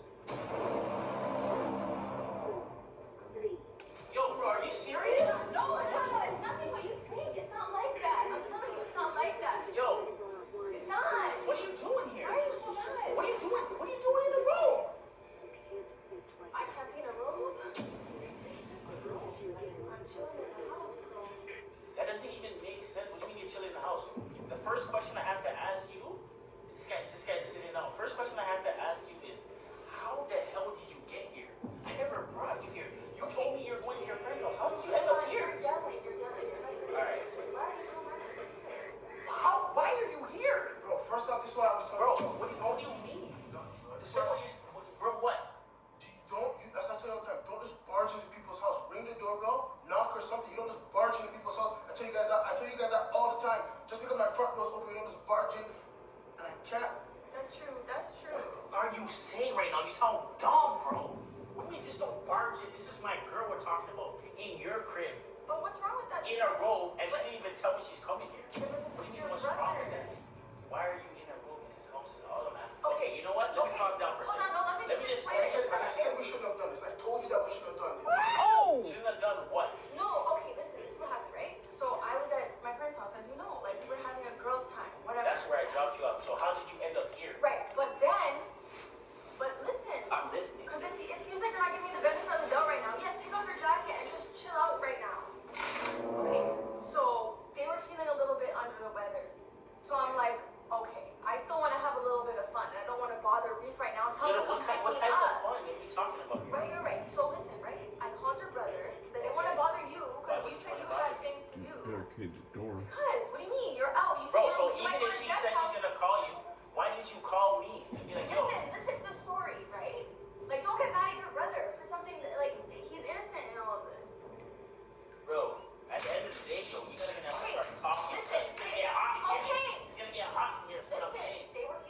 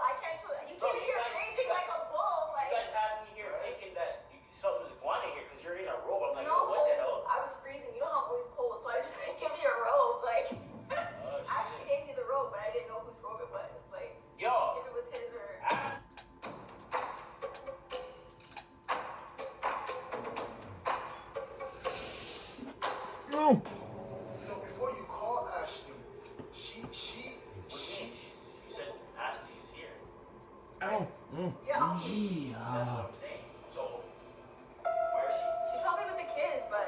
Okay. Yo,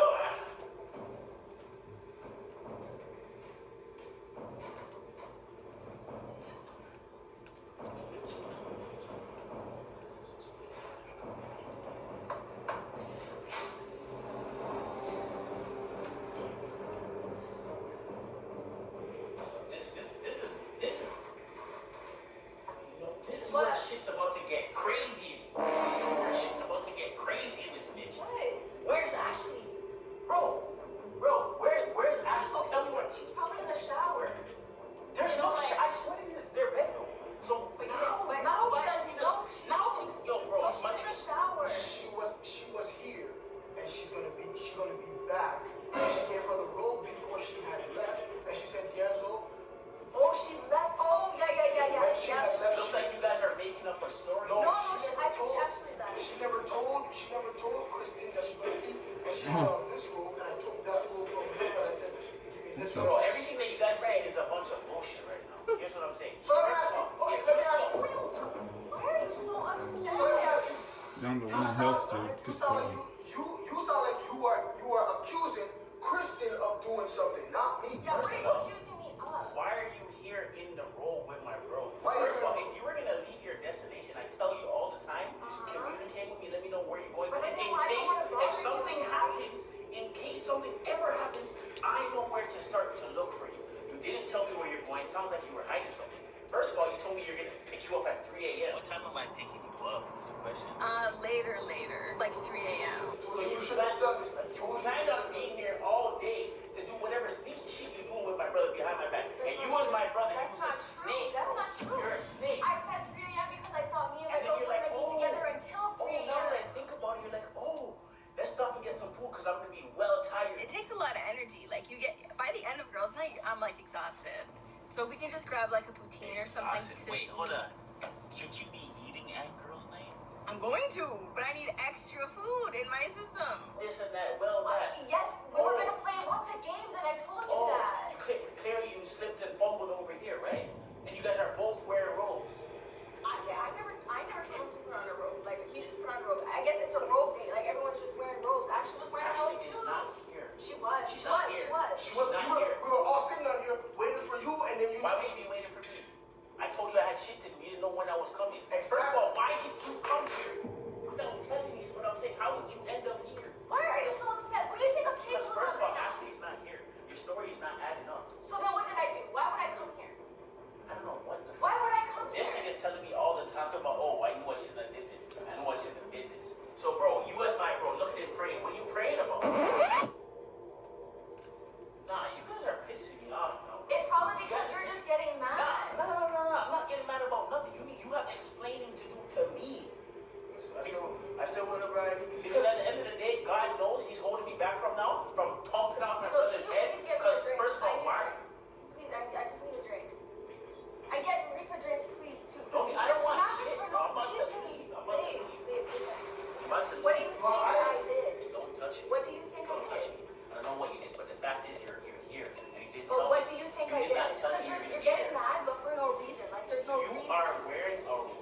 Okay. You are wearing a robe in my brother's house. What are you talking about? I'm mad at you for So then that. what does that mean? That I don't know what the you did.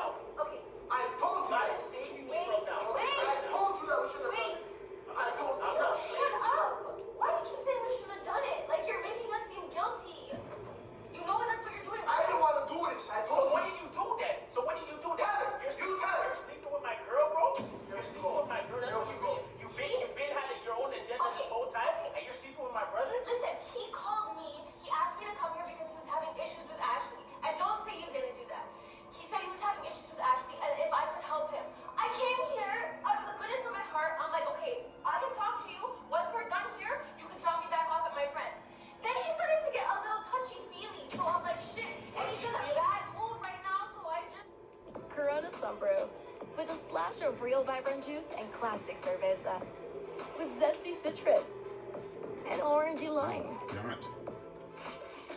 It's juice y Corona.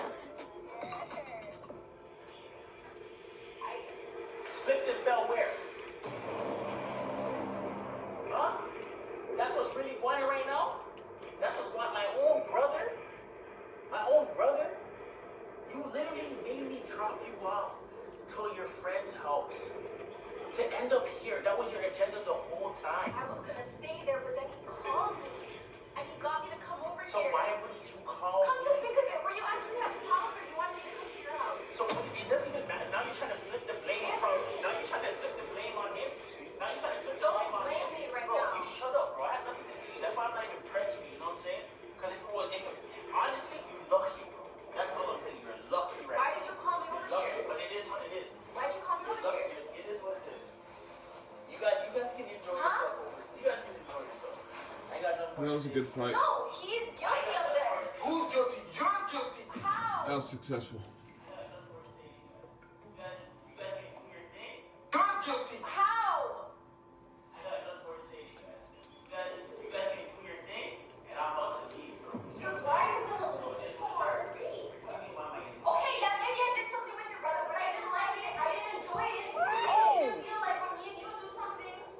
So you're. I didn't mean it. It was a mistake. What are you talking about? It was a mistake. The fact of the matter is, you found yourself You don't here. tell him it was a You found mistake. yourself here. So what are you talking about? You didn't enjoy it. Why aren't you talking? You didn't enjoy it. Listen. This is what happened. She came.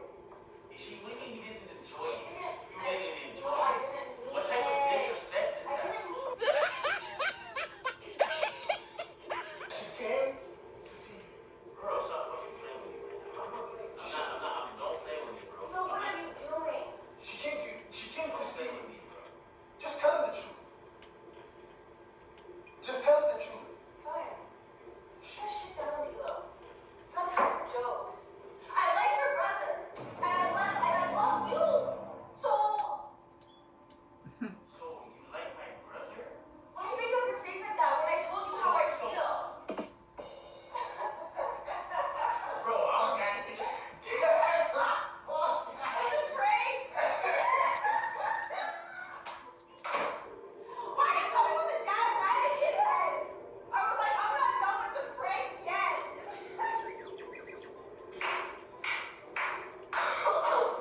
You know This what whole place is crazy. I had to pull him off with the water. You know that he was about to cry. I am sorry. You know that he was about to cry.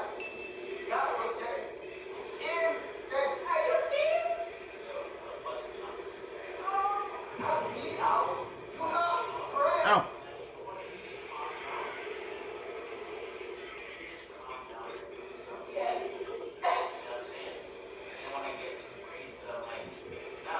Right. I don't know why you thought that. If I had to do it to you, I couldn't get over the fact that you tried to pull that breakup prank on me. I couldn't. What do you have questions about? So many questions. I'm like, first of all, how did you find yourself here? You know what I'm saying? How did you find yourself here? Him. No.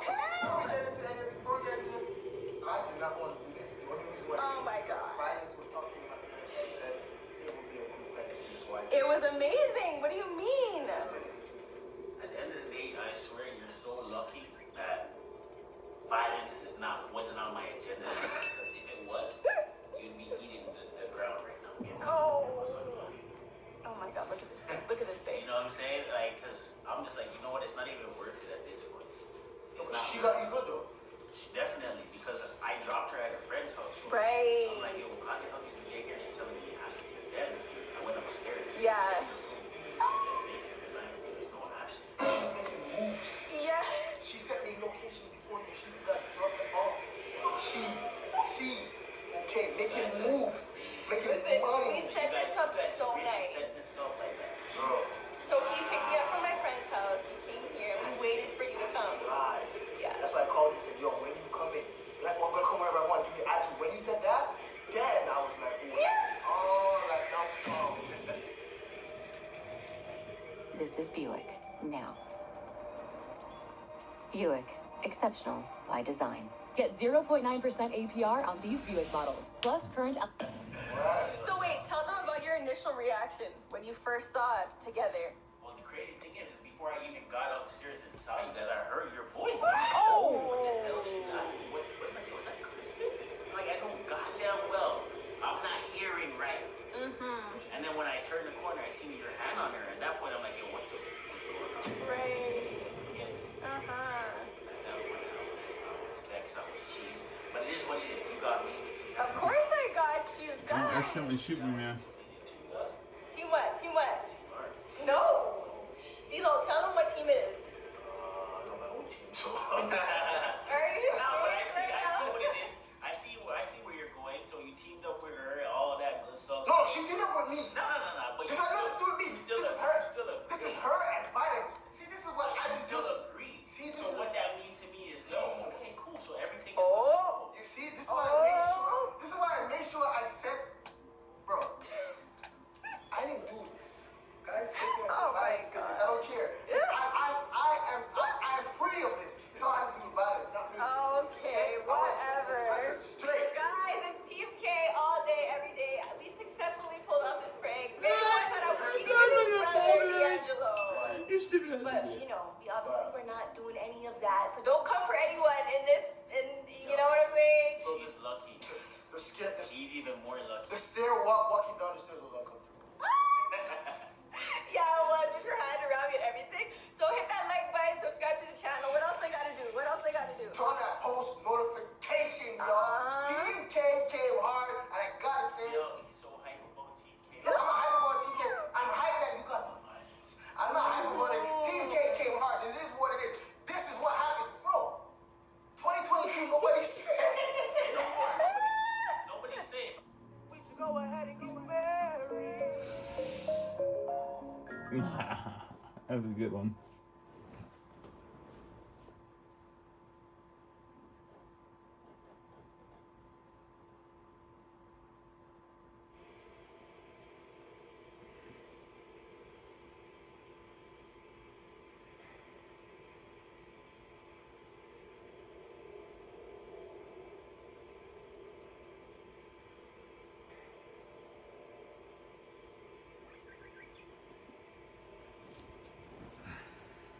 Oh my gosh. I'm trying to look at something, man. Will you calm down?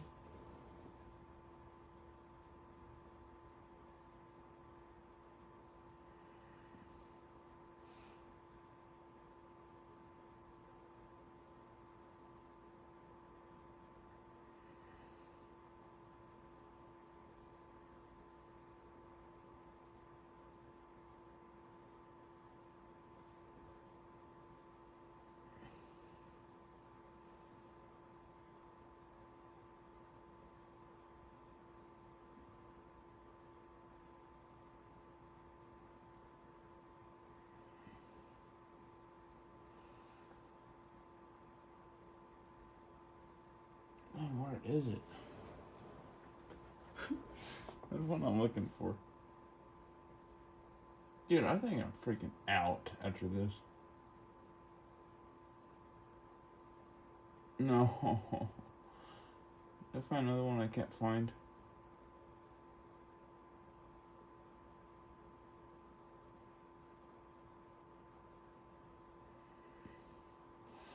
It's the one where there's all yelling out the door. On New Planet Fitness. No.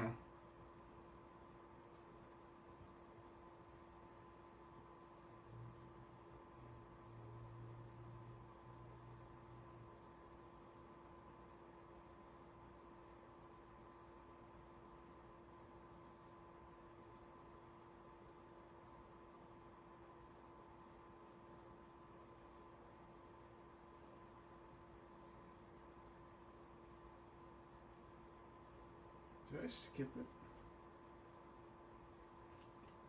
Did I skip over it?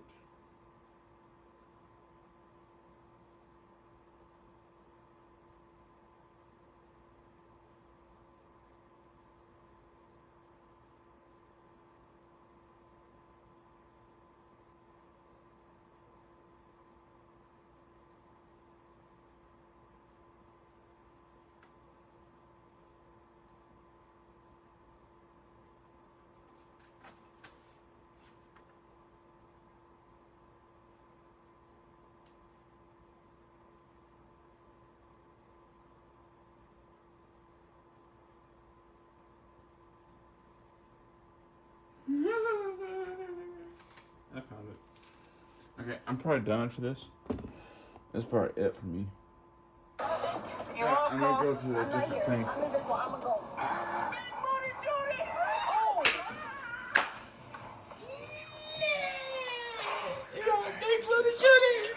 And we're about to head out right now. We're going to Walmart. We're gonna go get some Easter stuff. But listen, it's about to go crazy. All right, today I'm gonna be doing the craziest video. I just heard her come downstairs. I just heard her come downstairs. Oh shit! All right, I'm in the garage. She's probably wondering where I am. Yeah. I'm in the garage. I'm just fixing something. Basically, I'm gonna be hollering at girls out the car on our way to see Kristen's reaction. Alright, let's go. I think my thing might be out. Oh. Yeah. Real close though. Oh shoot, she came faster than I expected. Oh damn. Huh? Lock the door? Yeah. Did I do something wrong? No, it's it. Oh. Alright. That, It's locked. Empty. Good to go? Done. Done, son. Yo, what type of turn, my friend? Yeah, but that's because it's narrow there. I have one I do the part same left. thing. I don't know how to slow down. That's true. Slow down. I just wanna get to know you. I'm actually feeling myself right now. Don't I look good? The haircut? Yeah, but after a fresh haircut, it's like...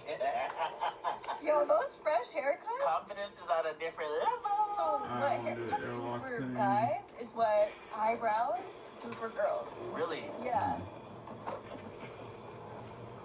Alright, I'm gonna get this gas real quick.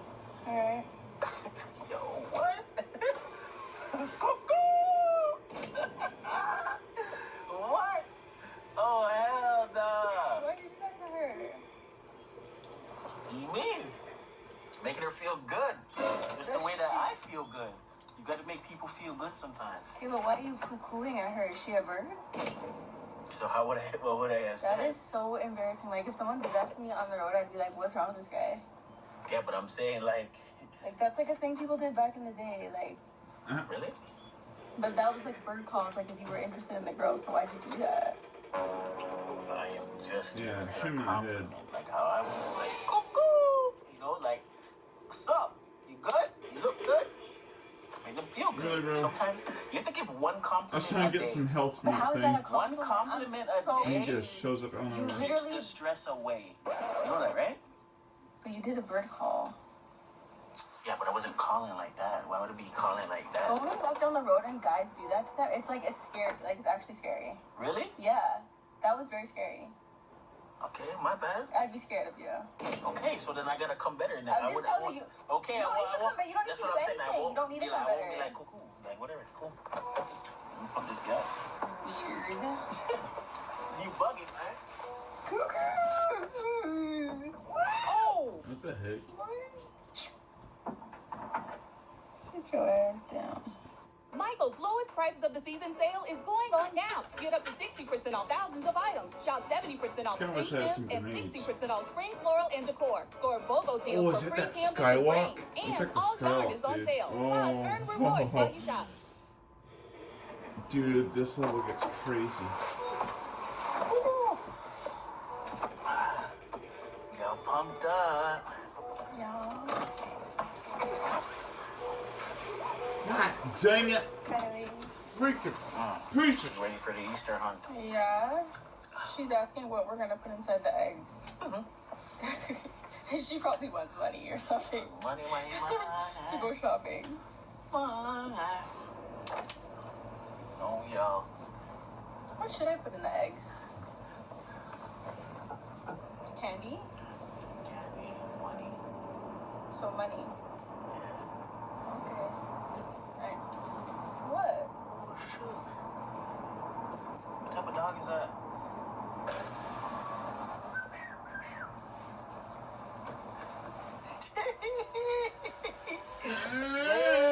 I like your dogs.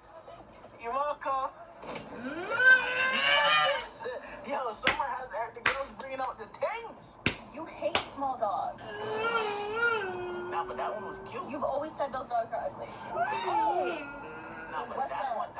brown on that one. That looked good. That looked Brown cute. on that one. That looked Or was it the ass on that one? Why would it be that? Why are you Yo, being a for some weirdo? reason. Yo, close up your window. Hold on, my man. Yo! Chill, babe. You gotta give I confidence. know you ain't serious right now. What do you mean, hola? When are you Spanish? When did you turn Spanish? Oh! Yo, every summer, yo, spring season's bringing up. Shut it! Yo, if you don't... Yo, spring season is bringing. Yo, this is what I'm talking about. You see when the weather comes out? Why aren't you hollering at any guys? I don't see any guys. Why are you being a disgusting prick? Are you serious?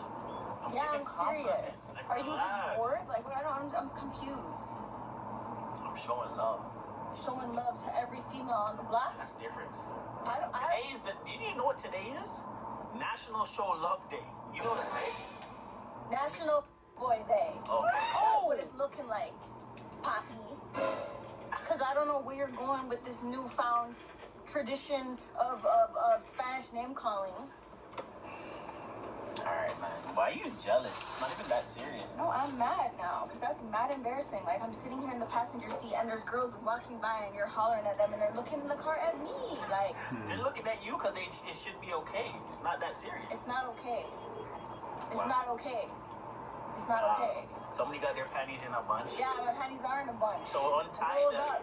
Untie them. I can't untie them. Like, why are you so Because you want to stuck act up? like you're brand new. What's wrong with you? Keep your mouth shut. And keep the windows closed. Alright, I'm gonna keep Matter the of fact, windows lock up closed. the window.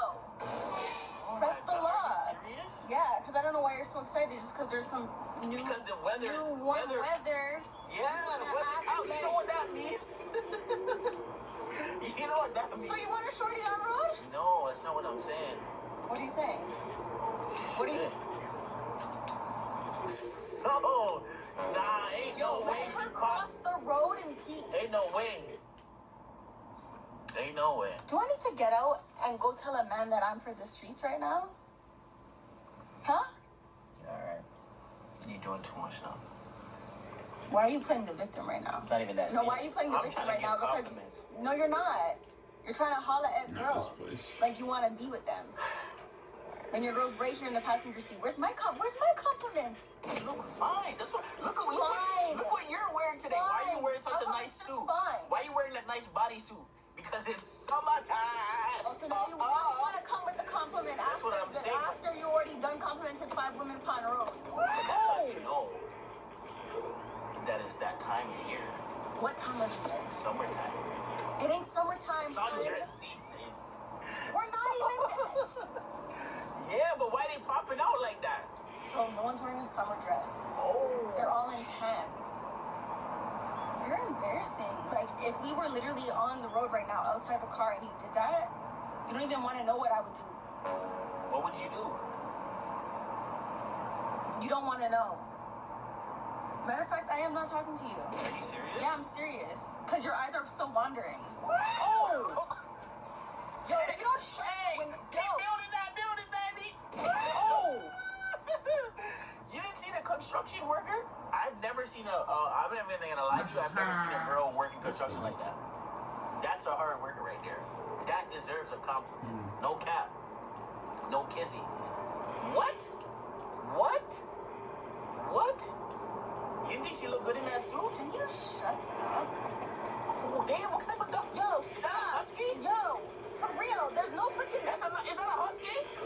Oh, that's beautiful. You look beautiful too. Damn, they're bringing out the dogs today. Oh, dude, he got killed from that. Nice.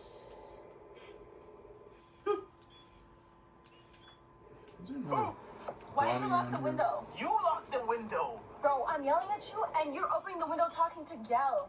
Hey, who let the dogs out? I'm talking. I'm That's a having a dog. conversation with you. Why are you worried about the next woman? I Huh? was worried about the dog. No, why are you worried about the next woman? It was the dog. Why are you worried about the next woman? I was concerned Why about are you the dog. worried? Because she's thick? I wasn't even looking that she she's was thick? thick. Was she thick? Alright. I was feel looking like at you didn't the- know I this. was looking at it's the looking dog. like you're picking specific women right now. Oh my god. What? Ones with dogs? Okay, Reef, I'm not playing this game with you right now. Okay. Just drive me home. Are we Drive me home. I don't care. I don't care. If you're doing this now, what are you gonna do in the store?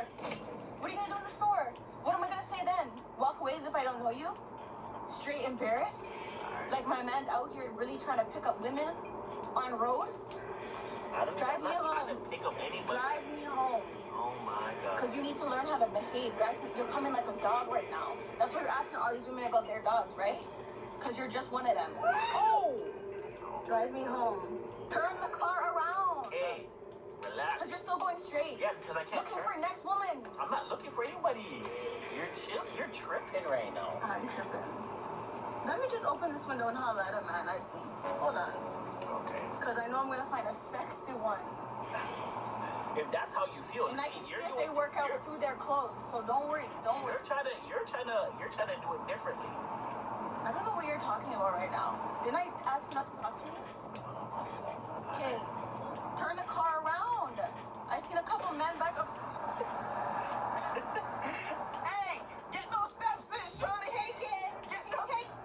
Oh. Stop. They can't get her steps in. She can't get her steps in. Motivation. I said turn around, please. Oh my god. Babe, I'm trying to motivate No, people because to now you keep got me working pissed out. off. You got me pissed off. I'm angry. You know how it feels when nobody supports you when you're trying to do something different and hit two goals? I'm not here, bro. She's angry. What Now the you feel heck? embarrassed? So you want to lay down? You want to talk to women like you don't have one in the car, so you talk to people on road like just like that. I'm not here. I'm invisible. I'm a ghost. Are you serious? So you're gonna get some for months. Oh! Wow. So basically, this is what National talking to Give me. a Compliment Stop Day talking to does. me. Stop Gets talking to people me. in trouble. Stop talking to me. Yeah, I got some rockets for you too. You're so uptight.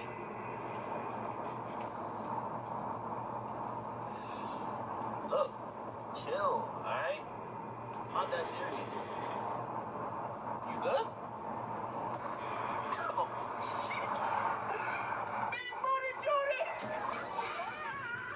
No, I'm done with you. Okay, That's disrespectful when you being Big Booty Judy. It's a prank. I don't even know if that's her name. Damn. I don't think she can hear me from all the way over there. Oh. Yo, take me, Reef. Oh. Alright, I'm Alright, no, it's a prank. It's a no. prank. It's just a prank, baby. I'm playing. Chill. Relax. Don't kill me. I'm just joking. You don't know me. You don't know. Relax. You don't know. I do know. This car's about to flip over if you don't. Yo. Don't put your hand here. I want to see your cheating ass hand. How? I didn't even say nothing. I was complimenting them on their dog. How is it a prank if you're actually saying this to them? No. No, they're actually there. They're not fake. But I was. You find it funny? No, but. It's funny. No, I don't find it funny. Alright, what's I'm gonna do all weekend? Chill. I was talking about the dogs. Any man I see can get it. So Straight compliments you only from see your me girl. right now, so I can get it. You look scrumptious, daddy. Oh, thank you. Deal with this. Thank you. Come deal with me, not you. I'm ready. So who? I'm talking about John, Peter, Felix. Okay, you're mad because there was Lisa, Chanel, Charlisa. Yeah, get your names together. Yeah. Get your names together. Trying to Yeah. be like Get your DMX names and it didn't together. work. Yeah. All right, maybe it was just a prank. I got you. Very funny prank, Reef. Sundress season. You don't look on my side. Walmart, here we go. We should go ahead and get married. We should go ahead and get married. I don't wanna put a rush on. Hope I ain't put too much on. Way more than a crush on you. And you love it when I touch on you. You're up to wine, take time. Do you hear that? That's the call to conquer new terrains. The same call heard by those on Firestone tires for more than 100 years. Firestone, for those who answer the call of the vagabond. Actually, there's one I saw while looking through their videos. I'll see at the end of their videos when they have a picture, they're holding their hand and you can see an elephant in the background. I want to watch their video on this. I've never seen it before.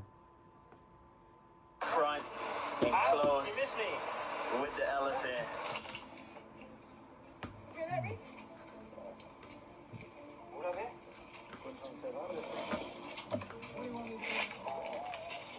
Good morning, y'all. It is the morning after, and we're going to get breakfast. Morning after the crazy adventure. Yes. We're gonna get some breakfast. Finally. I'm so hungry. What are you feeling like eating right now? We are hoping for pancakes, Yep. home fries, eggs, Ooh, just waffles like sound what we good have right now. back at home. Some fruit, you know what I'm saying? With a little side of orange juice. Yeah. All that good stuff. All right, let's go see what they got. Life support shutdown sequence initiated. All personnel are to evacuate those labs immediately. Follow evacuation procedure 4, 2. Skywalk. Locate your safety zone. Attention, all Phobos personnel. Life support shutdown. Phobos revisited, right? Oof. This is where, starting with I guess starting with the last level, because they had those 3 Hell Knights in that area. This is where the game starts ramping stuff up. Things get crazy. Why can't I hear it? I can't hear. Where's the audio? Unless they muted it because there's copyright music or something. What's up, guys? Oh, there it is. Yo! We are here today in Chiang Mai at Chai La Orchid to hang out with the elephants. Yup. And we cannot believe we are doing this right now. First of all, just to get here was a Crazy. trip. Guys, it's like we're in the jungle. Yeah. Essentially, we went up crazy mountains. We're super high right now, in the middle of the bushes, but we're about to experience the elephants. It's gonna be so lit. It's gonna be fun. Now, what's interesting is our driver who took us here told us that if we're trying to get home, there is no way you can get home. The taxis won't come. The Uber drivers, well, they call them Grab. They won't come. So he said, thankfully, he will wait. He will wait while we're here for 2 hours. You know what's crazy? We didn't say like how would we get home. Like he would have let us know and we could have been stranded here. Yeah. And to walk, we've been done. First of all, to get from our hotel to here was an hour and 30 minutes. So if we're going to get a ride home, we'll be staying here with the elephants. Turning to elephant ourselves. But yeah, it's about to be so lit. I've never experienced being up close, up front, touching, or even anything like that when it comes to True. It's like similar to an elephant, a horse, but that's as far as it goes. That's as far as it goes. Yeah. So it's about to be an experience. Make sure you guys come with us for the ride. Grab your snacks as we all.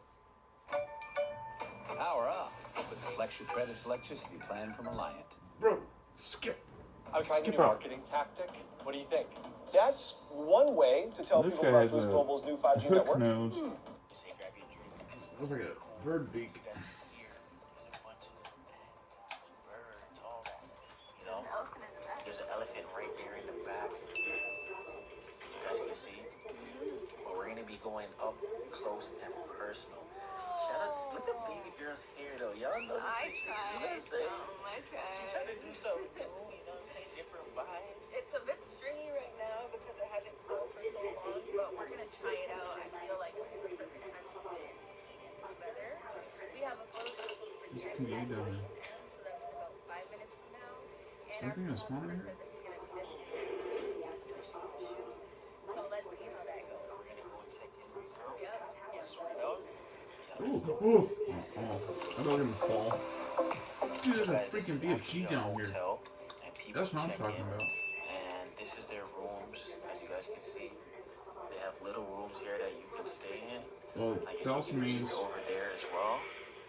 things are getting serious. It's just a little vibe. Elephants eating Yeah, dinner. Phobos Revisited is freaking They decide that they crazy. want to go play with us. Breakfast. Well, early right It is now. well early. Elephants eating breakfast. Jeez. Right? Imagine if the elephant just yam up your hair. Monorail station. They could. They could literally throw me around and get rid of me. Good. Elephants are dinosaurs. It's crazy. I don't think they're dinosaurs.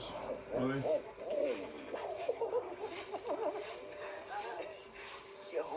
They're mammals.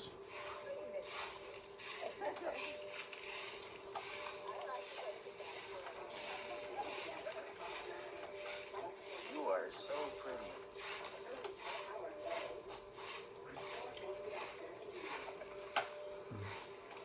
Sorry, my hands wet. Nice to meet you. Nice to meet you. Hi, man. How you doing? Good, good. Thank you. Yes, I guess. This is Reef. Yeah. Hello, Reef. He's our photographer. Excellent stuff. Excellent stuff. What about the finding a way here? Did you get lost at all? Oh, a little bit. He got lost a little bit. We have a driver. Okay. Like sitting right Yeah, there. if they've never been, it's a problem. It's a problem. How much did they charge you to get here and back? Well, here was 600. Okay. And then back, same thing. Yeah, it's not bad. That's good. That's good. Okay, so I wanted to talk to you about the shoot because there's a few different possibilities in the time that we have. We have up here we've got the grass hut, which I think you should have. Okay. This is pretty cool. I mean, it's a good substitute for a room as well, you know. So we can get you sitting outside and get you sitting inside it with the other. I've seen those shots. Okay. Yeah, those are cool.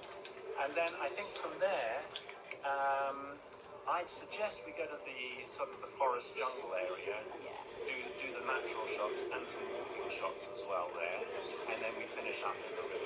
Oh, I'm trying to run out. Ready to go? Okay. We'll be ready when the elephant's here. So I'm just going to go and rustle an elephant up. Okay. If you wait for me down at the cafe, I'll be down there. You got stuck in the boxes. Thanks. You guys heard it yourself. Like, I want to throw this barrel at him first and then run out. So That's something I'm pretty sure it's the one that we've already seen earlier, the one that tried to take the camera from us. If it is, that's cool. Cause I think it's she. chill. It's probably a she, maybe. Aww. It's probably a she if it's not a he. But regardless, they try to take y'all from us. She tried to take the camera away. You know that you guys, we love you guys so much. We couldn't lose you. You're so lit. She wanted to have a PC. You know what I'm saying? She was like, hold up, is that the K in our squad? I want to be a part of that. Let me get on film, like, you know what I'm saying? Literally. But nah, y'all, this is exciting. So the grass hut, where's the grass hut?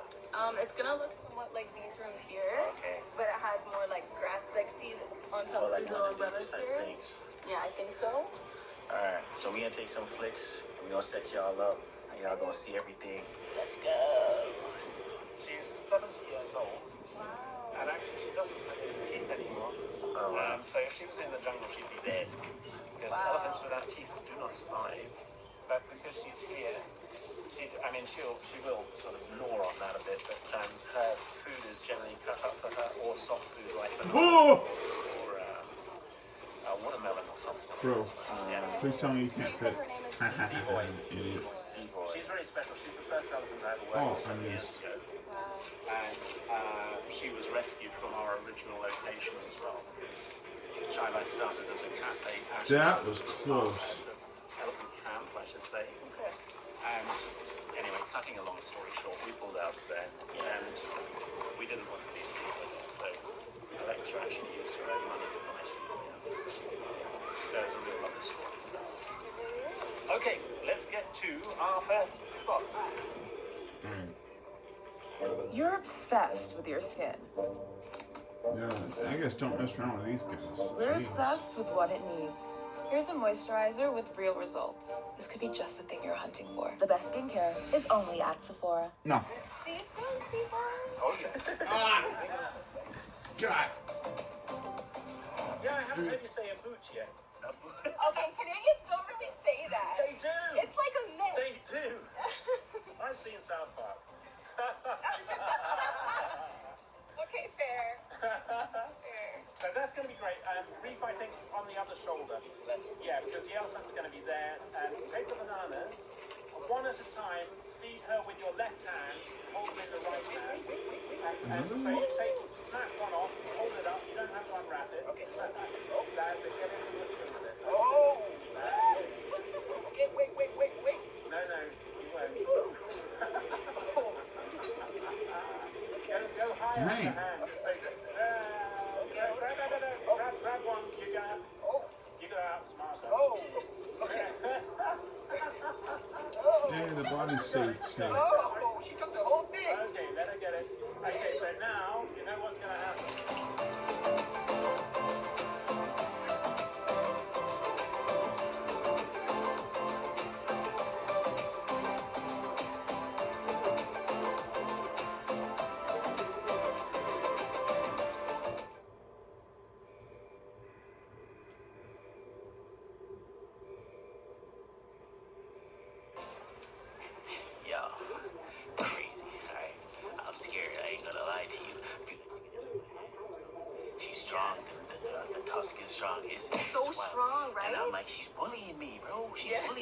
I'm wet and it's not water. It's drool. That was madness. Christian, she got all the slobber all over her. In her hair. I took a shower, y'all. She got a nice shower. Elephant jewel. I ain't gonna lie, man. I was scared. I told myself before I wasn't scared of anything, but I know, I'm a little bit nervous. I'm a little nervous. I ain't gonna lie. When she goes ham for the bananas. Right, and then her trunk is so strong. Yeah. You don't really know what to do to kind of move it away, and you don't want to do too much. No moving away. Just in case Elephants are she strange. decides to looking. give you a whack. All right, so we on to our next destination. We're off to the next location. We gotta get there by car. It'll be really cool so far. Amazing experience. Beautiful elephant. Great photographer. I'm still scared. But we gonna get over that hopefully by the end of the day. Yeah, we're facing our fears right now. Not that it was so much fun, but It's a first, that's why. yeah, It's like, it's a first. how did you feel when she was grabbing the banana out your hand? I thought she was gonna take my hand with it. Right. But she's very gentle. Very. But she's very she wants what she wants. Yeah. So you gotta. So if you're like me, you're gonna get bullied. You gotta be a boss. Yeah. What? Oh, I just saw that guy just try to shoot him, but that don't work. Yeah. There's some orphans, there's some who maybe got problems at home and need a safe house, and they make sure they get off to school, they send them all off to school. How do they get picked up? Is it like kind of In the song tower, you know, like in a song tower, like in the, you know, the Also, that slap was me face palming myself. You'll see those So when I come in freaking the morning. I'm stupid I early, am so I sometimes. see them crammed full of kids going to the school. It's so cute. Oh, I know what I'm doing. How you doing? I'm doing good. I'm trying to go back to that That's okay. The hike is Delta crazy, guys. place, man. Up and down, up and down. Go back to Delta Crazy now. mountains. Okay.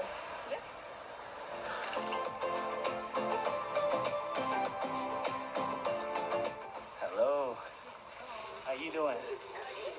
How you doing, sexy mama? Okay. Hmm? Look, he's coming to you because you said sexy mama. Oh. Oh, you trying to do something to me? Yeah, baby, yeah. Oh. Yeah, he is. Oh. Now she's Oh. Okay. Oh. Oh. You see what you did? Oh. I didn't even know where to go. This is ours. Okay. So, her name, this one is called Puntong. Puntong? Hi. Hi. Oh, God. It's just a camera. It's just a camera. Oh. Okay. This one's huge. Yeah, she's the coolest. Oh. She's... Yeah. You hear that, Rick?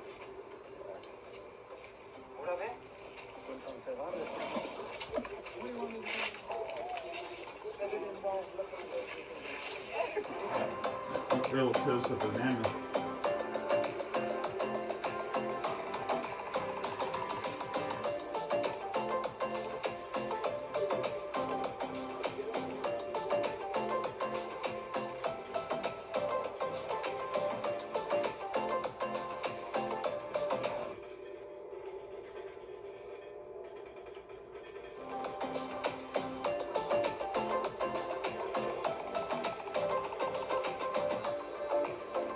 Trying to do something that we've never done before. It's quite scary, but I'm still getting a little bit more comfortable. She is so nice. Yes. Kristen is absolutely just... Oh! You're a natural. You're a natural. Mother Well, you know, you're definitely not. At the Little Clinic, we're your health experts. With personalized, Yeah, okay. ongoing, and preventive care, we diagnose health conditions, prescribe, and manage prescriptions 7 days a week with evening hours, so you can keep being the motorcycle expert. Visit the Little Clinic and select Count each freaking time I die. Good God. He's soaking wet right now. This is crazy. I like 50 freaking times. entire thing. Adventures of Kristen and Reed Times exploring 60, I don't know. Jeez, man. in the jungle. I think that was a Revenant rocket that killed him. Front and close Revenant came out with the elephant. I'm trying to kill this guy's rocket. Just finished up the shoot. We are now on our way back to the hotel. Well, first we're going to stop by the bank because we think we can get a better exchange right there for our money. But the experience was crazy. Got one health potion. I hate him. The sun just takes all the water away, so I'm Kill good. both of them. There's a Revenant somewhere over here. That's what it is. Oh, right here. Ah! He killed me again! No, he didn't kill me. Seeing the pictures online, did you think that your experience was going to be like this? And I said no. Like, I honestly Oh, thought crap, that there's the two of experience them. was magical because when you ever get that close up with the elephants, Like literally right beside you, like we put our face on the nose, right? I see that first, you were just like, you're like no, and then you're like, I'm gonna get the shot. I'm going to get a shot. But honestly, guys, You used to kiss in trunks, right? I don't mind him. It was more than a photo shoot. It was a full experience. It was literally a once in a lifetime thing. Dang it. One of the main reasons why we decided to do Really? this was because Freaking he told Folgers us killed in the me. beginning that half the money that we pay for the shoot is going to, as you guys see, those kids that unfortunately they may run away or they've been abused or anything like that. So half the money is going to that, which is a good cause, and he's going to take care of. Oh, that don't work either. Because It's I honestly, remember it was for a good you know. cause, and we feel like our money went a long way when it comes to that. So it was somebody definitely more than a seasick photo shoot. It was an guys right here, experience, man. and it was giving back to the community as well. So Zombie we had a security. really, really good time. Now I we're on should our way just back to straight the up hotel just and the bank. do We're gonna artifact go hit and up a cafe blast called everyone. Versailles the Yeah, Floor. I gotta restart. The same freaking spot. Yes, sir. So stay tuned. Love y'all. So these guys with the bullets flying around everywhere. Jeez, man. Because that's the jinx. Because it's the jinx. Well, you never said it. But I said it first.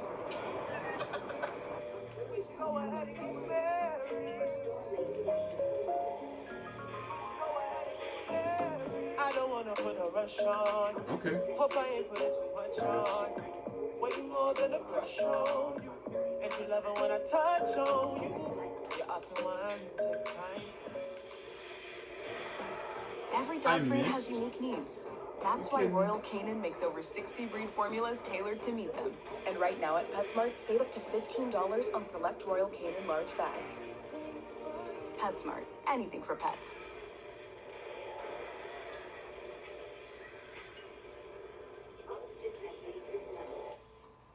When your kid is hurting and there's nothing Safe. you can do about it. What are you talking about? I don't even know.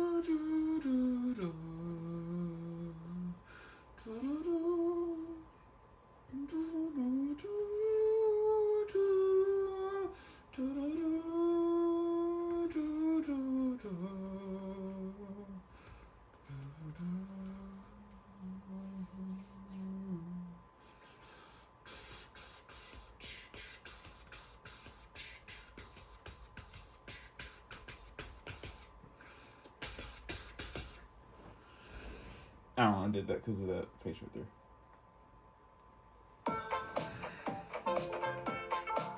Yeah, that's the second time I hummed the Terminator theme. You're sick. On vacation. Now your wife is faced with going out The there. first time was in Iridus 5 when I found the chain gun. Minimalist, Frugalist, and Silent Stranger are all achievements in Resident Evil 4 Remake that, Ooh, according to Dynamite Steam, music rank in as some of the rarest and most difficult that the game has to offer. With Minimalist restricting you to using only pistols and knives, Frugalist banning health items and the partaking of herbal refreshment, and Silent Stranger making us effectively excommunicado from the merchant's goods and services, each of these achievements completely changed the way you play through the game. And conveniently, I needed all three of these to finally 100% remake. So with it being long overdue, I decided that today I'd be getting all three of these final coveted achievements at the same time. The Trifecta Challenge was a video game waterboarding technique that would require us to get through all three of these remaining achievements in a single playthrough, alongside Peerless Agent, which you get for beating the game on Professional. I was just including it here as Quadfecta just sounds kind of lame. Now, individually, each of these achievements weren't overly taxing, but combining them all together alongside the game's hardest difficulty was the kind of thing that leads to the narrator keyboard being opened by force. Narrator dialogue. Okay. Oh, here we go again. As we dropped off in the village to enjoy the most celebrated of Christian pastimes, the combination of these achievements would be felt immediately and consistently. The Trifecta, as it so happens, was the perfect self-sustaining cycle of pain. The reality of our situation was that for the next 16 chapters out of the 28 weapons available to us, we now had access to only 3 of them. And with us cut off from the merchant's upgrades, the stats for those 3 weapons would remain the same as they were when we found them. The combat knife had a warranty of only 4 necks until it was out of action forever, and with Frugalist providing the cherry on top of this cake made out of white dog shit, we'd be forced to partake in what was a very loosely termed no damage run. I always think about this comment when I write these. It's like post-nut clarity for challenge runs. Regardless, within 3 resets, we'd managed to survive until the bingo rapture and had successfully backflipped our way through to the fishing village, a beautifully serene location that made you feel like you were at one with nature. Oh. Until we're forced to taste these random hobos' fingers with our eyes. Having not saved, thinking who dies in the fishing village in 2024, me and my hubris were non-consensually returned back to the windmill. But I couldn't escape this unshakable feeling that there was more bullshit on the immediate horizon. Oh, wait, yeah, no, there is. It was very clear that the severity of this challenge meant that there was no room for our usual negligent playstyle, so heading back to the fishing village on a 10-5 with slightly more love and care applied to our very delicate amount of health, a second helping of fish fingers were avoided as we belly flopped our way into chapter 2. Freshly fertilised deadbeat dad Mendez was nowhere to be seen, but there was one person who was keen to speak with us. Now, I wondered for a moment how strict the Silent Stranger achievement actually was. Would eye contact fail this? Could I accidentally say something near him that could be construed as social interaction? Well, just to be sure that there were no muddied waters, our hooded friend was given the silent treatment, which in itself brought its own set of problems. Concerned that we'd created the remake's first Stalker enemy, one reprieve was that having played the Berserker mod for the past 6 months, the vanilla game felt so nice. Dynamite Valley felt like it was almost empty, and our tried and tested strategies were now back in working order. Sure, we still had the odd forced conversion from solid to liquid, but that's just what Dynamite Valley was all about. Just a couple of dudes with explosives, living in the moment. With Eagle Crank eventually collected, we were able to open the path up to the Playboy Mansion, where we can finally get back to what had become one of my favourite pastimes. But I'll be. The toilet door wouldn't hold him forever, so with the merchant left inhaling his own excrement, we collect the key for the church just before Mendez arrived to check on the progress of his freshly incubating child. With the church located, our sins for now would remain unatoned as we parry, kick and shoot our way through the cliffside to begin work on clearing the swamp. With the brute ambushed as soon as he walked around this corner, the rest of the swamp had no answer to how quickly we could run through to the fuel, and with a nice hot petrol-infused bath, we had a rare opportunity to relax as we sailed off across to the other side of the lake. With sunlight quickly becoming a commodity that we couldn't afford, it was time to arrive back on dry land before immediately heading back out onto wet water to begin our collection of the stone heads. Not bad.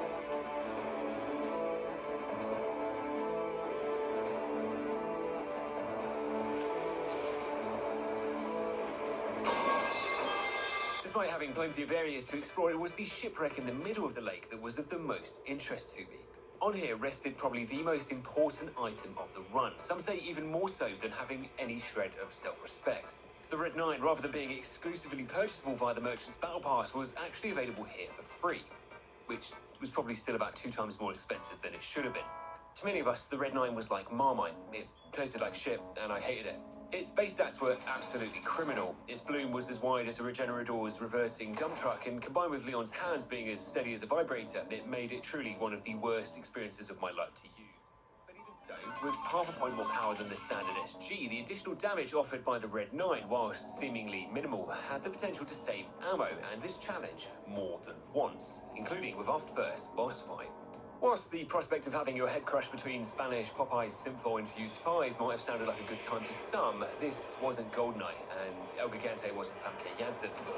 I'd never quite realised just how annoying this fight was without being able to take damage, but with the newly acquired Red 9, it was time for it to shine, and oh boy, did it not.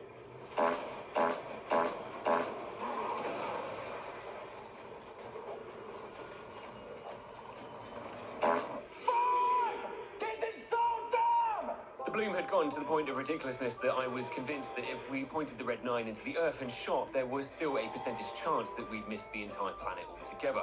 Wondering if we should have just waited for the Red 10 to release, the big guy was simply absorbing what bullets we did hit like they were nothing, and the extended warranty his attacks came with seemed to be outpacing our apparent skill level.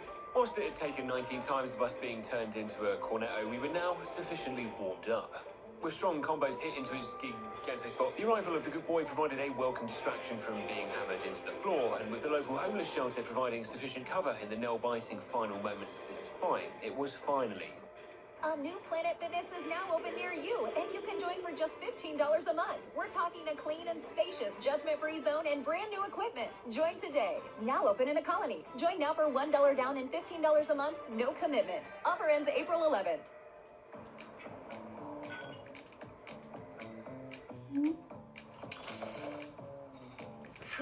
Texting while driving. Done. The run up to the church was a sobering one, both in-game and IRL, where it began to dawn on me that if it took this much effort to beat just one nappy-wearing man-child, then it wasn't looking good for the rest of the game. Anyways, forgetting my future woes as they became overwritten by my present woes, I was very quick to make my discontent of Ashley's presence here known. Her initial performance of getting out of the church was distinctly disappointing, and as always, she couldn't be trusted to be left to her own devices. Let's make our first time doing business a memorable one. Heading back into the town centre, it was clear to Bravo 6 that it was getting pretty fucking dark out here. But even as lightning streaked across the sky and the darkness came to reclaim the village, these conditions presented the perfect opportunity for someone to go unnoticed. Thanks, the reverence, man. That killed him? Stealth, when available, offered us more than just enhancements to our sex appeal and the ability to be scanned as with self-service checkouts. a rocket. Unexpected item in bagging it. They died Remaining from it. undetected where we could saved us valuable ammo, health, Ashley, and maintained an overall more calmer vibe to what could be potentially disruptive areas such as the town centre. Somehow, with our head reflecting moonlight like we were a lighthouse, we remained undetected from the entire village and the farm, where with a simple diversion we were able to draw out the remaining enemies and sneak through to the windmill typewriter. The cabin was primarily a place where terminally ill gamers such as myself came when they wanted to go back to the desktop. With Luis refusing to let us dual-wield the Red 9s and then choosing to shoot at a pace that would classify as a negative RPM, making it out of here without taking damage was looking unlikely. If you weren't being trolled by Luis or hit with what in most social circles is classed as an illegal move, the reanimated corpses of my would-be victims quickly cornered us upstairs, ensuring that I never left here alive. After so many resets that I'd forgotten what it was like to be in a different part of the game, I'd rediscovered the loop around the cabin that had served me so well in the Berserker mod, and it had again come in clutch here. With dodges that would have had Morpheus gasping for air and split-second parries that even had the Ganados questioning their reality, we'd been in the middle of knocking down ladders like we were defending Helm's Deep when Ashley broke down the door, becoming the unlikely hero of Chapter 5. Arriving in the looming shadow of the mountain checkpoint, we now faced a series of checkpoints that would need to be passed through if we wanted to gain access to Hogwarts School of Witchcraft and Bullshit. The first of 4 challenges would start with the ambush in the valley. With these 2 scouts given an extra hole to breathe out of, we watch on as this Ganado patrolling with his eyes closed stepped into his own trap. By gaining some early momentum, Ashley sticks much closer to us, and with her earliest possible kidnapper currently trying to put his tibia back into place, we can run straight through to the door to the checkpoint, where once open, this imaginary line here causes everyone behind us to drop chase. Arriving at the checkpoint, Bella apparently is a colloquial word in Spanish that means beautiful. Evidently, there was still a large language barrier here, but the sisters, the checkpoint, and the resizing of our rectums to chainsaw size were in fact only the second, third, and fourth biggest concerns here. The first was that we were running out of ammo. Post-cabin, ammunition stock had unexpectedly reached previously uncharted lows, and with several key moments on the very immediate horizon, it was time to begin bullet rationing. With handgun ammo now a protected species, getting through the checkpoint fell to the rapid oxidation of a material in the exothermic chemical process of combustion, commonly referred to as... Like our favourite Targaryen, I was bowed, bent over and broken, but fire would be our unlikely ticket to avoiding a softlock in the chapter finale. By using our Molotov-wielding friend here and the various hanging torches in the arena, the sisters and their supporting forces were gathered up and firebombed, providing us with some much-needed breathing room. Even after our new friend's performance became lackluster, the damage had already been done, and by sedating the sisters back at the checkpoint's AI borders, we gave them both a reason to continue wearing those bandages. The reset line here also has a second benefit, however. With the checkpoint crank now in hand, the remaining forces around the door were also reset back to their original positions as well, meaning that after we'd collected some additional ammo from the valley, we could re-enter the checkpoint and open the door without ever being detected. En route through to the castle, the ongoing custody battle over our infant parasite turns ugly, and Mendes remained wholly unimpressed by the new hole that we'd made in his jacket. Questions remained unanswered about how practical Las Plagas really was from a day-to-day perspective. From what we'd seen so far, these mutations just seemed wildly inconvenient. With the King of Cheese bearing down on us, Mendes would soon come to learn the 2 L's of crackhead challenge running. In Resident Evil and many other quadruple A games, ladders can help to provide the perfect ad break to intense boss fights. For us and our distinctly average weaponry, it meant that we couldn't just hold our ground and freestyle fights like this. In the absence of more powerful weaponry, it turned boss fights into a marathon, not a sprint, meaning we'd need a safe and reliable pattern we could follow that would not only prevent Mendes from choking us out, but give us time to issue out damage. And it just so happens that this arena gave us both. By running straight up to the ladder to the floor above, Mendes and his attacks here were both easily dodged and provided more than enough time for us to begin reducing his health. Once we'd run out of room here, we'd wait for an attack before jumping down to the ground floor, where his cooldown gave us more than enough time to make it back to the ladder safely, climb up, and repeat. Admittedly, cheesing the big cheese in such a cheesy way felt somewhat illegal, but it also requires a level of patience and discipline that meant I wasn't just a complete sellout. And with Mendes, only my second hated big cheese next to Stilton now turning into fondue on the floor, we arrived to start the castle with the trifecta challenge still alive. For now.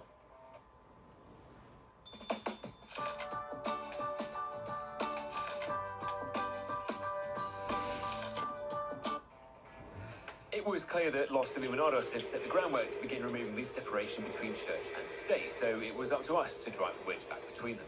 The religious intolerance as we fought through the castle battlements was high, but so was my intolerance of the religious. Reaching the cannon, the game apparently believes this to just be an exceptionally large flintlock pistol, so doesn't fail us on the minimalist for using it. So you better believe that I made the most out of this rare boost in firepower. Right off the bat, they give you a freaking burning sauna, a revenant, and then a helmet. What the heck is this? You vulgar!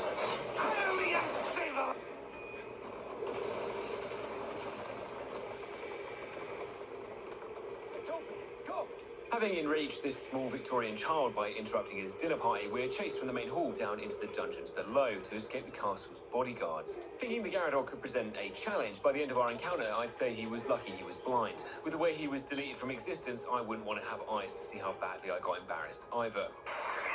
Not seen anything you like, stranger. System failure. Entering the waterhole, this place always seemed to make me feel better about life. If things weren't going well, just remember, at least you're not here. As expected, the vein in my forehead was bulging more than David Bowie's pants in Labyrinth as the resets began to flow like wine, and Ashley, right on cue, was becoming more annoying with every additional breath she took. This one was not sparking joy. Facepalm. The Diagro line back at the save room, however, was helping to de-escalate the tension here somewhat, but just as the feeling of wanting to put my fist through my monitor had begun to dissipate, the one sound nobody on a pistol-only run wants to hear.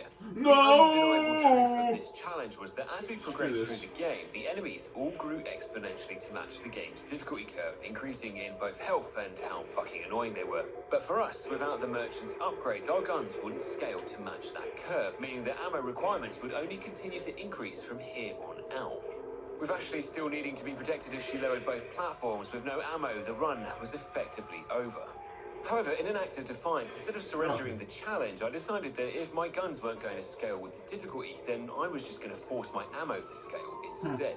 Throughout the world of Resident Evil 4 are item drops available from crates, vases, barrels, and enemies, which for the most part were RNG. But it wasn't complete random, and there is actually an undoubted logic to how these drops work. So to demonstrate this, let's take two hypothetical inventories. One that has ammo, plenty of resources, and lots of health, and one that does not. Opening this specific crate 20 times, the player who has the stacked inventory receives the status 90% of the time, whereas comparatively, the player with nothing gets herbs, ammo, or resources 85% of the time, proving that there is a degree of influence we can exert on these drops. These RNG crates, prior to being opened, conduct an assessment of our inventory, modifying the item drop rate percentage from their matrix in line with what we have, or, more importantly, what we don't have. And that is what we were now going to be abusing the shit out of. In these situations where I had 0 bullets in my inventory, with that same logic applied, crates now prioritize dropping me ammo until we're sufficiently stocked up. However, the critical trick to this process was to not pick the ammo up. By leaving that ammo on the floor and moving to the next crate to do the same, the game still thinks we're a broke bitch and drops me more ammo. And if you'd fought ahead and left every single crate in the castle untouched like me, then, well, you can see where this is going. Now, there is a limitation to this method. Venturing too far off into the level will trigger an invisible threshold that despawns any loose loot on the ground. But being the neurodivergent gamer that I was, I'd already worked out where each of these points were, meaning I could return to each designated area whenever I needed an ammo restock to help keep the fires of this challenge burning. Returning to the waterhole with an ammo refresh now came at the more important question of how to use that ammo. Speed is usually of the essence in the waterhole, and indeed so many other fights throughout the game, but with damage effectively in a recession and reloading taking 2 to 4 business days, we could often find ourselves being overrun, or if we were lucky, losing Ashley. With the first 4 enemies down, more reinforcements begin flooding the arena. Some continued their attempts to grab Ashley, whilst others arrived on my floor to forcibly traumatize me with blunt force. Runner 1, more often than not, can be taken care of with the help of peripheral vision, but Runner 2 always made it to Ashley. Her interruption was inevitable, but if she was rescued quickly enough, it wasn't a game ender. The truth was that after this point, it was up to the gods if we could make it out of here damageless, up to Ashley if she could crank quickly enough before being rugby tackled off the lever, and up to me if I just couldn't face this shit anymore. On attempt 36, with Ashley abducted early, it looked like we were heading for that same result, apart from the fact that she'd somehow managed to crank the platform up. Attempting to slip through the zealot wall forming up in front of us, the game offered mercy at a pivotal time, allowing us to make it to the bridge unscathed. With Ashley seconds away from disappearing forever, it was now or never.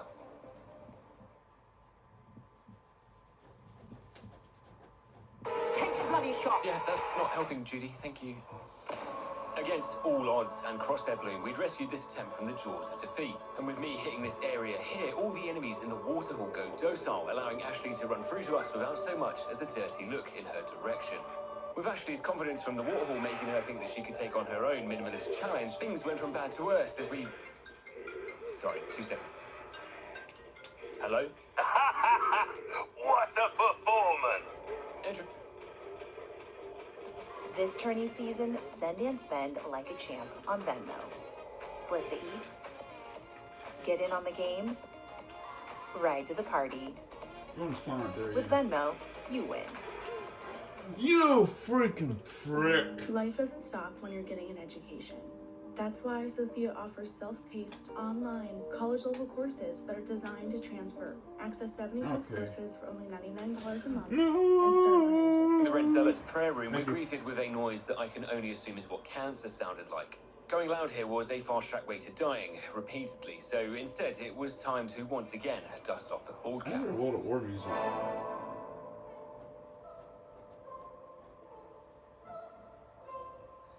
Hitman. The first task for Phil Mitchell, Master Assassin, was to take out this Ian Beale on the left by shooting him. This sounds like the opposite of stealth, but for reasons unknown, instead of, I don't know, asking any questions, his colleagues simply refused to believe that this guy had been shot, instead continuing to just send intense thoughts and prayers. Avoiding the patrols downstairs, we move up to remove any wandering eyes from the balcony. With the Overwatch removed, we can move up behind this Zealot to convert his Adam's apple into a Mary Pineapple, and with everyone else in the room legally blind and deaf, nobody moved a muscle as the Red Zealot mumbles his final glory Las Plagas. Excellent work, 47. The leader has been eliminated. Return to the safe house. Collect yourself. I'll be in touch. Masking our escape with theatricality and deception, our spate of religious hate crimes was now complete, but one challenge was now in peril. Right. Third time's charm. How about we continue this discussion another time?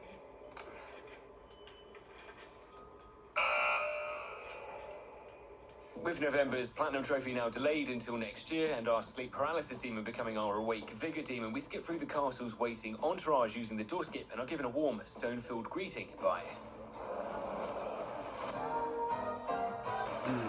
With armoured Harambe doing most of the work for us, our perilous run across the battlements to the cannon allows us to preserve this timeline's integrity. And with Ashley found, she's asked to politely not fucking stab me again, please, as we prepare to enter the maze. Being an ex-cop, Leon's experience at dealing with beloved family pets was his speciality, and with a quick ammo replenish in the maze, all 3 flags were lowered to open our way through to the Grand Hall. With 3 puzzle pieces required to unlock the path through to Chapter 10, we hit what I thought would be the hardest of the 3 rooms first. And oh, how wrong I was.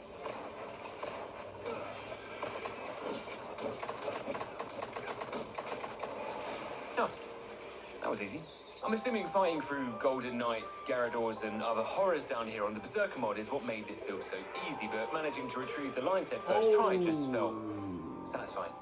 Weirdly enough, it was the goat's head room that took the mantle of room most likely to make me auto-asphyxiate. With no way to prevent us from being dropped down into the hell below, we'd be forced to fight our way through the entirety of Pueblo's sex offender registry, whilst also tanking my 180th epileptic fit of the run. It was clear that if you loved what you did, you'd never glory a Las Plagas a day in your life, but this whole philosophy was proving rather inconvenient for both me and Ashley. Ashley! Fuck, not good. One quick reset to reconstruct Ashley's entire face, and you can actually subdue Mr. Songs of Praise over here by just shooting him in the middle of his charm. Heckling him like this prevents him from ever exposing any plagas from the foot soldiers on the ground with us, helping to severely reduce the amount of aids that this section could provide. With Ashley used as bait to set up some insta-kills, we make quick work of the remaining forces in the Goat's Head room to complete the puzzle and begin Chapter 10. With the merchant's attempts to force us to engage in business with him becoming more unhinged and aggressive, Ashley heads down into the crypts below the castle, where she belonged, whilst we began tackling the ballroom.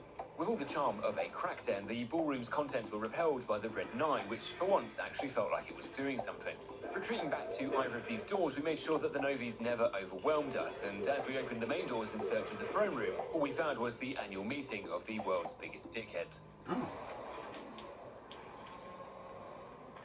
As anticipated, the Garrador trap room was more than qualified to emancipate me from life. My experience in this room felt like I had a constant malevolent voice whispering in my ear that I should smash my keyboard. It would need to be resisted as much as possible. Seriously? Unable to discharge a firearm in here without being forcibly put onto life support, our constant resets proved very quickly that there were some fates worse than death. Oh my god, I'm so sick of this run. Oh my god. There really was only so many times you could open a brown door and run through a ballroom only to just immediately be punched in the face and have to do this all over again before you begin to go clinically insane. Why are we still here? Carelessness was the #1 cause of death in this room. The Gyarados moved in mysterious ways known only to the gods, and every noise we made was a hypothetical throw of the dice of fate. Would we be left untouched, or would we have our eyes pushed out the back of our arsehole? Well, the complete randomness of this room was what made it so fun. I'm just kidding. This place fucking sucked. But there were two things I could leverage that the Gyarados would never see coming. Literally. The first was tap shift. By tapping, not holding shift, we were able to gain a speed boost that kept us undetected by the Gyarados' overly sensitive hearing. Alongside that, I'd also learned how to turn the Gyarados into my own personal predator missiles. If anything was unfortunate enough to find itself between me and a Gyarados as they were rampaging towards me with murderous intent, they'd receive a gentle tap on the shoulder to tell them that they were out of the game. With this knowledge, at the right moment, shooting could help to get me out of tight spots or send Gyarados in to do my bidding for me, and whilst it made it seem like this was a simple game of cat and mouse, the Gyarados were more like velociraptors. They were clever girls, and they didn't obey the rules of game development. If it weren't for dodging underneath the Gyarados by a matter of frames or parrying their attacks at critical moments, then we may have just found ourselves walking through the ballroom forever. But finally, on attempt 28, the Gyarados had taken out every single zealot for me, leaving just the three of us. And after what was the most intense war of attrition I'd ever taken part in, the Gyarados were finally laid to rest in what I assumed was a continuation of their current darkness. You want ads that drive results. That's why we built Roku Ads Manager. Sign up I'm at that one location. ads.roku.com. Check it out. At Planet Fitness, you can get free fitness training. Save $28 or more when you join for just $1 down. My room arriving to watch Ashley get waterboarded for Madonna's entertainment was disturbing, even for someone who hated Ashley as much as me. But the castle was apparently exempt from human rights, and after being demoted to the basement to crawl through the castle's morning shits, we managed to find our way back to the surface.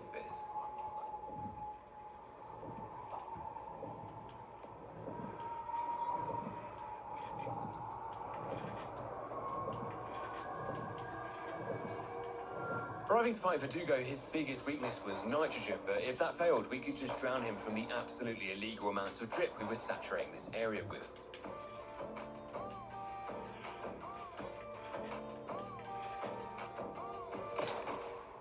With Timu Predator frozen long enough to crank our way out of the power room, his second lesser-known weakness was a mild jogging pace.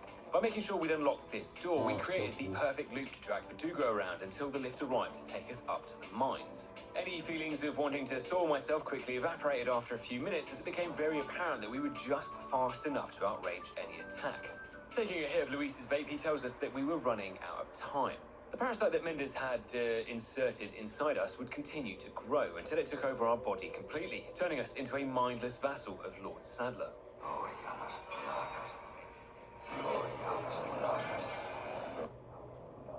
With Luis now joining us on the merry-go-round of misery and suffering, it was made clear that chainsawing the parasite out of us wasn't an option, meaning that we were now against the clock to ensure we didn't turn into Plaga Palpatine. To clear the cave-in up ahead, we'd need to collect some dynamite, which was currently being protected by a coalition of the widows we'd made back in the village. Collection of the dynamite was made easy by the mine's strict enforcement of its one-way traffic code, and our El Gigante sequel was for once one that I actually welcomed. With the control panel for the lava grate returned from its Berserker mod hiatus, all we needed to do was get both of the big guys down just once before plunging them down into Gollum's swimming pool. Once on the minecart, it was evident that the new Indiana Jones film blowed. But once on the other side, to alleviate the stress of our predicament, Luis proposes getting some acupuncture, to release some tension. Los Illuminados' answer to Andrew Tate proclaimed that he himself was the master of the minimalist challenge, believing that relying on the comfort of a turtleneck, clothing, or even underwear was what beta Pretty Boy Cucks did. With both of us oiled up and two sets of nipples now in mortal danger, this fight really had zero room for any mistakes. A simple misstep, one missed parry, reacting 1 second too late, and we'd be able to apply for a disabled parking badge. After learning his moveset and discovering that I could in fact reach the speed of light when smashing F to break out of his hold attack, Krauser had nothing left to best us with, and in one fell swoop, Krauser's left nipple was sliced clean off, forcing him to retreat and drawing an end to the first round of playtime. As the world became crueler and more Luisless with every passing second, Luis asked us to pass his lighter for one final smoke. What do you think, Leon? People can change, right? Oh, no. Still wondering how Luis's death would affect LeBron's legacy, we're welcomed again by local clock tower enthusiast and resident masturbator, Salazar, as we begin chapter 12. Every narcissist's dream was to have a fully functioning flamethrower head of themselves, and Salazar was no different, but it was surprisingly useful at doing the majority of the work for us here. With the rest of the clock tower crushed for our second Indiana Jones sequence of the video, now came a crucial moment. This was now the point of no return. Once the lift had been taken up, there was no way of coming back down, and with the huge amount of crates I'd left throughout the castle that still needed to be open, I decided to make a quick detour.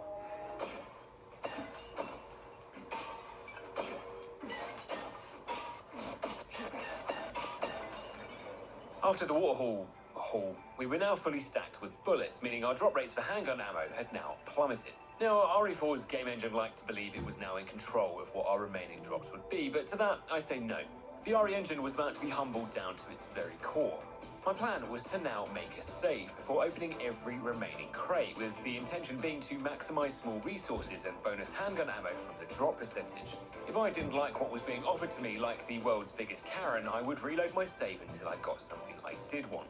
Really, the only limit to how long this could go on for is just how patient you are, and lucky for us, my levels of patience would be deemed extremist. With the game dominated into providing me with the goods, the hope now was that I had enough ammo to make up the tower and through to the finale without getting softlock. So as we arrived back at the clock tower with 316 bullets...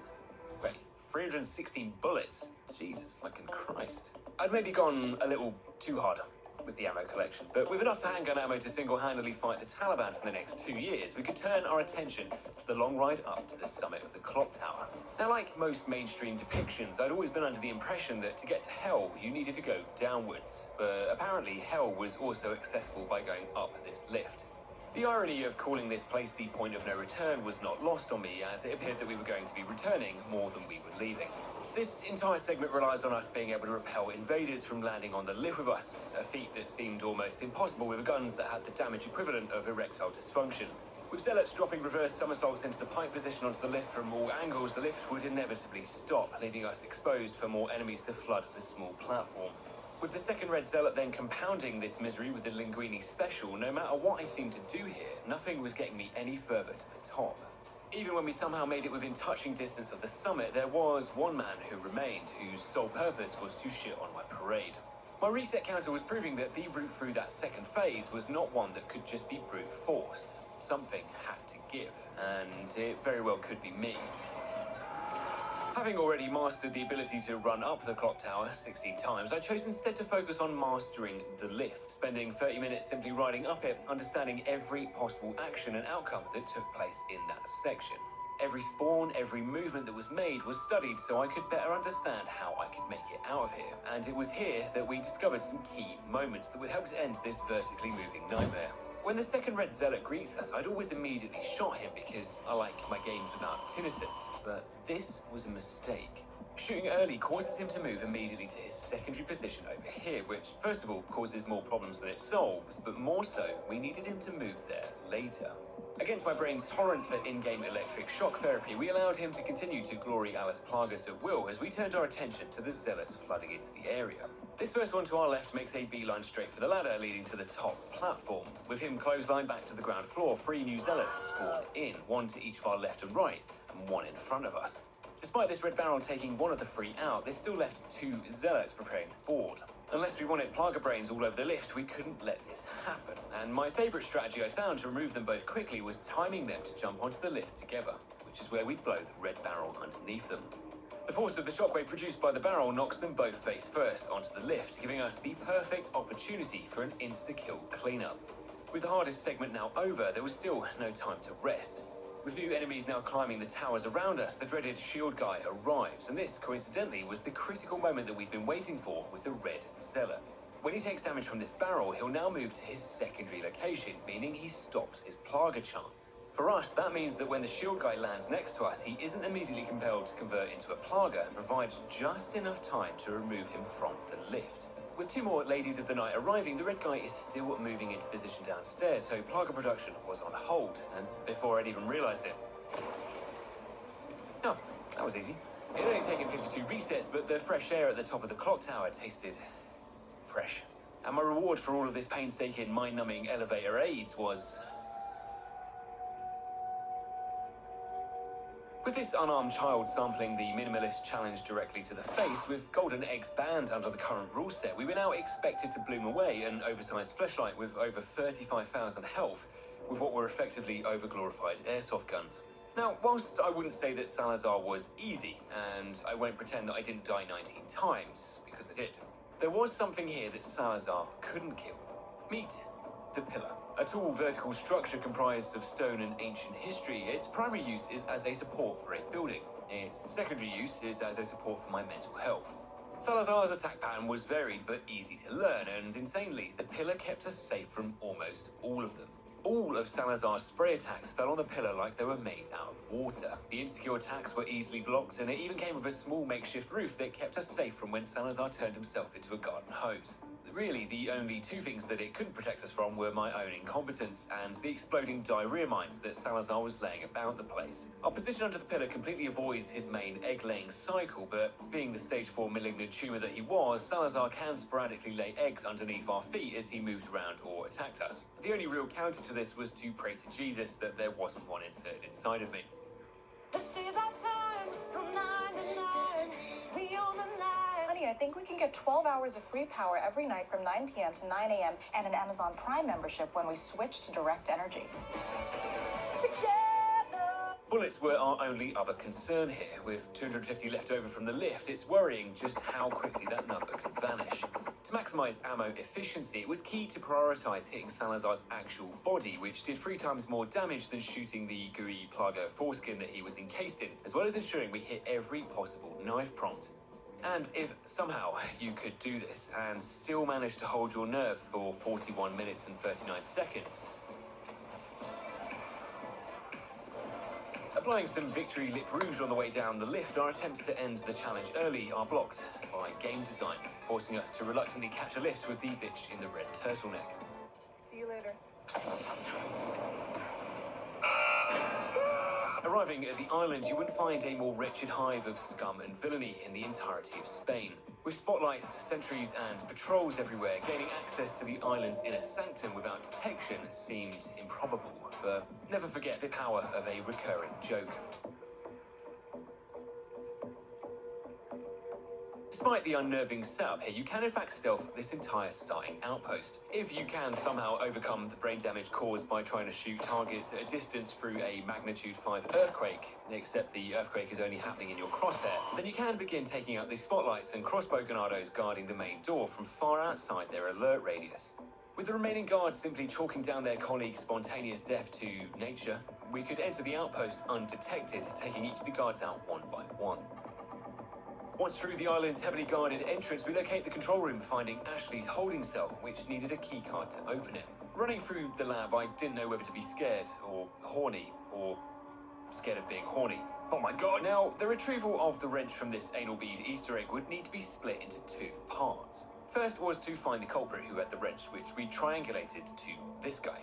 With our previous save reloaded and spent ammo revived, our lack of thermal imaging meant that Plaga location would be impossible. At least it would have been had I not noted down exactly where each of the Plagas were when I'd originally been searching for the wrench. With ammo saved, the keycard upgrading, and our safety save prior to starting this room turning out to be a wise investment. Our movement through the lab as we waited for the keycard to update was as majestic as it was jarring, but with the keycard swiped, we make a break for Ashley, and unlocking her from her prison cell, we could finally make it into Chapter 8. You do know I can hear you up there, Ada? With Ashley now back on the team, it was time to tackle the longest chapter in the history of chapters. One time saver I found in the furnace was to stick Ashley on the lever, run down to this door, but to not unlock it. Instead, with the enemies now spawned in, we can run back up to this platform to shoot Ashley free from her scripted abduction, before running immediately through to the next area. Arriving here completely de-aggroes the entire furnace area, but with the door still locked, Ashley's AI is stuck and can't move, preventing her from running into the arms of any waiting enemies. Returning to unlock the door, nobody in the furnace area spots us, meaning they remain completely docile, allowing Ashley to run past them with ease. The same principle then applies to the new enemies that spawn in this connecting corridor after the door is unlocked, leaving us to just wait patiently for Ashley to join us. The price of this strategy, however, was that we have no typewriter between here and my arch nemesis, with failure sending us back to the start of the chapter. As a man with over 600 hours in this game, it was surely time for me to outgrow my inability to operate this puzzle. This was no longer a joke. This was a serious matter that required all of my attention and focus. On this occasion, reviewing the footage, VAR confirmed that it was in fact Ashley who had missed her switch, not me. So feeling somewhat better about myself, we make it through the door on our second attempt, Jesus fucking Christ, power on the garbage disposal area and arrive at what was shaping up to be the perfect storm of bullshit. Without any explosives or RPGs to weaken the wall, its destruction would now rest entirely on Ashley's shoulders, which by law I am legally required to tell you all was a massive stinky bin of shit. Time being of the essence was so far a concept that Ashley had failed to comprehend. The longer she took to clear the wall, the higher my chances were of being GBH'd, turned into rain, or 360 no-scoped in the face by an axe, which, whilst the odds of that last one happening were low, they were never zero. My loop around the bulldozer made life in this active war zone somewhat manageable. And I say somewhat because even when we weren't having our spine readjusted, Ashley seemed to be operating the bulldozer as if she'd had her eyes sewn shut.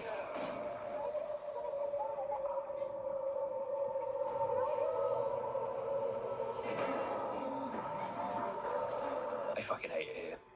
27 resets later and my usual rock-solid patience had hit an unprecedented wall. I was usually unmovable when it came to this kind of trash, but even I was beginning to feel the mounting stress this challenge was providing. But conveniently, whilst we're on the topic of walls, something had occurred to me. My thought process had always been that the wall, being made of concrete, was susceptible to grenades and rocket launchers because of science. But it had never occurred to me that maybe the reason these items do damage to the wall in the first place isn't because it had anything to do with the laws of physics, but more to do with the fact that the wall has a health bar. While shooting at the wall with the SG or the Red 9 doesn't appear to do any damage to it, after persistent shots you can see that the structure of the wall begins to change. As a last-ditch test, I began shooting the wall right from the start of the segment, hoping and praying it was doing something to remove our reliance on Ashley here, and unbelievably, the wall had gone down in under 2 minutes. So quick, in fact, that half the enemies hadn't even had time to spawn in yet, and having only cost us 30 bullets, it was certainly great value for caliber.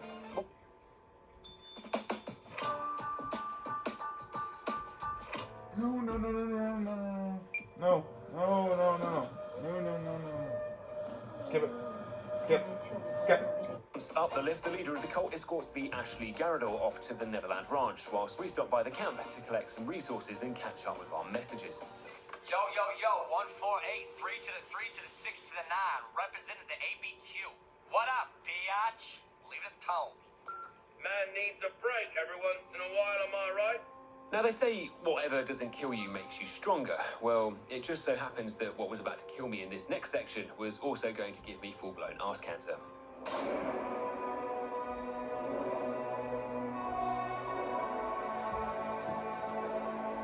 Krauser would prove to be one of the toughest challenges we'd faced in channel history. Unable to escape the trap he'd set for us meant that we'd get no shortcut to the second arena, forced instead to have Krauser make me stare directly into the sun. To help accelerate this section, if timed correctly, we could shoot the explosive-tipped arrows to immediately remove a large portion of Krauser's health. If timed incorrectly, then we'd be turning this place into a hemoglobin Jackson Pollock painting.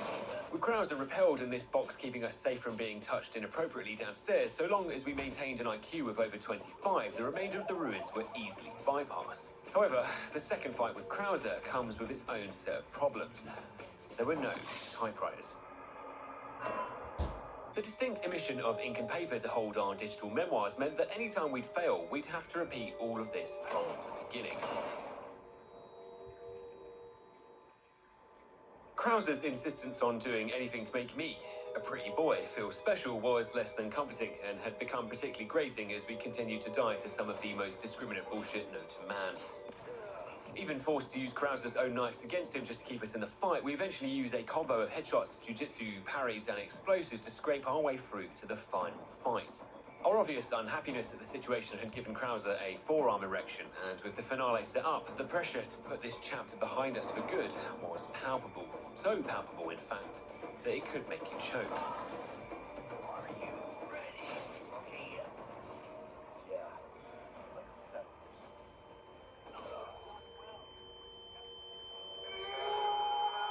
No matter how many times I returned to this circled arena of hell, I received the same disappointing, soft-penised result. No matter the move, no matter the plan, Krauser had counters to everything that we did. After repeating this 5 times, I was fast-tracked to that stage in a challenge where you question what you were doing with your life. I'm not gonna lie, I'm really unhappy about that. As I continued to throw attempt after attempt, the only thing that remained more rock solid than Krauser right now was my refusal to quit. To rise out of this depression recession, we needed to expand our thinking. It was clear that the win condition rested with the 2 ladders in the arena, but by themselves, they were useless. What we also needed was a supplemental loop, but with such a limited arena, Krauser appeared to have an answer for every move that we made. His relentless pursuit of us gave us no room to work with, and any attempts to jump back down to the ground floor could be met with an RNG slam attack. This attack was a lose-lose. Not dodging it was guaranteed damage, but dodging it left you exposed to his rapid follow-up attacks. Climbing the ladder to escape wasn't an option, and neither was trying to dodge him around the arena. We didn't have the knives or the Adderall to be able to block his attacks consecutively, so really, our only remaining option to build a successful loop was to find a way to neutralize that jump attack. After hours of testing that significantly depreciated my quality of life, it had all still been worth it. I'd finally found a way out of here. After we jumped down from the upper platforms, by positioning ourselves here and aiming at these exact spots, when the QTE was hit, we would roll forward perfectly onto the ladder. By smashing F to climb, by the time Krauser could turn around to hit us, we were already running to the opposite side of the platform. Doing this, we'd made enough distance that we could turn and shoot Krauser's exposed kneecaps before running, jumping off, and starting the whole process off again. With audio and visual cues helping us to make the right choices to avoid being pile-drived off the ladder, the God Loop had finally been perfected. We were now one step ahead of Krauser at all times, and even though damage was limited, my patience was not. Sure, Krauser could decide at any given moment to just be a complete dickhead, or Leon could just throw himself off the top floor, but the chasm that had previously been between us and Chapter 15 was getting smaller by the minute. Unlike the Bloom for the Red 9, which was now the size of the fucking known universe, but regardless, it was still doing its job, and after not blinking for 27 minutes in what was the most tense, focused fight of my professional gaming career, having turned the music and voice audios down to listen for sound cues, this sequence between Leon and Krauser felt quite uncomfortable.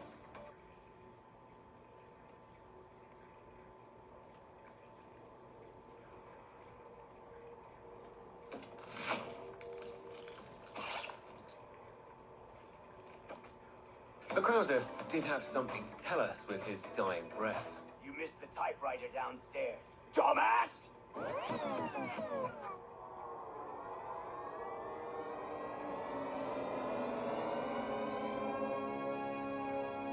What? Further investigation indicated that I wasn't the only one to be bamboozled by this unwanted Easter egg, but anyways, no use crying over spilled blood, tears, and 2.5 hours of wasted time. It was still over, and Chapter 15 was finally here. As Mike arrived to issue out democracy-free democracy to the military base, we used the turrets scattered around the area, which were also exempt from the minimalist rules for some reason, to clear out the stragglers that he'd missed. With the AA gun chasing Mike away, we were back solo again, and whilst without grenades, you may think that we'd need to make that long trip upstairs to disable the turret. Well, yes, you would be correct, but I had, in the middle of all this, found another way to take the AA gun out of commission. Whilst some cutscenes can embellish the in-game reality, this one actually tells the truth. There is indeed a real person operating the AA gun. You can only see him for a few frames and only from here, but you can actually shoot him to disable the AA gun. Admittedly, costing 70 bullets from a gun that was 98% blue made this a torture I wouldn't wish on anybody but Ashley, but maybe for a different run, it might have potential. Forced to take the manual way up instead, we make use of some efficient decision-making and strategic saves to grind down the defending forces until the gunner was destroyed. With Mike now ghosting us, the work to get to the Citadel was up to us again. Whilst I felt conflicted about using machine guns to mow down unsuspecting victims, I've come to the conclusion that it wasn't my fault that the game's definition of only knives and pistols was dyslexic. With both sets of locks released, 400 saves made to mentally break the game and to give me what I wanted, we watch on as Mike tries to park the helicopter. With his pilot's license evidently issued from the San Andreas School of Flying, the Novies were neutralized and the Regenerador birthing pool remained undisturbed as we arrived outside the Citadel. Moments away from completing this challenge, it was now time to show you all why we had kept our health untouched throughout this entire challenge. If my calculations were correct, by completing the turret skipped here, the closest Novi would push us through the turret's laser grid, helping to save us time, effort, and importantly, ammo to give us the best possible chance at beating Sadler.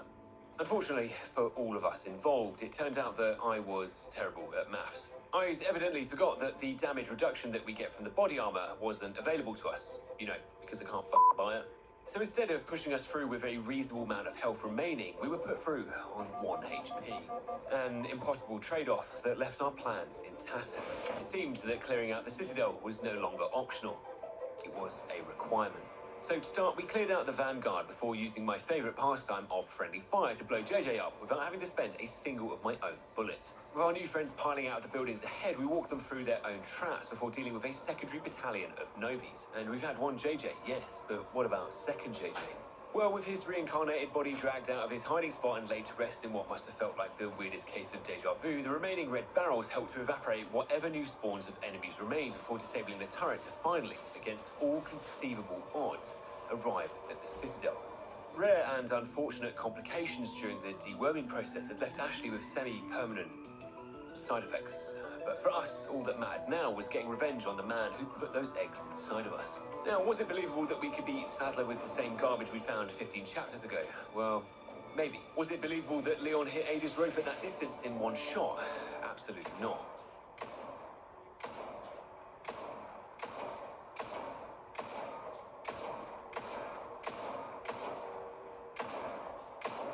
Now, the main problem with Sadler was that halfway through the fight, he decided to completely destroy half the arena, rendering any pre-planned loop completely irrelevant. Without an effective way around the arena, the fight likely would have been insurmountable, had we not just fought Krauser. As they had always been, the same rules of L and L were applicable here. After starting the fight and quickly jumping off the platform, we would use this tiny little area to keep Sadler locked in a consistent pattern, in the same way we'd done for Krauser. Once off the elevated platform, we keep as tight as we can to the railing until we jump up to the bridge here. With Sadler in pursuit, these small moments here before he jumped up to our level would be where we would get our damage in. Once his front legs moved inwards as he prepared to jump, that's where we'd sprint immediately to the ladder and back up to the elevated platform. Running straight back up to here meant that when Sadler lands back behind us, his AI now focuses on wanting to jump up onto our level, which removed all of his potentially game-ending attacks. With another cycle of damage available to us, we wait for the right cue before jumping back down and repeating the same cycle again. As we said time and time again, this was a marathon, and any attempts to deviate or greed for more damage would leave you exposed, and with such a small health pool, there was a high chance of just being insta-killed. But the loop was simple, mind-numbingly boring for sure, but if followed, it was very effective. So effective, in fact, that it even accommodates the two exceptions to Sadler's pattern. Twice in the fight, Sadler would jump up to this central platform, first to call in his Navistador backup, and second to cover the place in black tar. Through the power of left and right, the second attack was easily dodged, and the arriving Navistadors all had 1 HP, meaning the SG's accuracy helped to accelerate their extermination from the arena. Granted, there were lots of them, but even if we didn't manage to get them all before Sadler rejoined us, if we just ran the same cycle as before, putting all damage opportunity into the Novies instead of him, we remained well protected from Sadler until they were all gone. And that was literally it. Using Krauser's knife to apply an additional damage bonus to Sadler every time he hit the floor in what felt surprisingly quick, Parasite Jesus was given the holy body, and it was finally done. With the completion of the local thrill ride, the Trifecta Challenge was now over. All 3 of my elusive achievements popped at the same time, flooding my brain with endorphins and giving us that sweet, coveted 100% in Resident Evil 4 Remake. Proving that you can indeed beat Resident Evil 4 Remake without healing, without talking to the merchant, and with only pistols and knives. And with only a few extra saves, without ever taking damage as well. The only thing left to do now was to get home. Merchant? Well done, stranger. Okay. 0 math skills needed. File your Fed and state returns free with TurboTax. Pay $0. For weeks, maybe months after watching this cinematic masterpiece that was Dune 2, I began having dreams of a prophecy. One that spoke of a messiah one day pointing the way to a Resident Evil and Dune collab that would lead us all to challenge paradise. Well, like the Resident Evil version of Stilgar, my faith in the prophecy had been repaid. So today, we went back into the abusive arms of the Berserker mod to attempt to beat its hardest difficulty with only our knife. And perhaps, more importantly, the belief that by the end of this crippling hell, we would arise to become the Lissam Al-Gaib.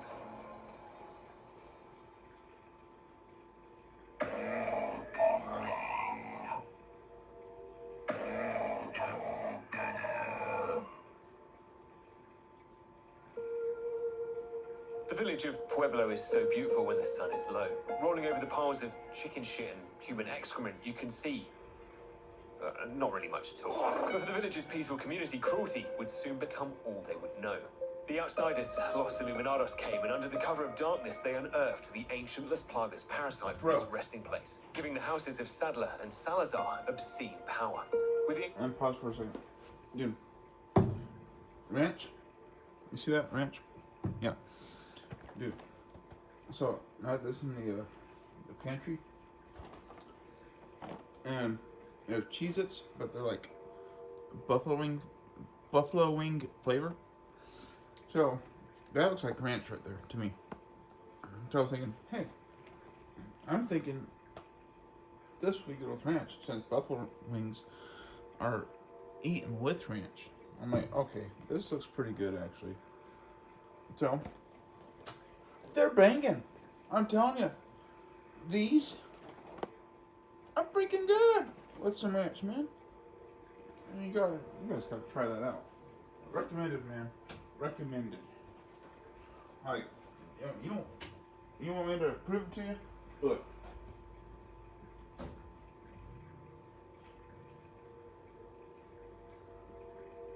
Look, I got you. I got you right here. See that?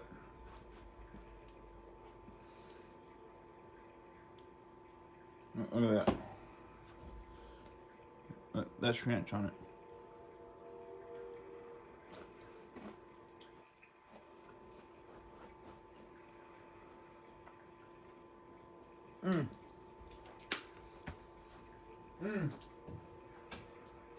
Bro, that's freaking awesome.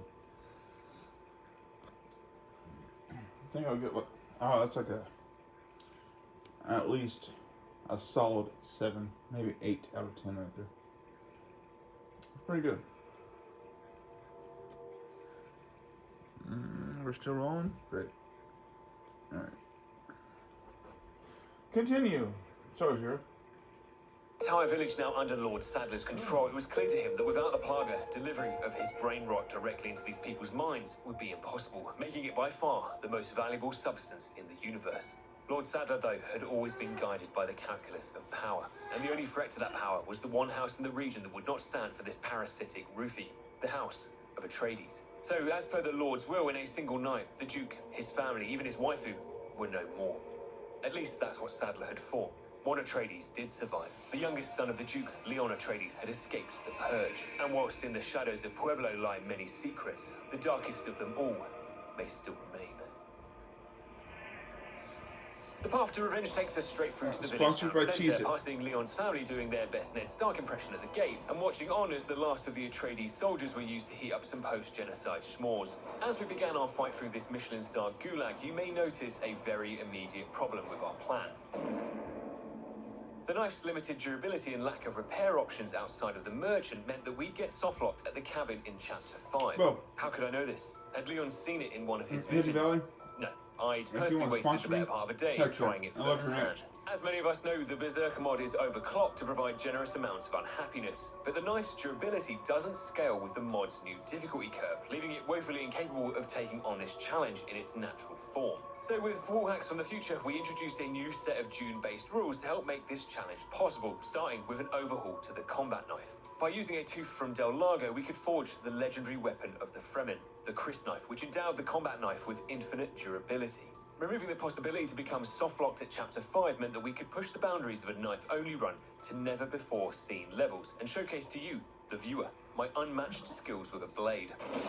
By enriching our body with the spice melange, we also introduced a completely new game mechanic to help match the impressive physical abilities of the Fremen.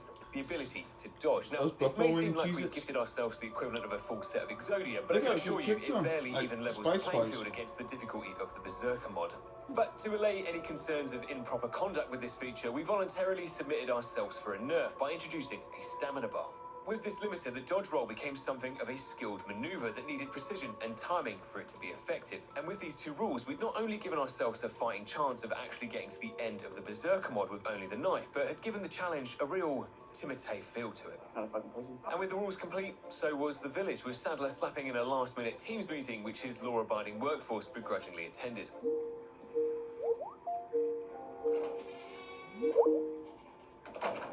With a disgusting combination thrown at the brute smuggling the windmill cog in the farm and the chainsaw lady in the basement of the fishing village embarrassed by the simple effectiveness of going up and down a ladder, we uncover the identity of the prisoner held captive inside her BDSM dungeon.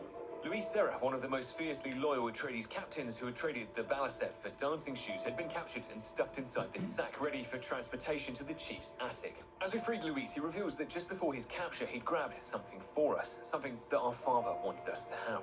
But before we could take it, we felt the firm, slightly arousing hand of the Los Illuminados enforcer, codenamed Big Daddy, grip us around the throat and place us inside this wall.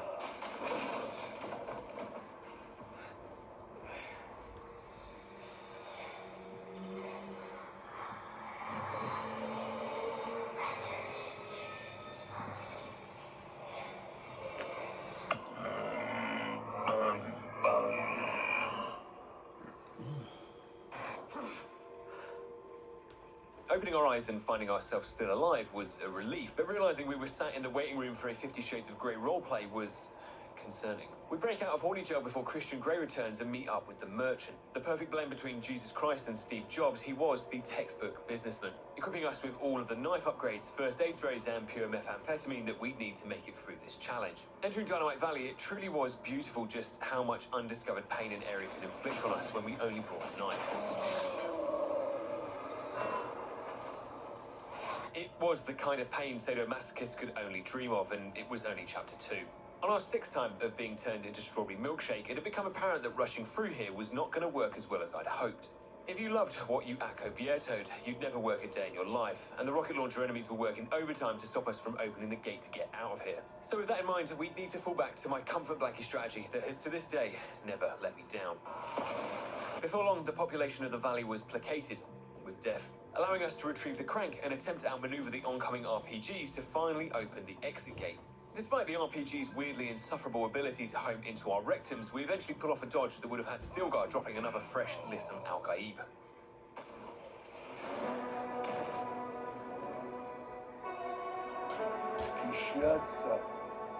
With both gates open, we arrive at such a tastelessly decorated house that you'd be forgiven for thinking we'd arrived at an assisted living facility. I've fallen, and I can't get up! But this wasn't just any assisted living facility.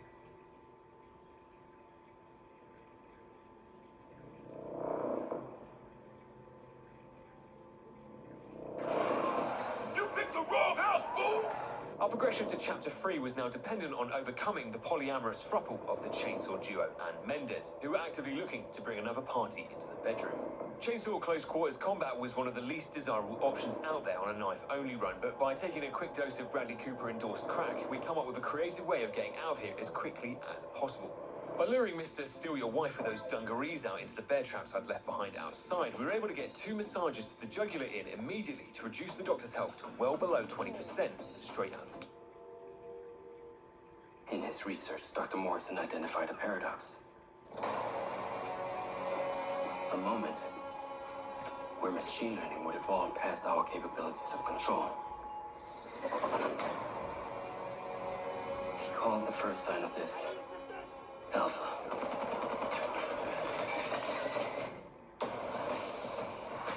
Welcome to Red Rock. Man, is it always this hot? You'll get used to it. Sort of. Not really. Yeah, not bad, huh? The latest model. Time for this. Interesting. No.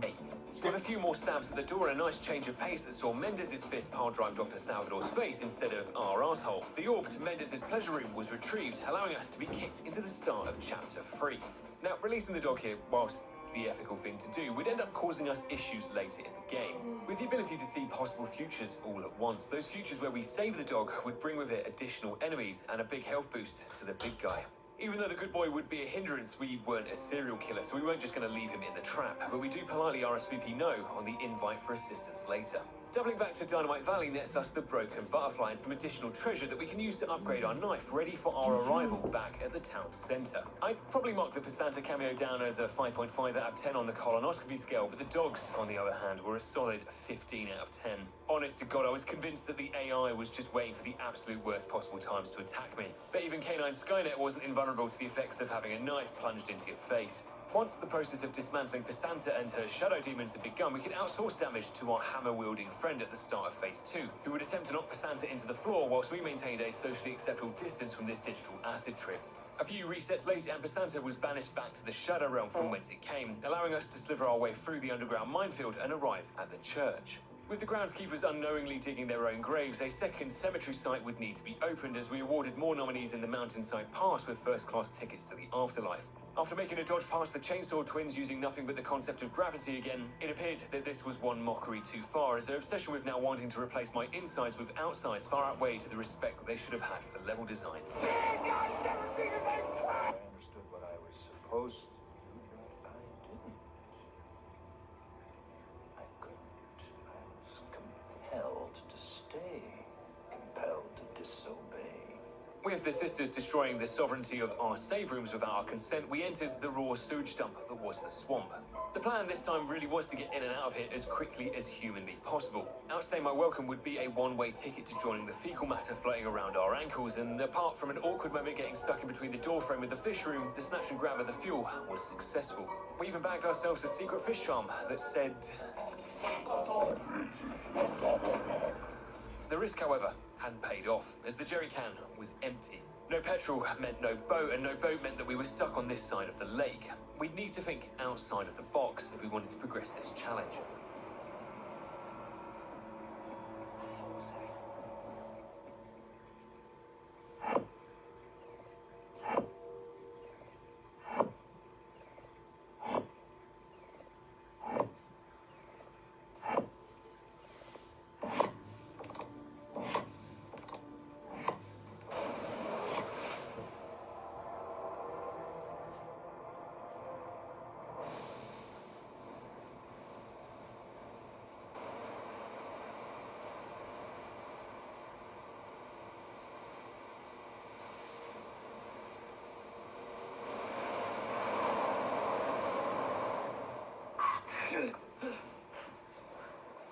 Chapter 4 often felt at times that we were spinning into a Valkyrie-induced Max Payne nightmare sequence, but our experience with this area pays dividends as we skip through the collection of the first head guarded by the Chainsaw Sisters by, yep, you guessed it. We then stunlocked this oversized demon on the boat in the middle of the lake, and as we completed our cleanup of the fishing village, there was a mysterious voice on the wind. Oh, it's just the cult proclaiming War Thunder, the sponsor of today's video. War Thunder is the most comprehensive vehicle combat game ever made. With over 2,500 tanks, planes, helicopters, and ships, you can join a 70 million strong community worldwide in some of the most immersive combat gameplay out there. And the best part is, it's completely free to play on PC, Xbox, and PlayStation. War Thunder's vehicle catalogue includes well over a century's worth of vehicles, meaning you can live out your dream of using Mike's UH-1 Huey to reenact Chapter 15. No Visitors not included. Warfinder's attention to detail is absolutely insane. Not only can you see the exact damage done to your vehicle via their X-ray view feature, but you can spend hours tailoring your vehicle with an in-depth customization system. If you're a new player or just haven't played for 6 months, you can use the link in the description or the pinned comment for an exclusive bonus that includes premium vehicles, 100,000 silver lions, and 7 days of premium. This offer is only available for a limited time, so be sure to treat yourself, and a huge thank you again to War Thunder for supporting the channel. For us, it's time to head back into the world of survival horror. Checking the basement of the shack, we find Luis. Gone. Nowhere to be seen. We could only hope that he'd managed to escape, but we do find what he'd been trying to give us. Our father's ducal signet. With his family all F4'd, Leon had thought it would be lost forever. The ancient ring of House Atreides had been in the family for centuries, worn by every leader of the house as far back as Leon could remember. It was completely priceless. You're a real professional. We commit to a quick tactical save in preparation for the second blasphemous headers. With harpoons vetoed and enemies defying the laws of physics, it was certainly the most troublesome area on the lake. If you could somehow speedrun your way to the puzzle door, however, unlock it and draw the brute guard and the head out, another lap around the area gives us enough time to snatch the head up before sprinting back to the boat. With the lake now officially completed, you all knew what time it was.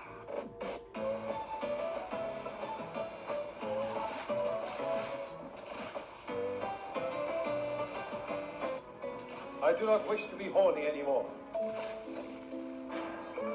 With our attacher case now meeting industry criteria to operate as an independent fishmongers, we commit to a fire sale on the rest of our treasure, allowing us to fully upgrade the combat knife, endowing it with the 2x attack speed exclusive ready for the El Gigante fight. Considering this guy's toe was the size of our head, I was fully expecting to get absolutely flattened in here.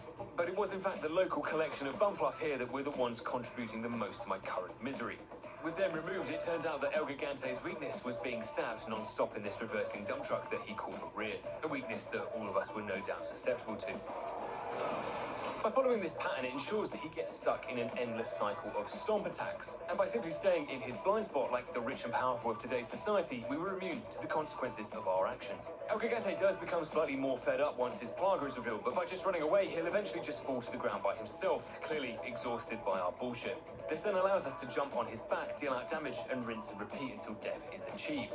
With our knife sufficiently sterilized and entry to the church achieved, it was clear this place was being used to hold something, or someone.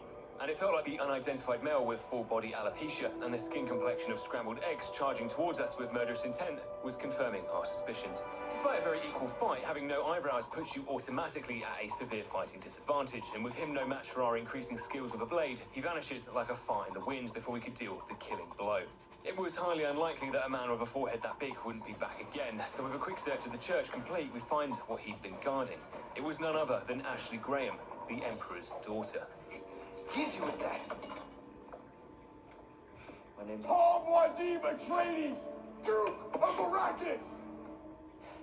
With Ashley sufficiently calmed after that introduction, she reveals that as the voice of reason against murdering Leon's family, Sadler had grounded her and taken away her phone for not getting on board with the family genocide. The person Leon had just fought was the Emperor's psychotic nephew, Fade Krauser, who had in fact been one of the chief engineers of Leon's overnight transition to orphancy. With Ashley seemingly on our side, the cult's extended family made up of the worst kinds of devilry had arrived and weren't very likely to just let us both walk out of here. Now, there were two types of people in this world. Those that believed Ashley was a soggy, human-sized diaper full of white dog shit that we'd have to drag through the rest of this challenge, or those, like myself, who were proud to sit somewhere directly in the... At Vistaprint, we print signs so people can see your brand up close. But we also print signs so that people can see your business here, see it here, and see it here, so you stand out. Even when they're way back here. Get 20% off signs and banners at Vistaprint.com. Another game? I'm done for the day, and so is my shoulder. Reach for Arnicare when sore muscles take you out of the game. This scientifically formulated pain reliever has no strong medicine smell and can be applied directly to where it hurts. Arnicare, available where you shop. Middle.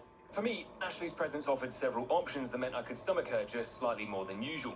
Using her abductions as an unofficial Uber, it allows us to transport her through to different areas of the map on our behalf, giving us the freedom to battle through the chaos around us. Once we were done, we could just cancel the trip through the app or by knifing the driver in the back, further highlighting just how valuable these insta-kill attacks were to our progress. With this strategy, the church resistance were easily thinned out, allowing us to use the cover of darkness. Come take a look.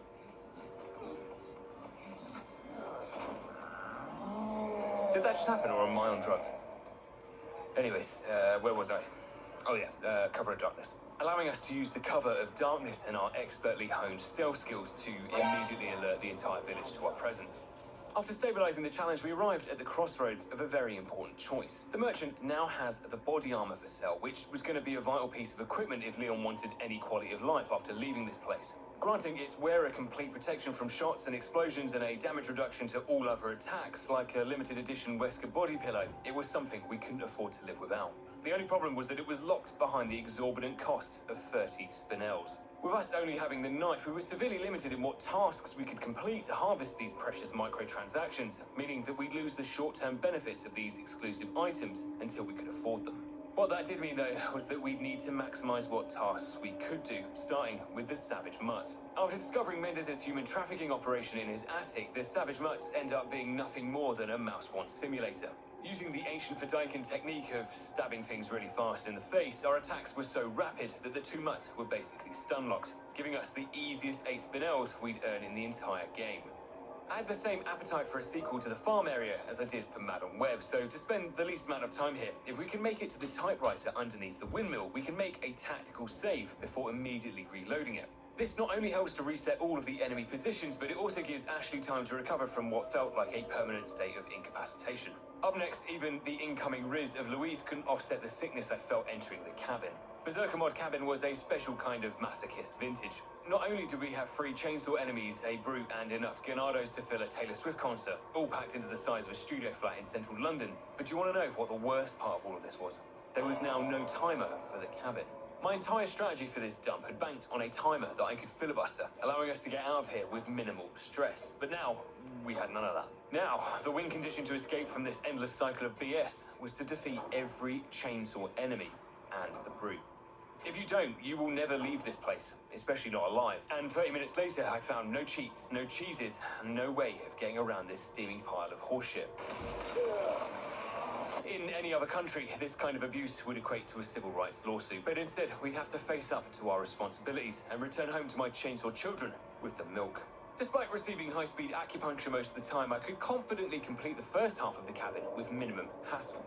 When Dr. Salvador arrives, we lure him upstairs to the bedroom under the allure of a good time, instead performing a magic trick where we make this knife disappear inside his throat. We then use the ladder to focus on hitting the kill trigger for the next phase, which is where this all gets really spicy.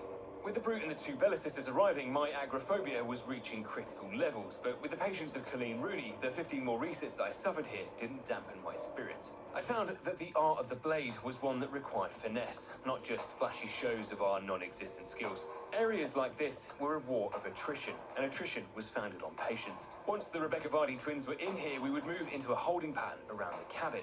We'd start by jumping off the top floor balcony, which would lure everyone back downstairs. We'd take a wide angle back up to the stairs, hit the balcony again, and repeat. This kept the Chainsaw Sisters and the brute in a constant path that we could predict, giving us enough time to begin thinning out the rest of the crew around the cabin. With numbers dwindling, we could then use the recovery time enemies had from jumping off the balcony to deal a small amount of damage before repeating the cycle again. And whilst this was atrociously tedious, hazardous, and not reliable by any stretch of the imagination, it was regrettably the best that I had. The repeated chainsaw ASMR applied directly into my ears, and the constant echoes of Louise shouting, "This one's on me," were beginning to make me tweak. But suddenly, we unexpectedly broke through the chainsaw front line. Whilst downstairs, we get a stroke of luck, where one of the chainsaw sisters lands perfectly on top of the hammer brute's inbound swing that was heading straight for our forehead. With her tanking it on our behalf, it stuns her, launching us into an attack that immediately cancelled her subscription to life.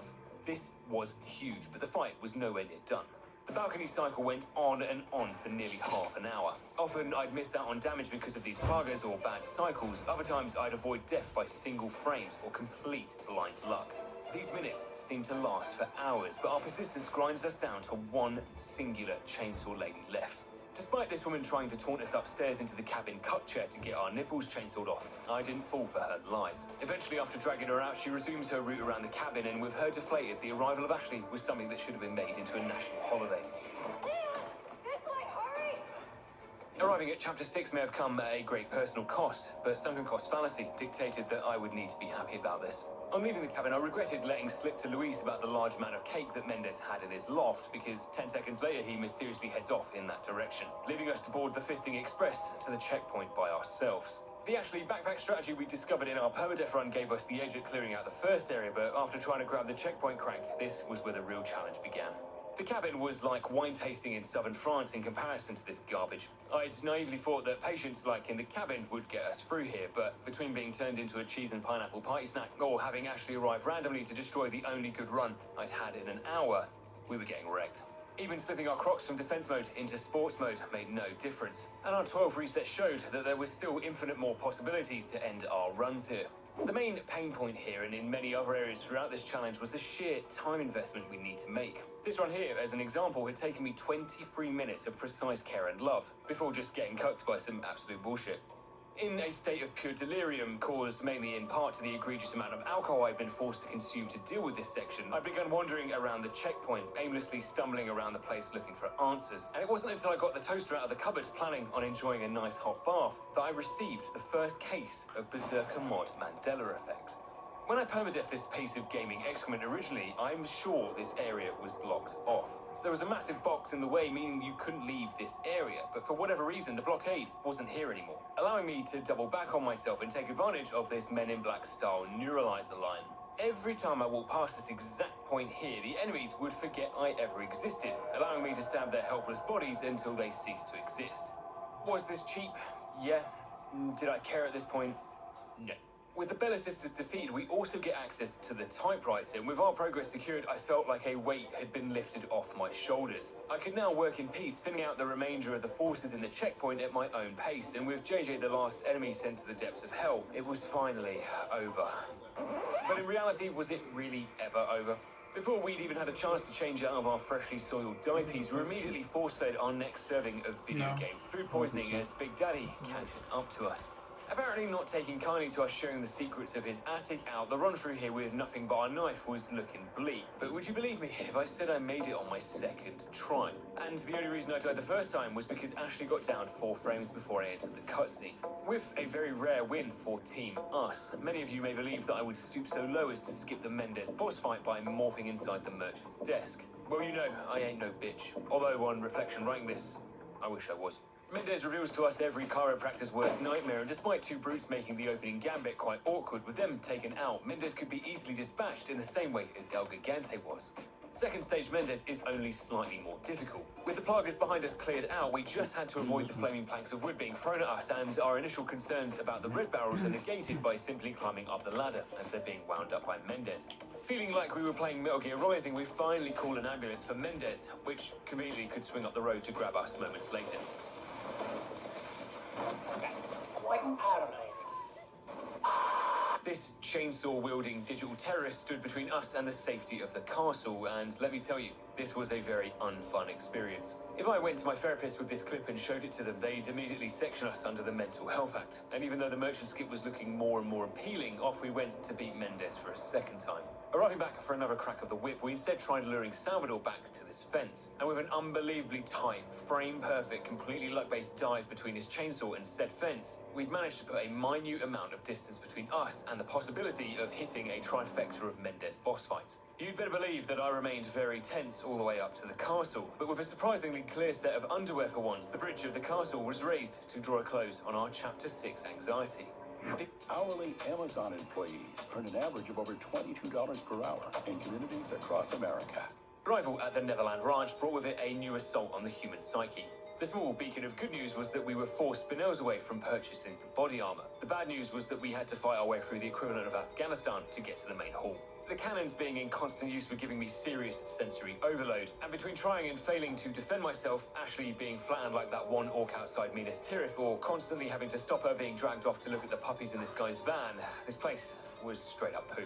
A sacrifice of 5 resets finally gives us the RNG needed to avoid flaming death from above, and knowing that we were only supposed to blow the bloody doors off, we used the ladder next door to prey on the astounding Anakin Skywalker levels of arrogance these zealots had against someone who had the high ground. Once through, we make no acknowledgement of the welcome party, but at the cost of being rude, we'd now secured our progress at the typewriter by the thinnest of margins. After making our save, we could now relax and share a martini with the welcome party, before we're greeted by Salazar, the second-in-command fast-sniffing crony of Sadler, who requested that we return the Emperor's daughter to him immediately. We'd be more than happy to talk release if he could talk price.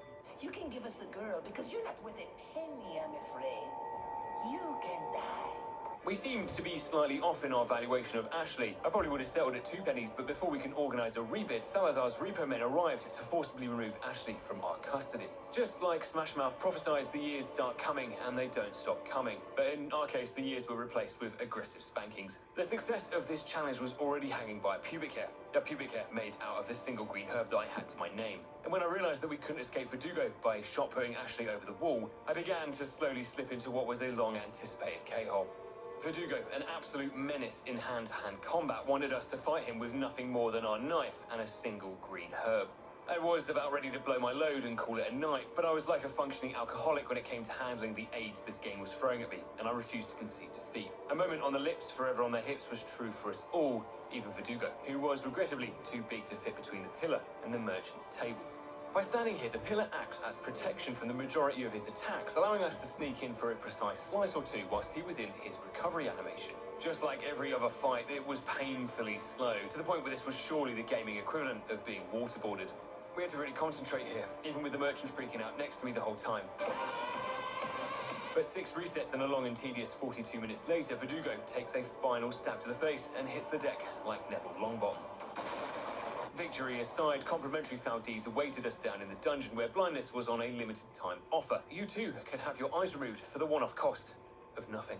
The hazardous conditions down here were sadly nothing new, but with the benefit of 11 resets under my belt, I'd become nothing short of the David Attenborough of Garradors. With these two still being able to see with their ears, knowing what patterns to look for and what movements to predict would give us maximum potential to avoid being divided by 2. I quickly realised that the unique knife stab animation was silent, meaning that we could remain undetected as we looked for the right opportunities to maximise our damage to them and minimise the amount of time we spent in here. At the cost of over half an hour of precision application of our knives to the Garrador's G-spots, we'd finally retrieved the dungeon key along with a charm for 20% increase to our knife crit rate, which was pretty poggers, but nothing kills charm arousal more than failing this challenge. In order to release the sword to complete this puzzle, we'd need to hit the gongs hidden behind this cage, and without the tools to do so, this is where we hit the first failure of the run. Whilst it upset me, I did have a collection of flash grenades stockpiled that I used to hit the gongs, opening the door, but still sadly sliding that first failure up onto the board. And I do hate to be the bearer of bad news, but it only gets worse from here. Stepping out into Mount Vesuvius, the first phase of the waterfall was quickly beaten by using the neuralizer line here to deal free, uncontested damage like the little rat was. After that, we collect the halo wheel from downstairs, and repeating step 1 gets us to the second failure of the run. But just before we got there, as we slaughtered these crossbows in an act of violence that would be described in a court of law as justice.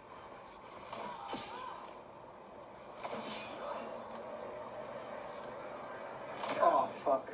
I can't believe you've done this. I wanted to share with you a little routine I'd created for when I was low on health. Now, if we ever found ourselves on critically low HP with no available heals in our inventory, rather than have us walk around like drunk Nico Bellic the whole time, the game feels sorry for how pathetic we were and drops us a guaranteed herb. How nice of them. But in true late-stage capitalist fashion, I could take advantage of their kindness by leaving the herb they gifted me on the floor, going to the next vase and begging for another herb, before doing it again, and again, and again. And I'd found that I could repeat this process of herb duplication up to around 7 herbs before they started despawning. I'd devolved into nothing more than a street beggar. You know, like the ones in London who pretend to be on crutches but then walk off into their Aston Martin at the end of the day. But I would wear that label like a badge of honour if it meant getting some free heals. The karma for our herb fraud is felt as failure 2 enters the chat. Because we can't send ourselves up here to turn the 2 cracks, we have to send Ashley, who, donning her Morpheus sunglasses to protect her delicate eyes, can crank the first platform up before we get one of the zealots to carry her over to the second one. We'd then need to flash multiple times to stop her from being abducted or pulled off the second crank, but with that task failed successfully, failure 3 then arrives as we have to flash the Salazar flamethrower heads in order to destroy them and clear the path through to chapter 7. Unofficial failure 4 then occurs when a 20-year-old daughter of privilege manages to steal our knife, slice our hand off, and escape. Cringe. Newly single, we get a reprieve by getting to stuff as much raw fish as we could carry into our attacher case, and finally, we had enough spinels to trade for the coveted body armor. The protection of my virginity was immediately paying for itself as we were able to quickly exercise the Red Zealot's demons and take advantage of the Golden Knight's lorry-sized turning circle in this corridor.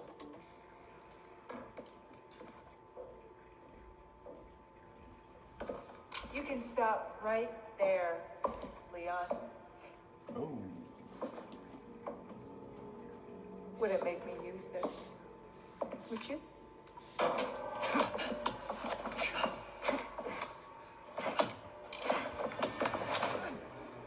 I recognize your footsteps. Oh, man. Hey! You, yeah. I'm a female! After getting off to a great start by misgendering her footsteps, we're introduced to Ada, a mysterious assassin in the employ of House Sadler. Her true motives were shrouded in mystery, but she soon reveals her angle. Leave the girl. She's lost no matter what. You walk away now, and who knows? Maybe you'll live to meet me again. And then I might get you that greeting you were looking for. Jesus, you do not need to tell me twice. Give me 2 seconds. Let me just grab my... And just like that, like most women in my life who were out of my league, we were ghosted from within the same room. And to top it all off for our troubles, we're also immediately forced into failure 4 of the run by having to use a grenade to lower this drawbridge. Lame. Things continue on a downhill trajectory as we get hit with some absolute BS from the armoured El Gigante, but by continuing to raise Salazar's home insurance premiums by blowing holes in his castle, we finally catch up to Ashley. We sat down with her and told her that she didn't need to hand herself back into her dad. What happened to Leon's family had nothing to do with her. She couldn't be held accountable for her father's actions, just in the same way Leon couldn't hold his father responsible for his disturbing lack of riz and crippling addiction to anime. Who wants their balls crushed? Me? I promised her that things were only going to get better from here. Once in the maze, this promise aged like a fine milk, thanks in part to special guest retina damage from Fade Krauser, a regrettable incident of parasite, and some pretty traumatizing dog euthanasia. But with the 3 flags lowered, we could arrive ready to start the Grand Hall. Now, completion of the Chimera puzzle brings with it some of the most malignant areas imaginable, and after duping some more herbs to help ease the clapping my cheeks were about to receive, I decided to throw myself into the toughest area out of the 3. Our chances of getting out of here alive rested on our ability to hit our perfect parries. If we could, one deflection would get the knights' helmets off and another would give us the chance to knife them in the plaga and renounce their physical form. However, a brain score of an 81-year-old Alzheimer's patient on Dr. Kawashima's brain training was apparently responsible for my 4 business day reaction times. But a few resets deep and I was sufficiently warmed up, becoming a composer of perfect knight deflections. With the Garradors arriving, their indiscriminate murder of everything in here was a huge help. I mean, seriously, kudos to them for not seeing, well, anything at all. Like 5 hours Their help in fast now. tracks us to the only remaining task of this area. Wait, haven't we been here before?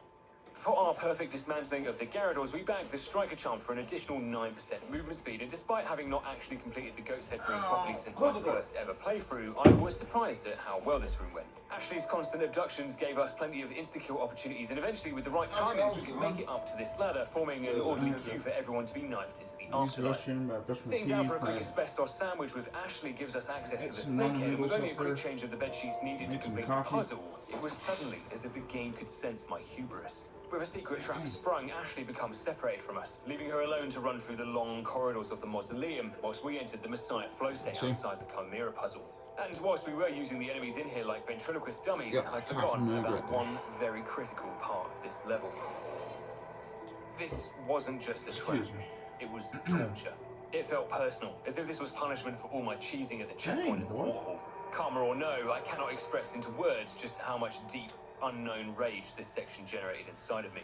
Taking on a Garrador inside the space of a shoebox was a challenge in itself, but doing so whilst a crossbow firing range shot us continually without us being able to do anything about it just was not the one.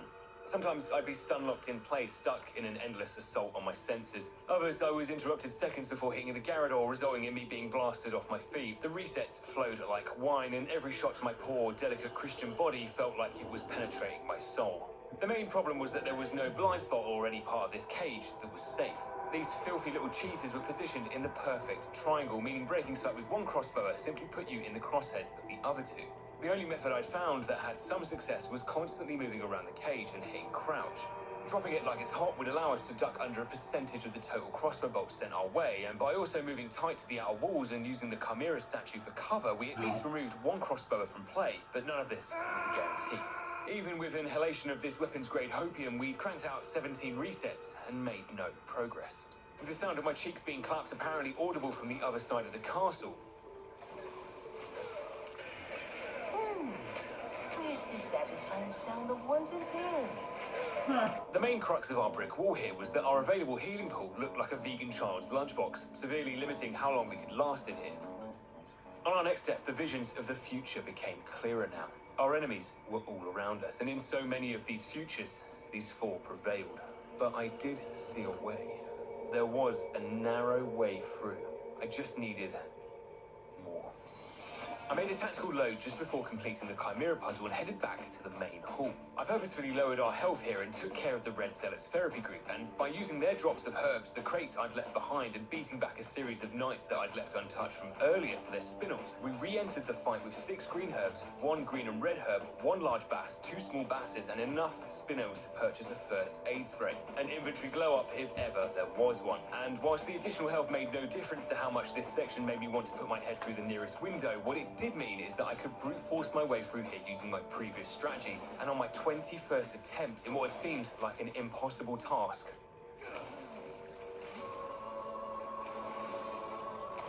I felt like I had a new lease of life. I'd finally been granted my freedom back, and the only thing I could think about doing after leaving this prison, apart from making the most important save of my life, was... You got nothing on me, yo. Hey, you hear me? I got nothing to say. I told you, you can call it. Recomposing ourselves after becoming the crossbow version of Ted Bundy, the focus shifted to replenishing our health stores ready for our fight through the ballroom. Down in the mausoleum, there was no sign of Ashley, but we could collect some additional spin-offs from the knights and use my elevator strategy to embarrass the big golden one. With that additional payday, we now had 13 spin-offs, which could have got us free first aid sprays, but you know what's better? The rich Corinthian leather of the red attache case. This bad boy would not only boost Leon's sex appeal by 45%, but would increase our drop rate for red herbs, giving us practically a free full heal each time, which in comparison would pay off against the first aid sprays in just 3 drops. Entering the ballroom, the Novicidors, like most enemies, was susceptible to being stun-locked 1v1. In a group, however, they become a little more annoying, so with the additional speed granted by the Striker Charm and our Crocs moved into sports mode, we managed to unlock the drawbridge door without having to spend half a day fighting these flying rats, and with a quick note for failure 5 of the run, we arrive at the Garrador blockade. Now, many of us may have been filling our fortnight Y-fronts at the thought of fighting 4 Garradors at once, but after the hell that was the Chimera prison, this fight was an absolute pleasure to take in comparison. Fighting the Zealots down here keeps the Garradors nice and pacified, and once we'd awakened them from their blind slumber, we simply used their preferred greeting of touching everyone's faces to our advantage. Running would alert the Garradors to our presence, but I found that by tapping shift, it gave us an injection of speed without the trade-off of alerting the Los Illuminados Paralympic team. The additional free movement speed got us out of jail several times, and whilst the stakes were high, as any death would send us right back to the start of all this, our ascension to becoming the Lisan Al Gaib had begun. By chaining together hits in a series of slick combos, we closed the eyelids of the last remaining Garrador. We finally find Ashley being force-fed the Baron's dirty bathwater, and our protests have us thrown down into the cave system below the castle. In preparation for what was about to come, we again take some purposeful damage to maximise our herb harvesting potential, ready for the Verdugo rematch. Learning from his mistake, he'd chosen his arena wisely, opting for somewhere that had no pillars or desks. With the nitrogen showers disabled, we would have to pull up our big boy pants to face off fears by going one-on-one with him. As expected, sketchiness was at an all-time high as we fought around this very limited arena. But by using the square in the middle here, we move in for opportune stabs at Verdugo's head whilst he was in his recovery animation, doing enough damage to send him slithering back up the sewer like Pennywise. Hi, Georgie. It was now just a case of collecting this first aid spray and the absolutely felony quantities of red herbs in here as we bided our time for the lift to arrive. En route to the surface, the visions were becoming more and more clearer. Leon could see his bloodline written across time. Sadler was our grandfather, meaning that Fade Krauser was our cousin. At this point, we might as well have been Lannisters, but the cruel reality is that we were Sadlers. So, this is how we'd survive, by being Sadlers. Maybe, like, not literally being Sadler. We could probably just, like, settle for killing him, maybe? With Luis's magic serum boosting our very low vibes, the first task in the mines was to retrieve the dynamite to clear this cave-in. To stop us from getting through here, Super Salvador had taken personal responsibility for the dynamite, which, with just a knife, left us with a net zero chance of getting this back. It looked to be checkmate. But by dragging Super Salvador over to the entrance to the cave, we can sit right on top of the neuralizer line here for this area. Its convenient placement meant that 1 second he'd be frothing at the mouth, ready to split us in half, and the next, completely forgetting what he was doing here. This whole process took an egregious amount of time and gave me more anxiety than I'd care to admit. But our dedication meant that we'd managed to retrieve the dynamite without ever having to set foot back in the rest of the mines. But I should have known, as always, what the game giveth, it also taketh away. And shoves it straight up our arsehole. The double El Gigante room was pure misery, converted into gaming form. Not only had I forgotten about them removing the control unit, preventing us from dropping them into the lava below, the enemy numbers into this area were off the charts, and right on cue to backwash our freshly poured Ribena was the armoured El Gigante, who was invulnerable to knife damage. He does have a small vulnerable area on his exposed face, but with only a knife that may as well have been on the moon. Despite the inevitable failure on the horizon, I still spent an amount of time that was probably far more than appropriate working out a configuration to beat as much of this room as possible with just my knife. An action that I hoped would go some way to making it up to you all. Overall, we have 6 waves of enemies that spawn in from the roof, all extremely keen to get down here and further depreciate my quality of life. For now, we were basically ignoring the El Gigantes. They would just be an aggressive and threatening side character as we went about cleaning up the area. Instead, our focus would be on preserving the lives of the 3 dynamite ganados that arrive in 3 of those cycles, and it was no exaggeration to say that they were the only way we were getting out of here. With their arrival, the arena turned into a modern warfare hardcore lobby, something that we had to take advantage of. Despite unlocking new and obscure ways for Luis to die in what was the most scuffed strategy known to man, after 10 or so minutes, the Dynamites would have cleared out the area of enemies for us. And with them thanked for their service, after 15 minutes, the actual boss fight could finally start. Now we can finally play the game. If somehow we could defy the odds to even make it to this stage at all, there was a huge amount of pressure to beat this area a la Toot Sweet, or risk having to do it all again. The problem, because, I mean, there always would be one, is that the furnace area doubled up as a swingers club. At various points when we were mid-fight with the unprophylacticated El Gigante, he would just straight up leave us to go and fist another man. Whilst I'm not opposed to trying something new, this trade was probably up there as the worst trade deal in the history of trade deals. As we couldn't do any damage to the armoured El Gigante, anytime he'd focus us, we'd lose out on a significant amount of progress. Forced instead to devolve into nothing more than a running simulator. But once we had the attention of our wife back, we could stand up from the proverbial smelting cuck chair and continue with our plan. I won't share with you the amount of time that this took me out of pure embarrassment, but somewhere in the region of 2 hours to 3 weeks, I'd finally got the breakthrough I'd been looking for. With fear of choking this run out gripping me by the delicate areas of my body, herein lies the 2 failures of this section. Ignoring the 2 obvious chainsaw-related problems we now had, we A, wouldn't be able to hit the dynamite Luis places on its back with our knife, and B, couldn't do any damage after this to get him to fall to the ground. Thus, we incur failure 6 by using a grenade to blow the dynamite, and 7 by using a flash grenade to get him down to the floor, further ruining what was once a promising gaming spectacle.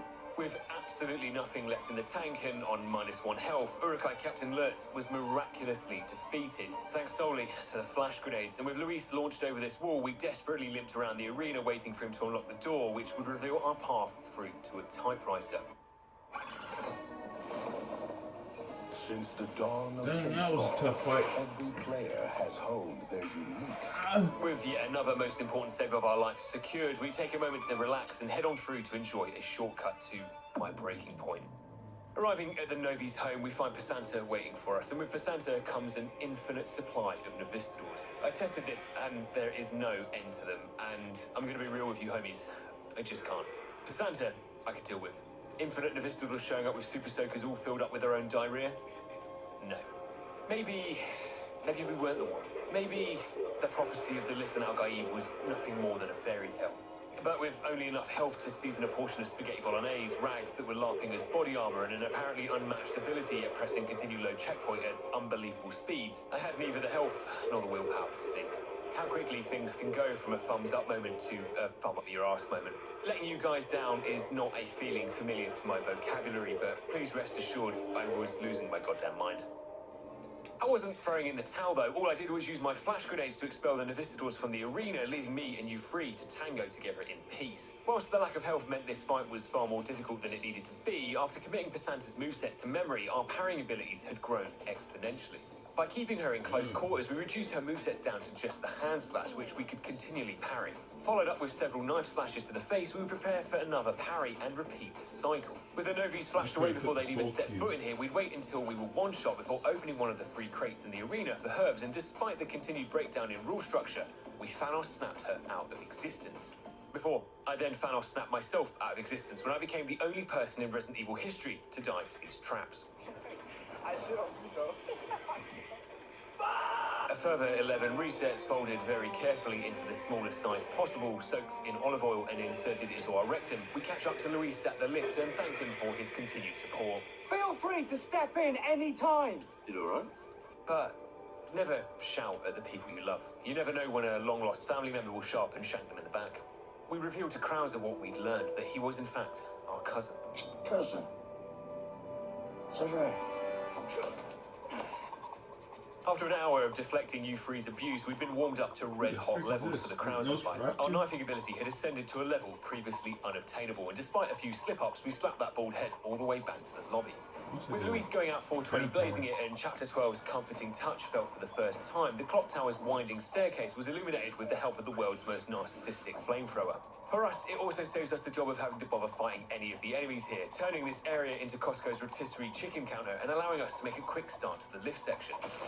With the primary goal of the lift usually being to stop enemies from jumping on, having only a knife was inherently counterintuitive to this goal. We're forced to make several stops on the way up, whilst also being placed into an almost permanent state of mental discomfort, all the way to the top.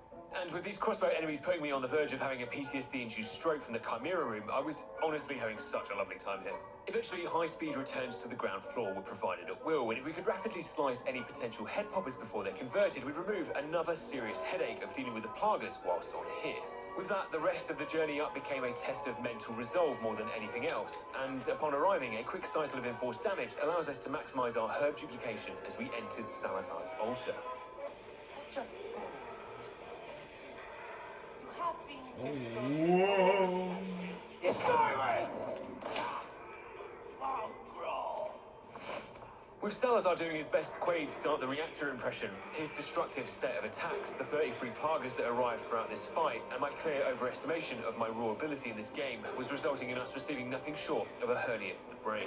On a scale of 1 to North Korea, I was really not having a good time here. And as we accrued our 23rd reset of this boss fight, I'd like you to join me quickly for a story that takes us back to Chapter 4. Now, up until now, that golden egg wet dream from earlier seemed random and didn't really make a lot of sense. But now, stood where we were, it suddenly all became very clear. The Berserker mod Mandela effect had returned here for one last coup de grace. In my last challenge on this mod, Salazar's dangerous allergy to a golden egg suppository was apparently no longer existent. Because of this, I'd sold my golden egg for the quest back in Chapter 4 and raw dogged the other on the way up the lift. This complete contempt I harboured for these 14-carat unfertilised embryos had unwittingly crippled my run. For, in another case of unbridled desperation, I'd replayed the lift, saving one of the golden eggs to use on Salazar to see if I was truly right about its effects. And guess what? It turns out I was wrong. No, no, no, no, no, no, no. Wait. Why did I even try it? I should have just finished this challenge now, disgraced as a failure instead of this. But now, knowing the truth, I'd become the Resident Evil version of the guy who bought a pizza with 10k Bitcoin. I'd ruined this for all of us. Even with one golden egg depleting nearly half of Salazar's health without us having to lift a finger, it still wasn't enough to break out of this nightmare. They say you can't make an omelette without breaking a few eggs, but apparently you can break a man's spirit by not making an omelette at all. With over 2 hours of attempts getting absolutely nowhere, I came to realise that the only difference between me and the Bitcoin pizza guy was that I could still change in the future. Knowing how all of this unfolded, by returning to the past and listening to the visions, Leon could now do what needed to be done. Now, you may think that I was insane for rolling back 8 chapters of progress, but for me, I could live with this. Just about. To paint this insanity out for you in a way that made sense, I'd rather take an hour detour that allowed me to keep driving than sit in standstill traffic for an hour. And I mean, if we use the Salazar situation as an example, it would be like having a percentage chance that you would never leave that traffic jam. Something about making progress was easier to swallow for me than desperately trying to make the Salazar fight work. So whilst repeating this V-Bucks credit card scam for a second time made me physically ill, knowing that the 2 golden eggs would choke the life out of Salazar and clear our path to the start of the island was the only thing that kept me going. One bonus was that with the loss of the free spin-outs from completing the Golden Egg quest, with our improved skills, we'd managed to save 3 Vipers worth of health for the Viper Hunter quest, netting us a +1 spin-out profit. Repeating some of this made me feel like I was dying of consumption, but after plenty of breaks and being edged to completion in just under 19 hours, it was like we'd never left. And even though Salazar still certainly gave us a run for our money, cleaning up the leftovers of his health was supremely achievable, and after a delay of 5 additional days, the detour to Chapter 4 pays off as we finally feel the fresh open water as Ada drops us off over to the island. With her feelings towards Ashley's future evidently changing, she drops us off hot on the heels of Krauser. As per usual, our post-boss fight inventory was left looking like Ian Beale's bank account, but again, using a combo of the Neuralizer line here and the Skynet defense turrets, we're able to quickly wipe out the Emperor's Sardaukar, who were his most elite and feared forces. Admittedly, having to use our face as a minesweeper was less than ideal, but constant repairs to our body armor kept us looking fresh. Laundry day could be a free electricity. This is the Flex your final credit's level. electricity plan from Reliant. Snap I your made it here on W-2 Nightmare. and file your taxes 100% free.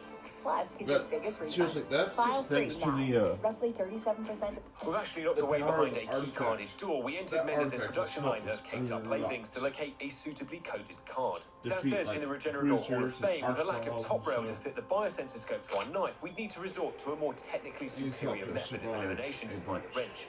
My mother told me But to pick the very things are about to get crazy around here. lost. That you understand. Officer.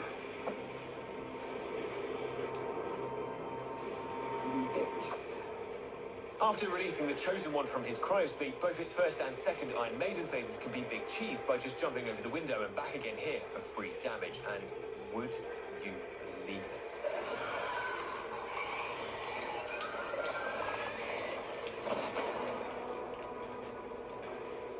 You should have died. Oh! Oh! Our attempts I was to upgrade the cornered on that keycard were one, met with too. a strong resistance from the lab Sardaukar team. But by taking a wide line and forcing our way back through this door, we can make it to the merchant was for a close. quick save and room reset, making the return trip just a simple snatch and grab of the upgraded keycard from the terminal. With Ashley now back on the team, Chapter 14's main goal was getting to this lift. And between us and that was the law. The first task was to clear out downstairs and the smoking room, which would give us access through to the sewers, where Ashley getting concussion on the way through could easily be resolved by hitting the next room along to reset all of the enemy positions. Now, there is definitely more than one arch nemesis in this run, but this one was its final form. Whilst I have always struggled here because I apparently have the hand-eye coordination of someone with no hands or eyes, right now was make or break time. With no typewriter here and no desire to knife fight an Iron Maiden or repeat all of this again, I'd need to rush in and hit this switch first time. The stakes had never been higher. I'd need to set aside all of my previous failures and channel the Listen Al-Gaib from within. We entered the room, we get Ashley in place, wind up the switch and... fuck. Having nearly 600 hours in this game and still having no understanding of how this devilry works, we finally make it through on our first attempt. That was a lie. By hitting the power button to the garbage area, aka the visual representation of my skill Long time level, no sprinting see. back as soon as we regain control of Leon means that we can make it across the bridge before Ashley gets abducted and cuts us off, saving her in the process and safely making it to the wrecking ball section, which was conveniently about to wreck my life. Due to constraints in the laws of physics, the knife doesn't help in breaking there's the wall two. open early, and neither does using enemy dynamite Ooh. or rocket launchers. So it was shaping up that we were going to have to last out this Good. session in its entirety. After turning this place into a Jackson Calm down. Pollock painting for the 8th time, there Dang. was truthfully no strategy to this place. It was a lawless land, and Those the most guys, they success I push got was hard. from just running around in a circle, praying to Jesus that these guys blew themselves up and that I got good RNG to rescue Ashley. In all honesty, the real challenge was trying not to have an actual fit when I got blown up moments before making it out of there. Eventually, the area just required another sacrifice of time, and on our 17th attempt, we were gifted the God Run. We ran back through that hole in the wall as if our life depended on it, which, in all honesty, it did. Leaving Ashley still in the bulldozer, but with the beautiful stamps of the typewriter keys securing our progress, we could finally breathe. With this hell put behind us, before heading up the lift, I thought I'd check downstairs out to see if I could get the 8 spin-outs for the Walking Dread quest, but maybe we'd be fine without it. With the Emperor cornering us and using the voice on Leon to subdue him before grounding Ashley, we set off right behind them before we're stopped by a familiar face. May thy knife chip and shatter. May thy knife chip and shatter. Despite being a cheating little bitch, who could blame him? Our knifing skills had far exceeded his own, and after slowly making our way through his assault course of autism, we arrived at the penultimate showdown with our cousin. For old time's sake, we're issued out another migraine in this area, as the menage a trois of a Hammer Brute and JJ in Krause's arena goes just about how you'd imagine it would. Racking up 6 resets here was painful.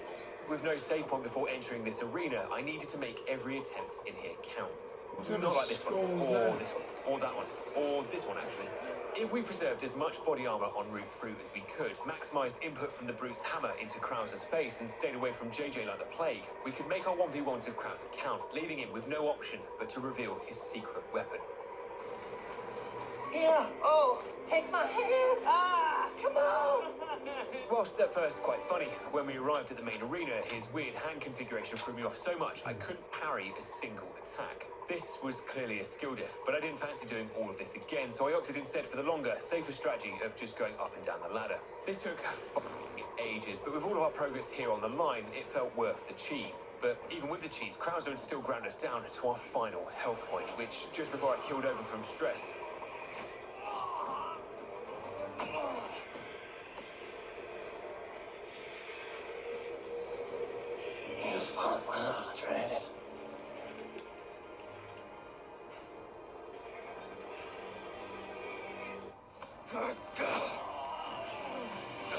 and one fewer family member to invite to Christmas, we arrived at chapter 15, one chapter away from closing out this PTSD shitstorm. The unhealthy prospect of fighting through this army of smooth brains was one that made my eyes water, but it was made significantly more appealing thanks to this universe's version of Duncan, Idaho. Mike's Turbo Vulcans were basically a cheat code, and all I had to do was sit back and wait for him to finish. All over this place. Even though we invoked failure 8 of the run by having to destroy the AA turret with a grenade, watching Mike absolutely obliterate these cretins was like poetry. I was watching art being produced right in front of my eyes. With Mike reaching his recommended daily allowance of war crimes, it was now up to us to open the next gate all by ourselves. Despite the challenge this presented, frequent trips back to the merchant to repair our body armor and slicing enemies one at a time really helped to make this area bearable. On one of our trips back though, we find something we never expected to see again. On the floor amongst the piled up bodies, our father's ducal signet. Apparently someone had bought it off the merchant, and miraculously that person had been murdered by Mike at our very feet. Against all odds, it looked as though the preservation of the Atreides family heritage was back on the menu, boys. Making one last desperate run through to the second switch to open the gate, we hit the typewriter up ahead before getting killed in the cutscene. Mike goes down with the ship and we make a pre-save before starting our run through to the Citadel. Sadler was throwing all of his remaining Sardaukar and the kitchen sink at us in a last-ditch attempt to stop us from reaching him. But one severe miscalculation from him was underestimating just how desperate I'd become after spending nearly 48 hours trying to beat this challenge. Now, the way that most Skynet Terminator home defense systems worked is that if something goes into its red laser grid, it dies. Pretty self-explanatory, right? But what happens if two things go into it at the same time? Well, you get something that looks a little like this. Because the Novistador pushes me into the red laser grid, it enters it just before I do, drawing the focus of the turret but pushing me through in the process. The turret shoots the Novistador, but if we were quick enough, it doesn't register me, allowing us to walk on through without having to do any of this. Perhaps the prophecy had been right all along. I didn't want to believe it, but after what we just witnessed, how couldn't we beat the listen algorithm? Oh my I won't say I was annoyed. I just firmly believed at this point that if I tried to repeat what had just happened, it would never happen again. 6 more enforced errors later, and I'd replicated the once-in-a-lifetime moment and made it through to Ashley.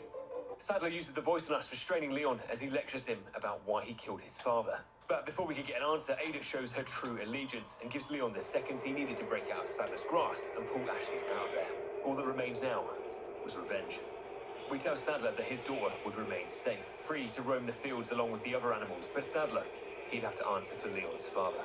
We tell him to stand, or choose his champion. What the heck? Sadler Did he just die in the freaking all 4 fire? of his fresh newborn legs. And so, the final fight begins. After scoping out the fight with a salt-based sprinkling of 10 resets, I found that there was a pretty safe cycle that we could use to our advantage. If we run in underneath his bodice and begin knocking Sadler's original body, specifically on his right-hand side. For whatever reason, he just won't move. Who knew why this happened, but I wasn't complaining. We could sit here and knife away without any retaliation. When he eventually collapses down, we can get a little bit more knifing in here, but as soon as he starts to get up, we'd need to move away to avoid his stomp attack. Once done, we'd move straight back in and repeat these steps, which would give us the absolutely best possible chance of defeating him without getting absolutely flat. Most of the time, the accompanying Novistadors were trampled on by Sadler himself, and by sitting either at the start of the fight over here, or on the far side of the arena, these positions kept us out of the range of Krauser's remaining turrets. With Sadler enjoying the equivalent of a nice trip to central London, the only thing that was really taking a pounding here was my wrist and index finger, both of which were being crippled with rheumatoid arthritis and carpal tunnel after doing this non-stop for the past 5 resets. But after an hour of aging my wrist by 40 years and inducing failure 9 with the red rocket launcher,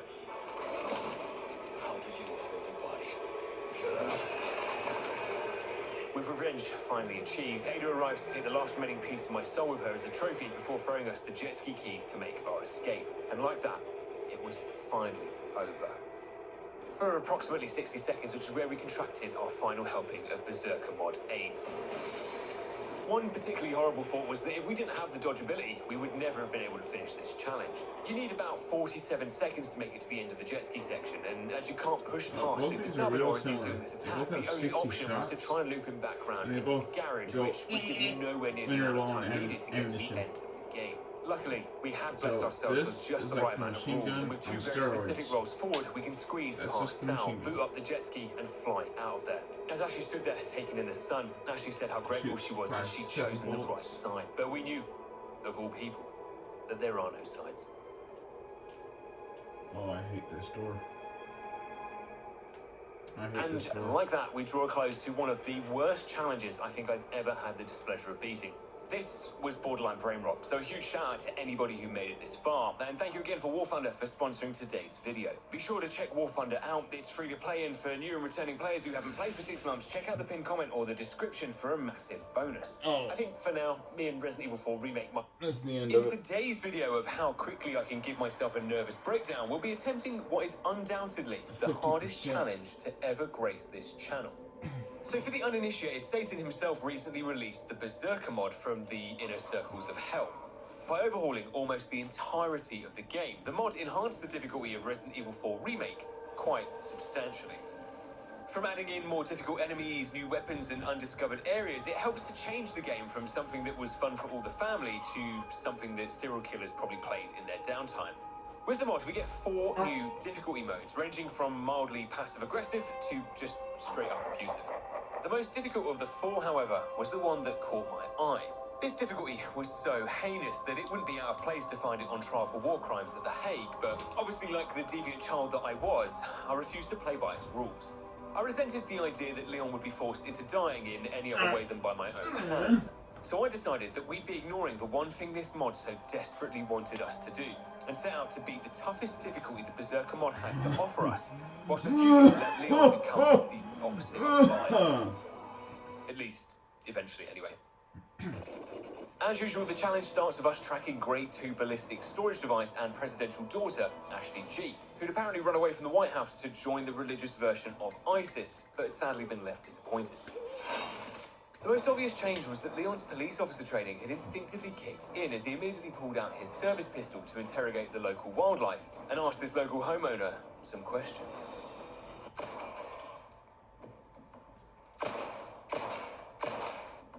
Anyone home?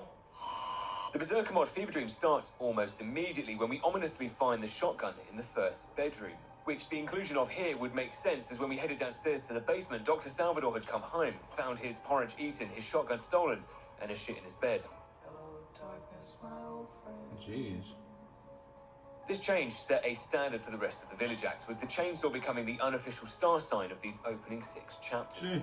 One half of the Bella Sisters was patrolling the path up to the village, and the other one was helping Dr. Salvador mow down their work colleagues in the village, and, on occasion, myself. Okay, wait, stop. Just before we break them, let's cover the rules. And this one you're about to see broken is the absolutely non-negotiable one. We cannot die. Apart from my usual rules, like no bonus weapons or charms allowed, this was the only rule that mattered. Every chapter would need to be finished with a resounding 0 in this box, but as we felt Dr. Salvador's soft lavender-infused chainsaw massage our spinal column, there was something about doing a challenge like this, segmented, that just didn't sit well with me. When you don't keep your eyes on what you're doing, it can be downright dangerous to you and others, especially when you're behind the wheel. Put your phone down. 2 shots. Heads up, Texas. That's impressive. As the difficulty menu proclaimed, Leon Must Die would be a real test of our skills, but if we safe-scummed our way through this challenge, what exactly were we testing? So I proclaimed that as our second rule, there would be no saving allowed, meaning that we'd be beating this steaming pond of diarrhea water in one go. Experts were consulted, and the estimate was that I'd probably need around 13 hours, give or take, to complete this challenge without saving, which, if we started early in the day and got a good run cooking, we could easily get this done in one sitting. The real challenge, however, was making sure that A, we didn't slip into a deep psychosis by having to repeat Chapter 1 150 times, and B, we stopped dying at absolutely incomprehensible parts of the game. Returning to the village like we were Tom Cruise in Edge of Tomorrow, thinking we could cheat our way through the opening fight, we tried to use the rifle that spawns in the shotgun's location to shoot the church bell and end this nightmare early. Apparently this only works on New Game Plus, so it looked as though we'd have to see this through till bingo. But it did open our eyes to what the Berserker mod had on offer for us. They say fortune favours the brave, and if you were brave enough to defeat the second Bella sister here in the village fight, she actually drops Agent 47's iconic silver suitcase that we could either use to secure the jet ski for our escape later, or we could use it to gain an early boost to our inventory size. Now, changes to enemy item drops like this were something that we need to get used to. New and existing enemy spawns were now intrinsically tied to key items and treasure, the latter of which was now almost exclusively found in the pockets of these demons instead of their usual locations. The windmill cog, as another example usually found on this table in the farm, was now inside this brute's cavity, meaning that if we wanted out of this area, we'd have to pry it from his cold, dead arsehole. These changes brought a feeling of uncanny valley to the challenge. Sure, on the surface, it felt as though we were playing the Resident Evil 4 remake that we all knew and loved, but finding the doors to the cabin already unlocked and a secretive way into the fishing village via this ladder and bridge made the game feel completely different. With a TMP retrieved from the cabin and a beetle found on the secretive pathway to the fishing village, we arrived at the cabin to find a record-breaking fourth chainsaw psychopath waiting to baptize us in the basement. But with 2 magnitude 5 earthquakes applied to her forehead and a Coca-Cola Chubba Chub placed in her mouth, we temporarily silenced her again, and we arrived to start Chapter 2. 1 down, 15 more to go. Entering Dynamite Valley for the first time, there was about a 67.9% chance that I wasn't going to enjoy this. Limited edition collectibles in this area included new RPG Overwatch from the elevated platforms above, Spider Plagas and Hammer Ganados. But the real struggle here was that my back doors were open and constantly being bashed in by these religious extremists, said the actress to the bishop. But lucky for us, the RPG operators above had room temperature IQs. Volunteers who came in through this window magically disappeared, never to be seen again, and anyone else who was so bold as to break into my back doors again were greeted with a large double serving from the consent shotgun. With Eagle Crank secured, we could commit our second felony home invasion of the day, but this one doesn't go as smoothly as the last. The landlord had pulled up with the village Gestapo and caught me red-handed. The return of the Chainsaw Third Reich and their insta-kill potential, as well as Mendez's Tyson-esque right hook, was a potential baptism of fire. Tyson-esque. Whilst it may look like the odds were stacked against us, the most important rule of this challenge, and for the various situations like this that we'd face, was to not panic. To stand any chance of beating this challenge, there are certain areas in the game where we need to try and exit the area as quickly as possible. However, for this section and a number of others, patience, discipline, and being immensely careful was the most effective strat we had. Taking a slow, staggered route through the estate ensures that all 3 of these mass debaters keep to the one-way traffic code, meaning one or both of them never try to double back to cut us off. Which 99% of the time it worked. Every time. And now, with the strategy in full flow, we can use the door-kicking animation that the Chainsaw Duo are locked into for those first few seconds to issue out democracy without any retaliation. Mendez just walks around here like Big Chungus, so we just have to do our best to ignore him, but with time, patience, and the right ratio of lead, we eventually send the other 2 to Chainsaw Heaven, retrieving the orb. At Vistaprint, we print signs so people can see your brand up close, but we also print signs so that people can see your business here, see it here, and see it here, so you stand out, even when they're way back here. Get 20% off signs and banners at Vistaprint.com. That's that new guy. He's back. That's the 4th time he's done that. It's a peek in the probe. People with serious intent to probe. We're seeing activity converging here north and south.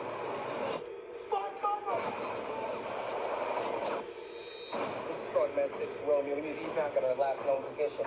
We have severely wounded enemy on our building and all surrounding buildings. Where are you guys? Look for the blood and the smoke. Initiating a very realistic rendition of this cutscene. Using all of my other weaponry for this fight as well meant that I'd saved a considerable amount of rifle ammo, allowing me to optimize the restocking of my empty ammo stores on the way back through to Dynamite Valley in Chapter 3 by opening up all the crates that I purposely left for this return trip. Back in said valley, we can take a secret ladder up to the walkways above, grabbing a hidden broken butterfly before freeing the good boy en route back to the village. On arriving back in the village centre, Pasanta had broken through the multiverse, and with no sign of the TVA, it was apparently up to us to defeat each of its 3 stages, along with an amount of dogs that was more than annoying, 2 hammer brutes, and the various Pasanta clones. By clearing out the rest of the rabble first, it allows us to simplify a potentially complicated fight. After which we can use the barn, which is actually in play and accessible in this multiversal arena as our designated circuit for the rest of the fight. Despite making it through by the skin of our teeth, Pasanta's variant was pruned on the first attempt, and after navigating our way through the underground minefield, fighting a brute at the church, and wow, what a fucking surprise, more chainsaw assholes, we eventually arrive at the swamp. The place consisted of equal parts mosquitoes, shitty water, and a large serving of troglodytes, providing us with no less than 3 brutes of varying skills to tango with. That being said, if we timed our very controlled vertical descent to the swamp perfectly, we can immediately stab this one in the back and instantly game end it before sniping the second one as soon as he appears here, drastically moving the odds of our survival in the swamp back into our favour.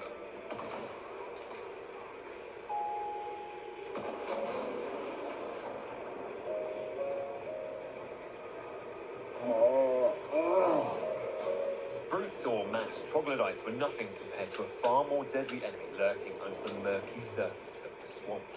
This enemy was a silent killer, swimming around our ankles, ready to pounce and instantly destroy our progress.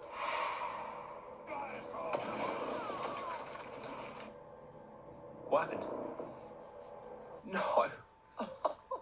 At the time, I had no idea why now, all of a sudden, I'd started getting game crashes in the swamp. It seemed to only be happening here and happening consistently. But it wasn't until writing this script that I realised it was a known bug, whose only workaround was to save the game. A sick twist of fate for somebody who couldn't save. I hate this place. This was not funky fresh, but eventually after taking my game files to court, they were ordered to allow me to pass through the swamp. Albeit I ran through here as quickly as I possibly could, intending to return later, but on day 2, attempt number 7, we had made it through to Del Lago and to the start of chapter 4. The lake segment of this chapter is without a doubt one of the toughest parts of the early game. We had 5 locations to explore here and 2 stone heads to retrieve in order to release the church insignia from its lock here. And things don't get off to a good start. As I felt this man's dirty thumbs enter my eyeballs, it served as a constant reminder of the absolute stunlock bullshit that could occur in this game, destroying hours of progress in just a matter of seconds, and there was nothing you could do about it. So after another 3 hours of attempts on day 3, when we made it back here to the lake, I made sure to let this guy know what he'd stolen from us.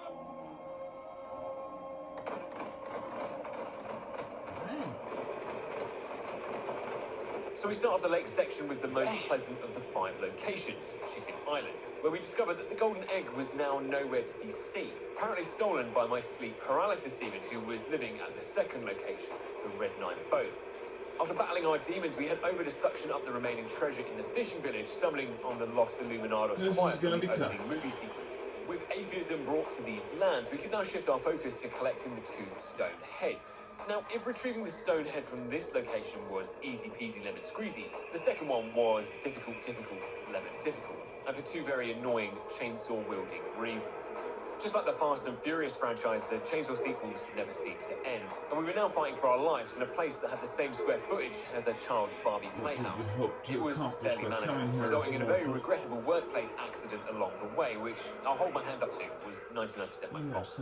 My previous words had never been more apparent. Losing focus or making a split-second bad decision would cost us our life, as well as the run.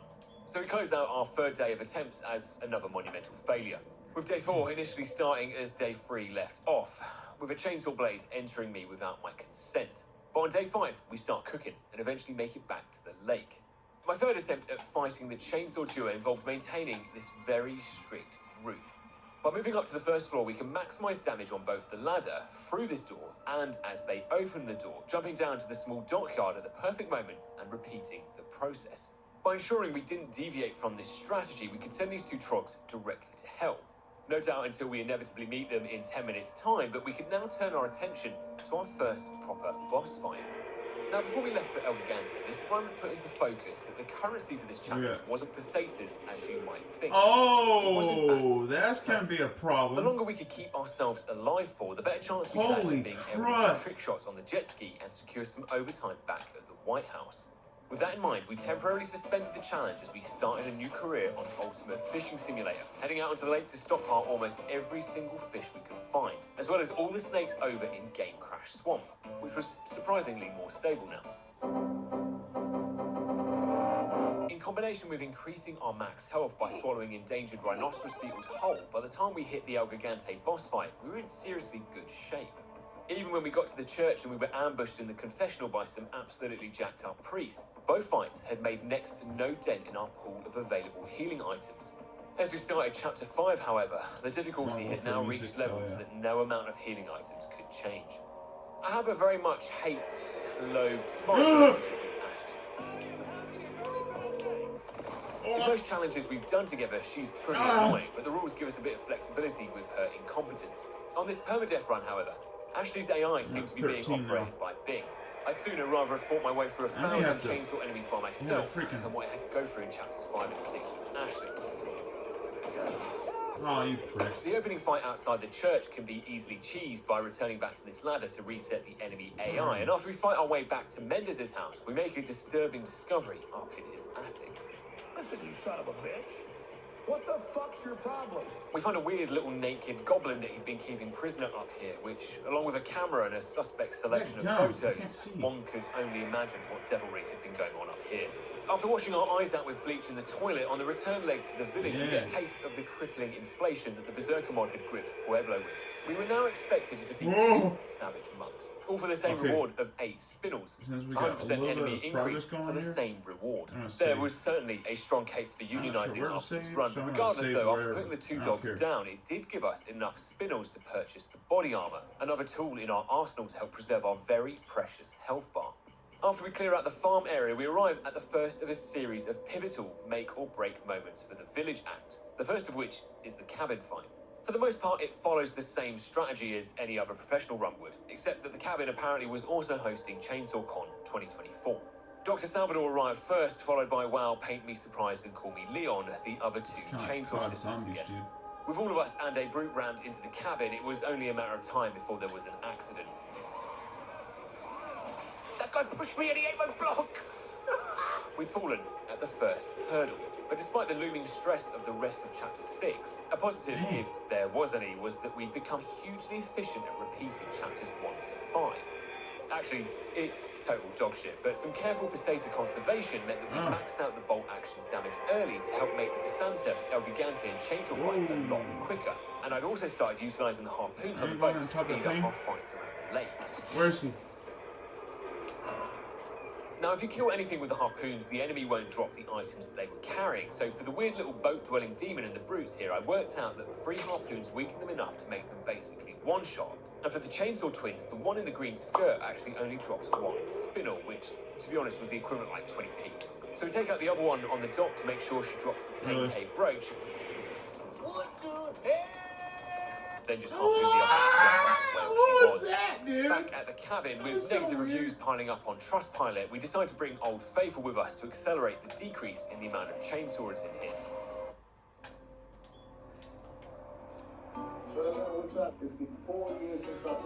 It's gonna be a really tough fight, but I think I can just cheese and after what felt like a lifetime cheese it for out a first little and bit, only you know, time ever, do a little I was more relieved to damage see on here, Ashley's face. save, Which, let me tell you, more the feeling damage, of relief save, lasted more damage, for 5 save, seconds. you know, do The something start like of that. Chapter 6 begins with us being It's kind of descended on by what building can something. only be described as the Ganado Plague.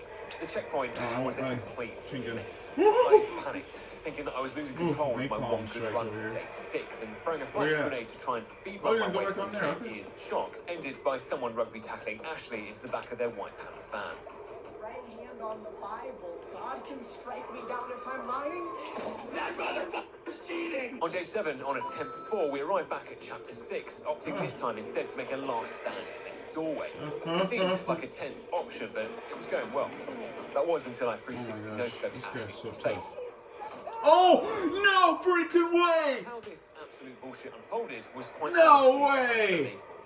In the confusion whilst lining up this phase-sponsored collateral on these two brutes, this random Ganado who That's had hilarious! decided to walk around the corner That at is the so exact same funny! time that I pulled the trigger, resulting in Ashley. It's like, as soon as I say, This was about as oh my freak gosh, of this an guy's so accident freaking as you tough. can get, and despite it This being happens. highly unlikely to ever happen again, in our defence, we'd absolutely smashed it. Day 8 didn't really get me anywhere, but despite Day 9's very tense cabin fight, we arrived back at Chapter 6 in 3 hours or so. My next attempt here yielded a new strategy. Return was ours. When we trigger the checkpoint onslaught, the Berserker mod places a boulder over the bridge in an attempt to reduce the amount of space we could fall back to. You're force us to fight done! it. But what it also does is Nightmare lock mode, Ashley's boy. kidnappers in with us. If Ashley gets shoplifted and taken towards the merchant's hut, this rock debris here breaks the AI's path. It wants to go up this path so it can completely Kill my trophy. but with the path Evil being accessible, nightmare. the computer says no, resulting in it just walking in place with Ashley on its back. Oh This my allows gosh. Ashley the backpack to just enjoy the ride, take the load off her feet and relax, whilst we fight for our goddamn lives. Oh my gosh.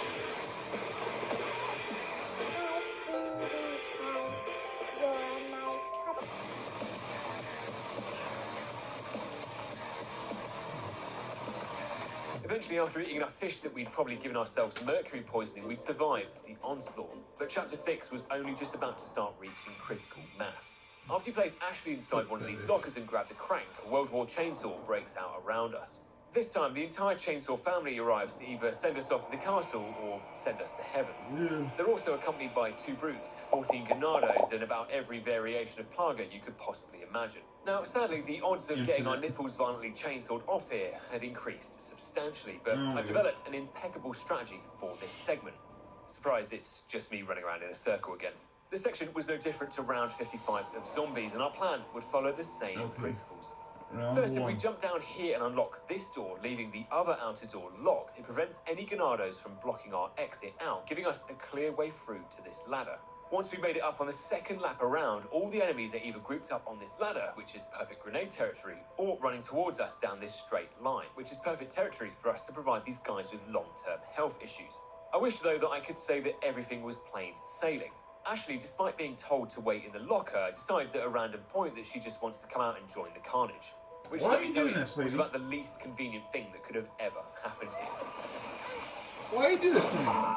2 additional days and 11 attempts later, we were back again. And this time, before Ashley had broken quarantine to join us, we'd managed to flash, snipe, and demolish all of the regular Black Ganados, Ops ensuring 1 that nobody but the music right there. chainsawers and Heck yeah. Plagos were left to contend with, all of which couldn't abduct Ashley. With the area liberated and the checkpoint door finally cranked open, it was now time to begin the Mendez fun run. Despite risking it all for a chocolate biscuit to grab this heavy grenade, which in hindsight was not worth the risk, we flash our way past the dogs and Mendez before my heart literally drops out of my body. No. But joining the cutscene moments later allows my heart to begin pumping oxygen to my brain again, and before we knew it, we were fighting Mendez inside this life-size wood burner. We're joined by enemies in both stages, the first of which is 2 brutes, who, once they're removed, allows us to focus on Mendez, where 4 magnum rounds will help us to eject his legs. The second phase triggers 2 Plaga Ganados, who are, at the very least, a very annoying distraction from the flaming planks of wood that were being launched at us. All in all, this wasn't really a problem, and after we repeat step 1 with the Magnum, Mendez was finally defeated. Bad, bruised, you'd expect to now have a peaceful stroll up to the start of the castle. Well, you would be wrong. Oh god. In Mendez's last will and testimony, he hands the task of our murder over to an old friend we'd recently met. The tension I felt in this moment made my hands shake, and despite being sandwiched between another platoon of enemies, with a well-timed flash, the Magnum and several slices to the neck allow us to retrieve the Salvador family necklace, and, more importantly, after 11 days and 53 attempts, we were finally able to taste the sweet, sweet start of Chapter 7. You could smell the religious extremism flowing out from the castle walls, and with the shotgun of atheism, we battle through wave after wave of barefoot Scientologists. Can I get you some Close to ice 7 hours. and a nice bowl of raspberries too? It's over. Lord Tyrion grants us a trial It's by done. combat, but had named his champion as this guy. I'm finished. Oh, I gotta notify my opponents. I beat it. It's over. I can link him to my channel or something. Verdugo, dang man. It certainly wasn't the usual red carpet entrance we were used to as Verdugo runs towards us at 60 miles an hour, but this was a lot easier than you might think. If you throw a grenade at the first two shield enemies straight away, Ashley will get kidnapped by the helmet Scientologist, and whilst we dodge Verdugo's barrel rolls and pick off the remaining cultists, the abductor will get stuck at this door. Similar to the rocks blocking the path in Chapter 6, for this fight, the main door is locked to prevent us from leaving, meaning we can again take advantage of the Ashley backpack strap whilst we go one-on-one with Verdugo, who it turns out has a bigger weakness than liquid nitrogen. All we needed to do was sit behind any pillar we like and simply dance around it. When Verdugo would attack, the pillar's collision would cause him to swing wide, which gave us the perfect opportunity to hit him whilst he was in his recovery animation, and before you know it, one of the toughest enemies the game had to offer was defeated. Just don't celebrate too early and forget to grab Ashley after you're done.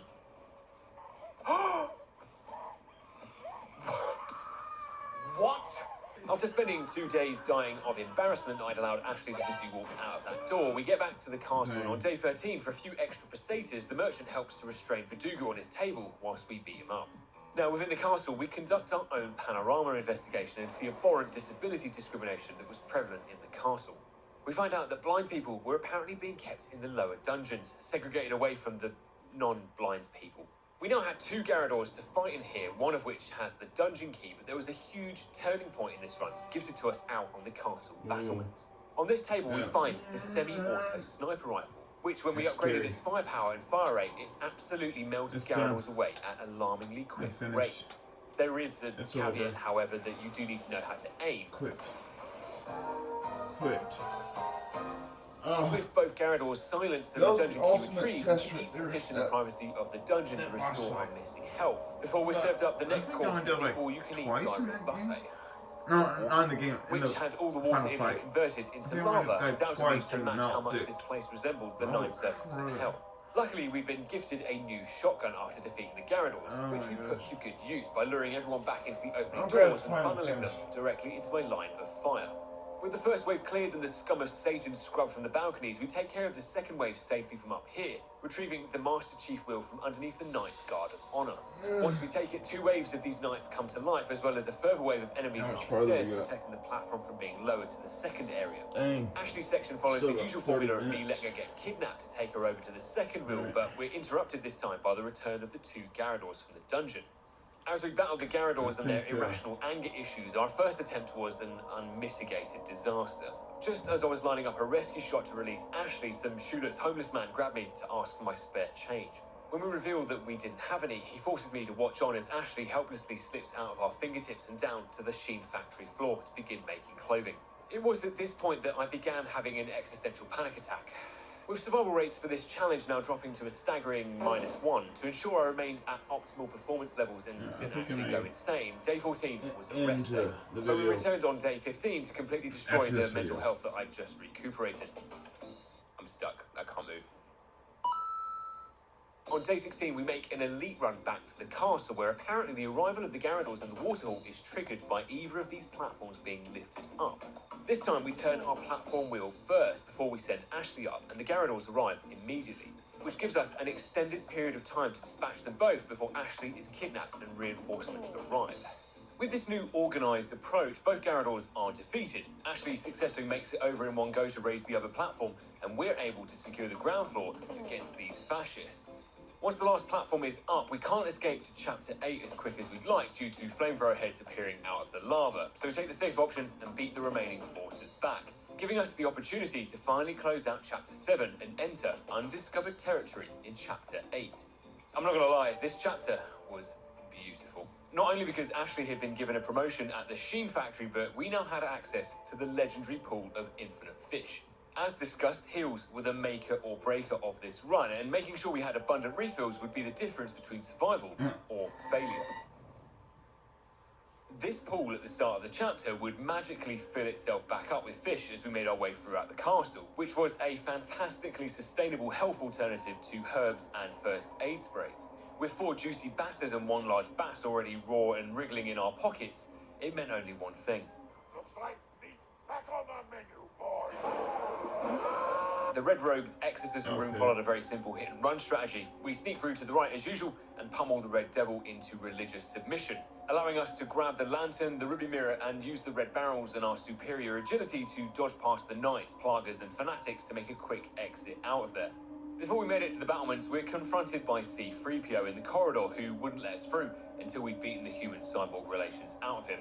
To defeat the droid, its large turning circle meant that we could use the doorframe to get behind him and pummel the exposed back plaga until Anthony Daniels was revealed, allowing us to no-scope him out of existence. Oh no! I've been shot!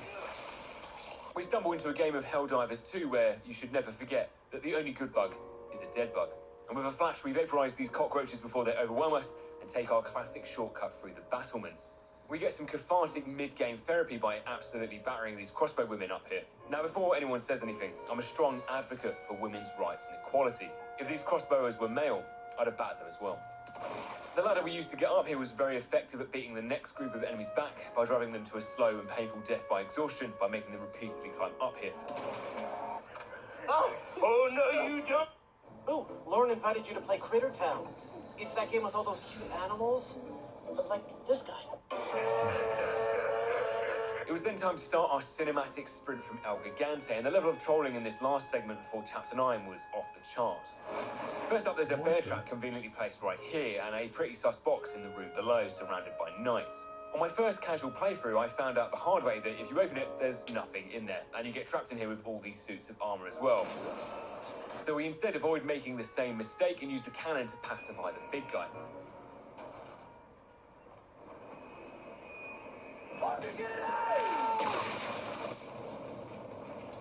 If we patiently hold our next shot and wait for the perfect moment, we can take a nice chunk out of the invading helmet army and arrive to complete Chapter 9, releasing an injection of dopamine directly into my prefrontal cortex. Whilst the feeling of progress felt great, as soon as the dopamine engulfed my brain, the game chose this moment to rupture my delicate aneurysm once inside the maze. Like some murderous beret-wearing Randy Orton, he was waiting patiently to rugby tackle us, call us sloppy, and blind us with a lamp for no reason. But thinking this was no more than a scripted sequence, you can imagine the absolute blind panic that I went into when Krauser grabbed Ashley. Pressing F did nothing, and point-blank shotgun shots had no effect. I had no idea what was happening here, but before I could even think, Krauser sliced Ashley's head off. What the hell were you doing? All I knew for certain was that we'd been robbed. That same night, I submitted a police report stating that a man in a red beret had robbed everything I held dear. But to this day, nobody has been caught. Day 16 had now ended with no progress to our name. My blood pressure was up 45%, my desire to punch my fist through my monitor was up 125%, and the counter that I had tracking the number of F-bombs dropped was showing an error. But this wasn't the end. Despite making me want to eat glass, this challenge had led me to believe that the closer we got to the latter chapters of the game, the easier the game would get.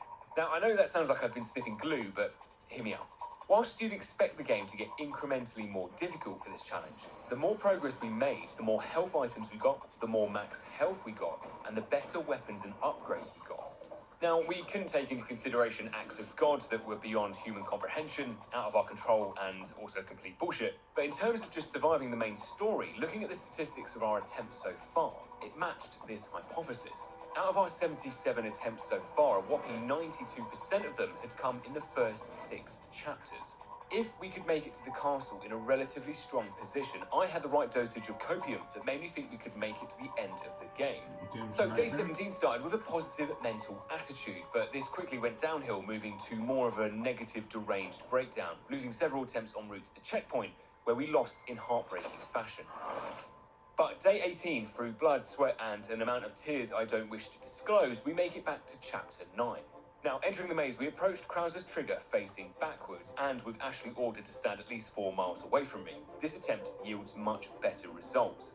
In amongst the dogs, Krauser ambushes us one more time at the final flag, but once he was pepper sprayed away and all 3 of them had been lowered, we could double back to do another spot of fishing, boost Ashley over into the secret room here to do a spot of plundering before we arrived at the Grand Hall. The hall felt particularly nefarious now. With 6 hours of progress on the line, these next 3 areas were not to be underestimated as the biggest threat to reducing these hours to 0.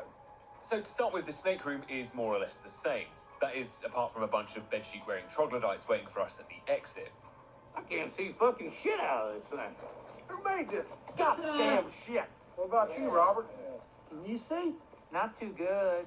After sending these ghouls and their 1,000 thread counts back to the dry cleaners, we can head through to grab the goat's head. As per usual, throwing a flash here prevents us from being dropped down into the fighting pits below, in turn giving us a solid area to hold in what was to be an epic defense of the bridge. The sticking point here is that the enemy numbers have basically doubled, turning a very standard area into a desperate fight for our lives.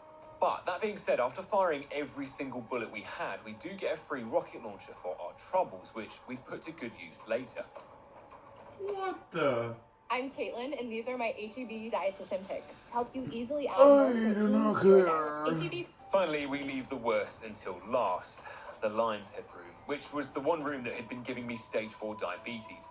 In our final test of our faith, we have practically doubled the amount of knights to fight here than usual, all of which were basically Golden Knight reskins with, just for good measure, a few actual Golden Knights thrown in here as well.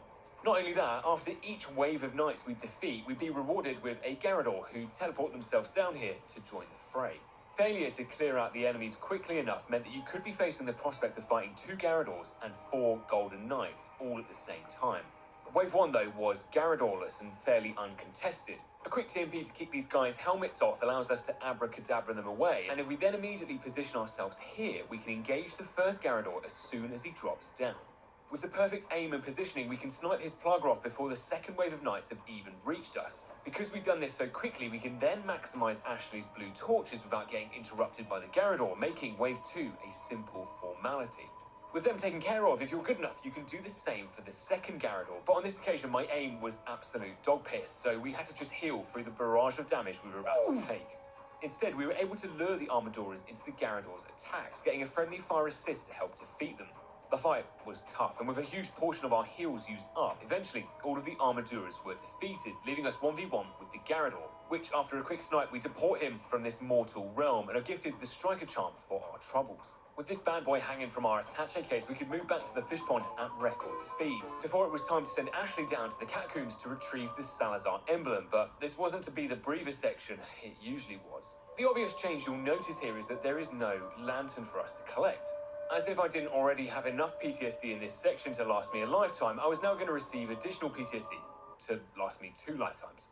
The anxiety here doesn't really pick up until we hit the catacombs downstairs, where we have to turn all of these lanterns on to unlock the door, whilst avoiding the insta-death that the knights here were itching to dish out. After some pre-lantern pull analysis, our best option here was to wait behind this knight after pulling the last door switch, which forces the other pursuing knights to pass us wide, ensuring that the route to the emblem room was clear of death. The biggest hurdle had now been overcome, and the return leg with the Salazar crest wasn't nearly as troubling as the way in, allowing us to drop off the treasure we'd found in here to Leon as we began Chapter 10. The beginning of this chapter starts off in true Leon Must Die fashion by enclosing us back in the Chimera puzzle and throwing another Garrador in to keep us company, who was indeed committed to making Leon die. But despite a very tense atmosphere, a quick flash gives everyone a time out, and with the additional breathing room, we can disable the blind man even further, as well as our fellow spectators. With the mausoleum tidied up and the legendary Killer 7 now in our possession, we head back to the pond to clone some more fish and repair our armor ready for the ballroom. This place didn't really have the Saturday night Strictly Come Dancing vibe that I was looking for. The Novies had not only turned the ballroom into a swingers club, but we had illegal amounts of possessed steel walking around the place, as well as some religious backup coming from the rear. If we could make it down to this door, however, we can use it to reset the Armadura's spawn points, giving us enough room to battle towards both of the switches. Once the switches were pulled, dropping down either of these shortcuts gets the armor stuck down either of these routes, leaving us free to curb the Novi population without any contest. After lowering the 2 switches, it was time. You may have been wondering what foul horrors awaited us in the Garrador trap room, and I can tell you, ironically, it follows the same formula as always. At this point, I usually mention how the blindness had been doubled in this room from 1 Garrador to 2. Well, it had been doubled again, but this time from 2 Garradors to 4. When I say health items reign supreme, it was moments like this that proved that statement correct. We were getting defiled in here. From left, right, and head on, for a solid 10 minutes, I was slashed, stabbed, bonked, and clotheslined, desperately hammering my inventory to try and cling to life. So many times we healed within a frame of death, but we were faced with a new problem. We were burning through our herbs, our fish, and our first aid sprays at an alarming rate. My body armor had been turned into nothing but rags, and soon enough, we had nothing left. Excuse me. I need your help. You need to kill me, Despite being moments away from being manually castrated, the Gyarados in between assaulting us had been helping us to thin out all of the zealots who'd been entering this room, now leaving just the 5 of us. With no healing items remaining though, this made the decisions that followed crucial. Just one, fuck, I can't believe you've done this, and I'd be sliced like Daddy Ham, and we'd be heading back to the start of the game to scream at the intro sequence for the 76th time. I'm tired, boss. Tired of being on the road, lonely as a sparrow in the rain. Whilst my heart was pounding out of my chest and I was under pressure to make the right choice, I was still patient. With no more external factors influencing our decision-making, I waited and waited and waited until an opportunity appeared. All 4 of these discount daredevils had managed to group up together, so we took that moment to throw them a Michelin star entree of a flash grenade to keep them in place, followed by a main course of 2 heavy grenades. From there, like dominoes, they began to fall. One by one, the Gyarados were struck with the hammer of justice, sentencing them all to death, all to the celebratory screams of Ashley next door. After being thrown into the dungeon, we find a Regenerador living down here who'd apparently stolen the crown in this guy's lap and replaced it with Ada's blast crossbow. Not a bad trade, to be honest, but I was going to need that crown as well, my friend. So after popping the Iron Maiden like a balloon, it gives us the stolen crown, and for Verdugo, if I can be perfectly honest, I was just not feeling it. In a new note provided by Mr. Engineer, he claims that the nitrogen showers would go offline until the lift arrived due to its excessive power consumption. That meant we'd have to go toe-to-toe with a fully unencumbered Verdugo, as well as contending with all of the additional horrors down here. With all that in mind, and with how we were closing in on victory, risking it now for a fancy corrective lens for one eye just wasn't worth. So after forcing Verdugo back into the sewer pipes from whence it came after calling the lift, we thin out his entourage of Plagas and Novicidors whilst periodically providing a shotgun amputation to the Iron Maiden. We zoom around and pick everything up and loop Verdugo and his friends around the sewers until we were ready to leave. There was no shame with a tactical retreat back to the lift, especially after spending 18 days going through hell just to get this 7 hours of progress. I think on this occasion, I could forgive myself. Meeting up with Luis in Chapter 11, we do some hardcore drugs together before heading in to grab the dynamite from the cave marked M4. Before we even jump down, we can sneak a few shots in here to take care of this brute, and with the rifle and Killer 7 combos, the 2 Bella sisters hiding out here and their backup were hardly an inconvenience. The inconvenience, though, does arrive when we head over to grab the dynamite, which had apparently been taken by an old friend. Yes. Despite the arrival of this guy making me feel physically sick from anxiety, our movement through this area was solid. Doubling back and doing a circuit like this ensures he remains at the very least an arm's length away from us. Although I will admit at times that unit of measurement was sometimes a little closer than I liked.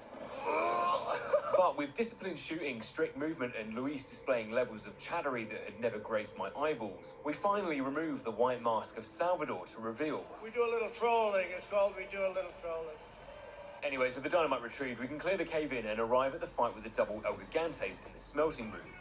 These 2 take the absolute privilege of accepting the rocket launcher we found in the Goat's Head room. It's a worthwhile investment as the entire arena gets flooded with Ganados as well as, fucking shock, the Bella sisters again. So rather than risk anything, placing this rocket perfectly between them both gets us a nice double kill and ends the fight in a matter of seconds. We do still have to take care of the Bella sisters, but it's a lot easier without 2 giants trying to squish us between their toes. Off-brand Disneyland was a nice break away from the usual brain rot we've been subjected to, but this break, as always, was never gonna last. Arriving at the Novicidor's hive, we immediately can't see Luis. Apparently, we're supposed to believe that he'd flown off the minecart and landed directly into the lift.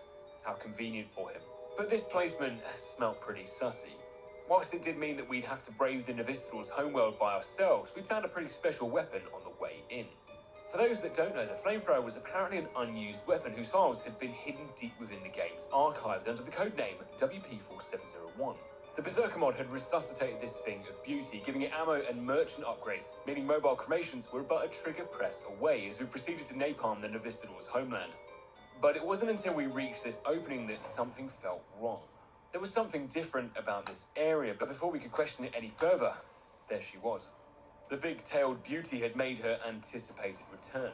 Now, not to sound like that guy, but the fight with Passanta was, if I can be honest, pretty easy. She's got all the grace and decorum of a reversing dump truck with no wheels, with the real annoyance coming from the periodic invasions of the Novicidors into the arena.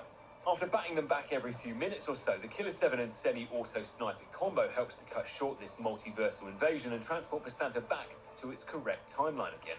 After we find ourselves in one of the Tomb Raider remastered levels, we rendezvous with Luis, who rightly gets stabbed in the back for leaving us to deal with all of that bullshit by ourselves. With Krauser repelled like the little sex pest that he was, we double back to the throne room to retrieve the second golden egg from prison, and some additional treasure before throwing weapons of reproductive destruction at the Mona Lisa.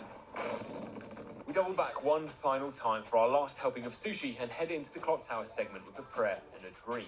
But one thing we didn't head into here with was the new flamethrower, because apparently that shit can crash your game here, which I'm not in the market for.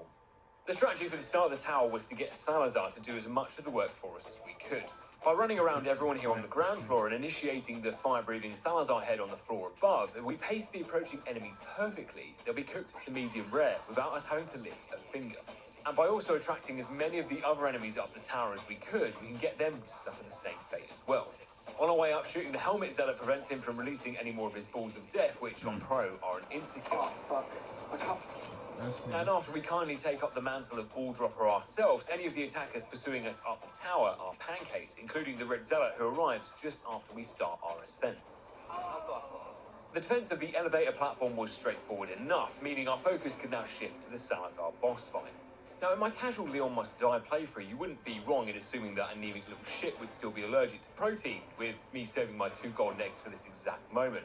However, like the absolute trolls that the devs were, I tested the eggs again before starting this challenge, and the conclusion is that either Salazar's golden egg allergy has been cured or drastically reduced, or he has a phase of invulnerability programmed in. So with that in mind, I wasn't fucking around here. I used the golden eggs I'd collected to make a golden omelette for me and the merchant and bought a rocket launcher instead, which was the right choice because the feeling of making it to the island in chapter 13 was nothing short of beautiful. We had every component that we'd need to complete this now. I had the time, I had the money, I had the weaponry, and I had the health. By triggering the alarm in the opening concentration camp, we can lure everyone back towards the merchant, where the AI has a Gandalf-induced brain fart and will not pass, allowing us to take everyone out in a controlled and orderly fashion. Knowing that the end was nigh, the game resorts to cheap tactics to try and stop us. It starts hiding mines around the place that not even fucking Jesus Christ himself would have been able to see. And inconspicuous vases filled with Semtex. We do get a boost to our arsenal, however, as inside the shrine it's revealed that the first settlers to the island had originally worshipped the Striker's shotgun. Which, to be fair, I'd worship too, because this thing absolutely slaps. Krauser, being the insufferable dickhead that he was, had also set up his turrets all over the island to defend the route in. But not even they could stop us from clearing this rabble out, retrieving another crown, and relieving the 2 brutes guarding Ashley's prison from their duties. In the lab, any differences weren't immediately apparent, but when switching on the power to the freezer room door, we get a nice injection of nostalgia when we head back to OG RE4's laser hall, taking a little zap for old time's sake. The laser grid was really in place to make our return trip through here with the Regenerador chasing us a little more awkward, as the shutter to our left doesn't work anymore. So instead, we remove the latter from the equation by revealing its Plagas with the Striker and destroying it the manual way. After rewriting the keycard, we find the thermal scope in its original place from OG RE4 as well, which means we can take out the second Regenerador and retrieve the wrench downstairs from the Iron Maiden who had ingested it. With the card in place, Resident Evil D-Day now begins. We man the machine gun and begin mowing down the onslaught that had arrived in the lab.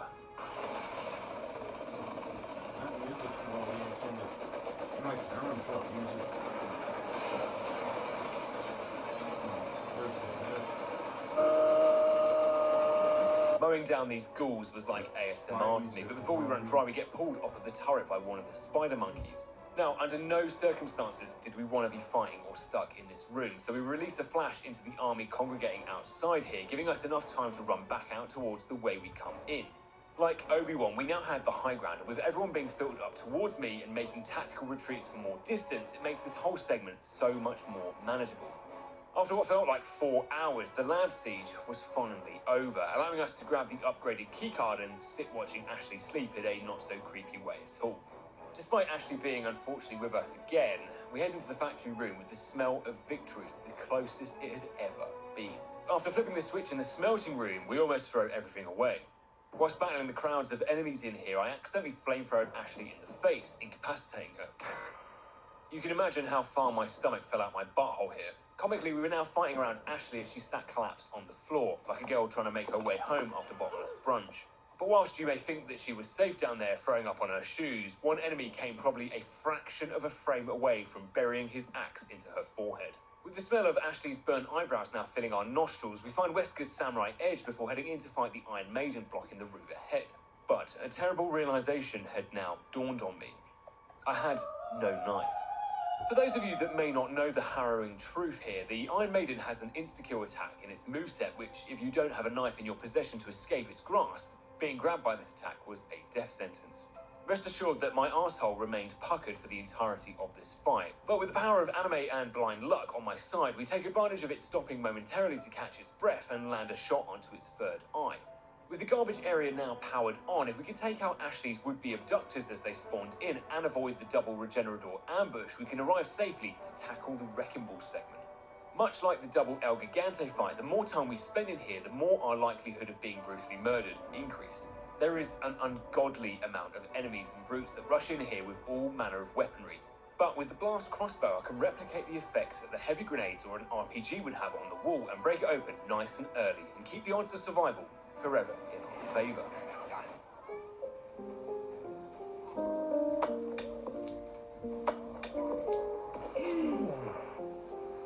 You can imagine how my jaw dropped as this dynamite Hail Mary came flying down, but remarkably, apart from severe concussion, she was just fine. So we double back to take care of the Iron Maiden in the lab for some additional spinels and take the lift up to drop Ashley off at the Sadler daycare. More of the bedsheet warriors arrive to try and restrain us, but after they're sent first class to Sadler Heaven, we enter the Super Army Soldier Showdown. Hello. Are you watching me on YouTube? Good. I'd like to play a game with you. The beret-wearing Army douchebag gladiator assault course was largely unchanged. We get a few smatterings of regular foot soldiers, but with this weapon set, particularly the striker, we might as well have been smashing houseflies with our slippers. In the final section before Krauser shows us his big throbbing arm, there are two brutes in here with us as well. But with the Killer 7 being upgraded to railgun status, they were out of the picture as quickly as they came into it. With the Striker's 400 shell capacity turning the Krauser fight into a game of Splatoon, we keep our health nicely topped up to avoid any accidents and deal enough damage to send Krauser up to the top of the wall.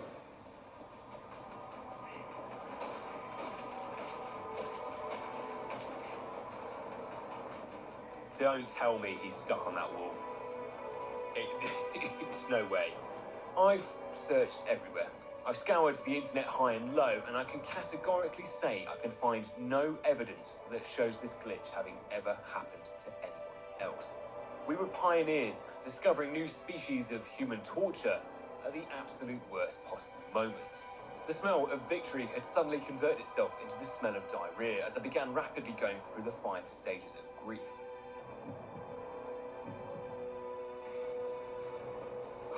Oh, this cannot be happening.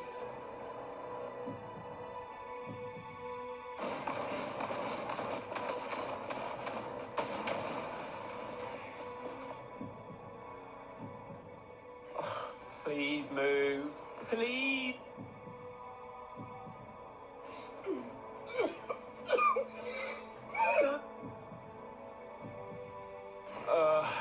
It's over.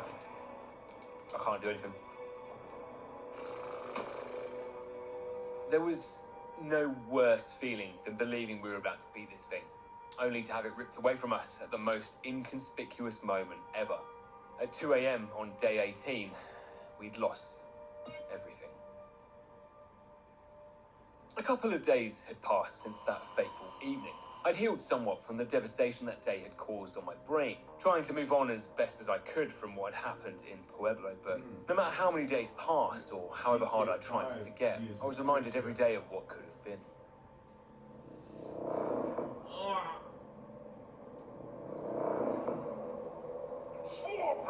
One thing had become increasingly apparent on my journey through these escalating levels of challenges was that I'm just too stupid to quit. The only way to achieve full closure here was to go back to Pueblo and rewrite this wrong.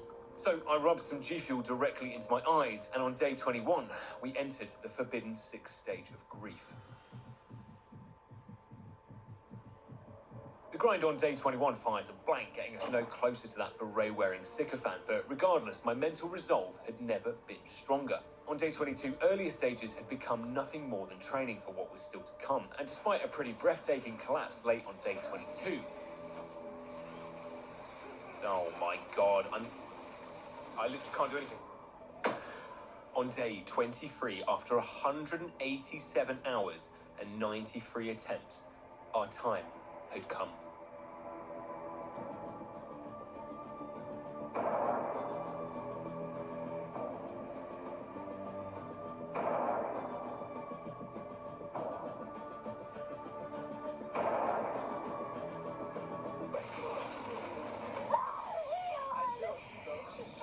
Modern Warfare music.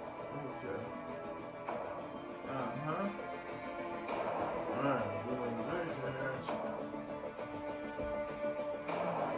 4, 5,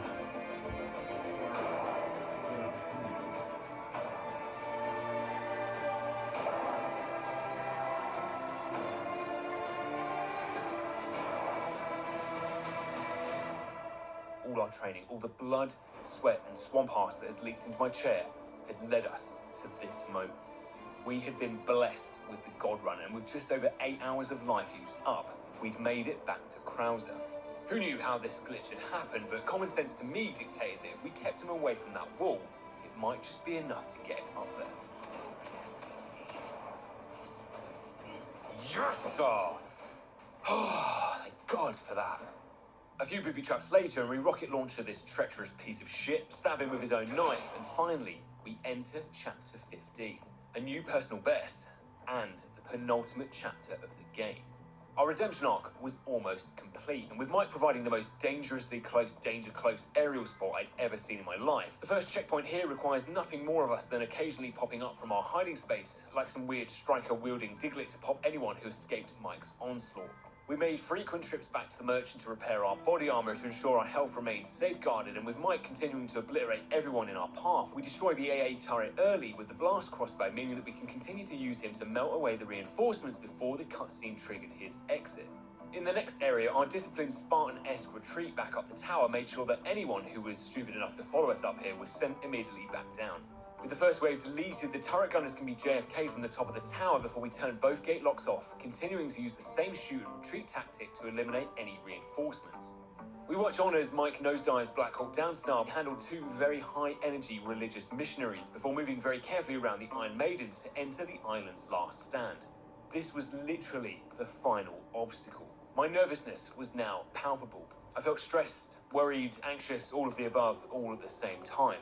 Ammo was running pretty tight, but using our remaining spinels, we can purchase additional gunpowder from the merchant, which allows us to craft just enough to get us through here, which was almost made irrelevant when we take an immediate hammer to the face.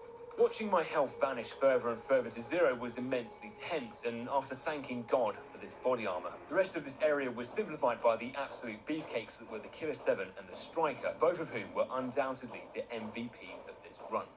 Nobody stood a chance. I'd become a man of focus, commitment, sheer fucking will.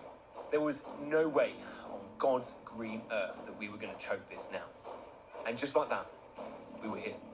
With Ashley carried off to have her eyebrows lasered back on, we make it to the merchant and purchase our final rocket launcher to put Sadler down for good. My hands were legitimately shaking by this point. When we defeated Sadler, it was about 4 in the morning. I was pretty much running on pure adrenaline and caffeine. We were standing on the precipice of success here. But whilst you may think that the surprises were over and it was time to roll the credits,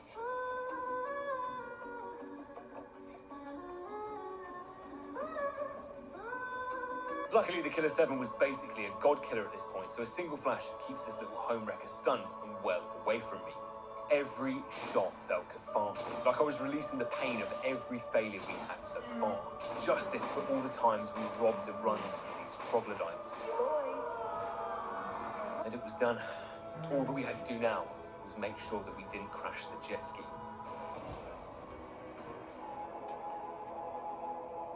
Nah, I'm just kidding. Totally made it.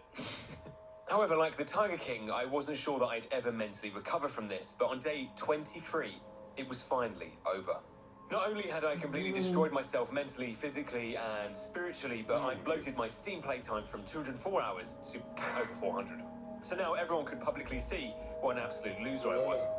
Anyways, I'm off to a wellness retreat to recover from this challenge, but let me know in the comments if there's any games or challenges you would like to see next. I clearly loathe myself, and my mental health knows no limits, so feel free to make it as difficult as you like.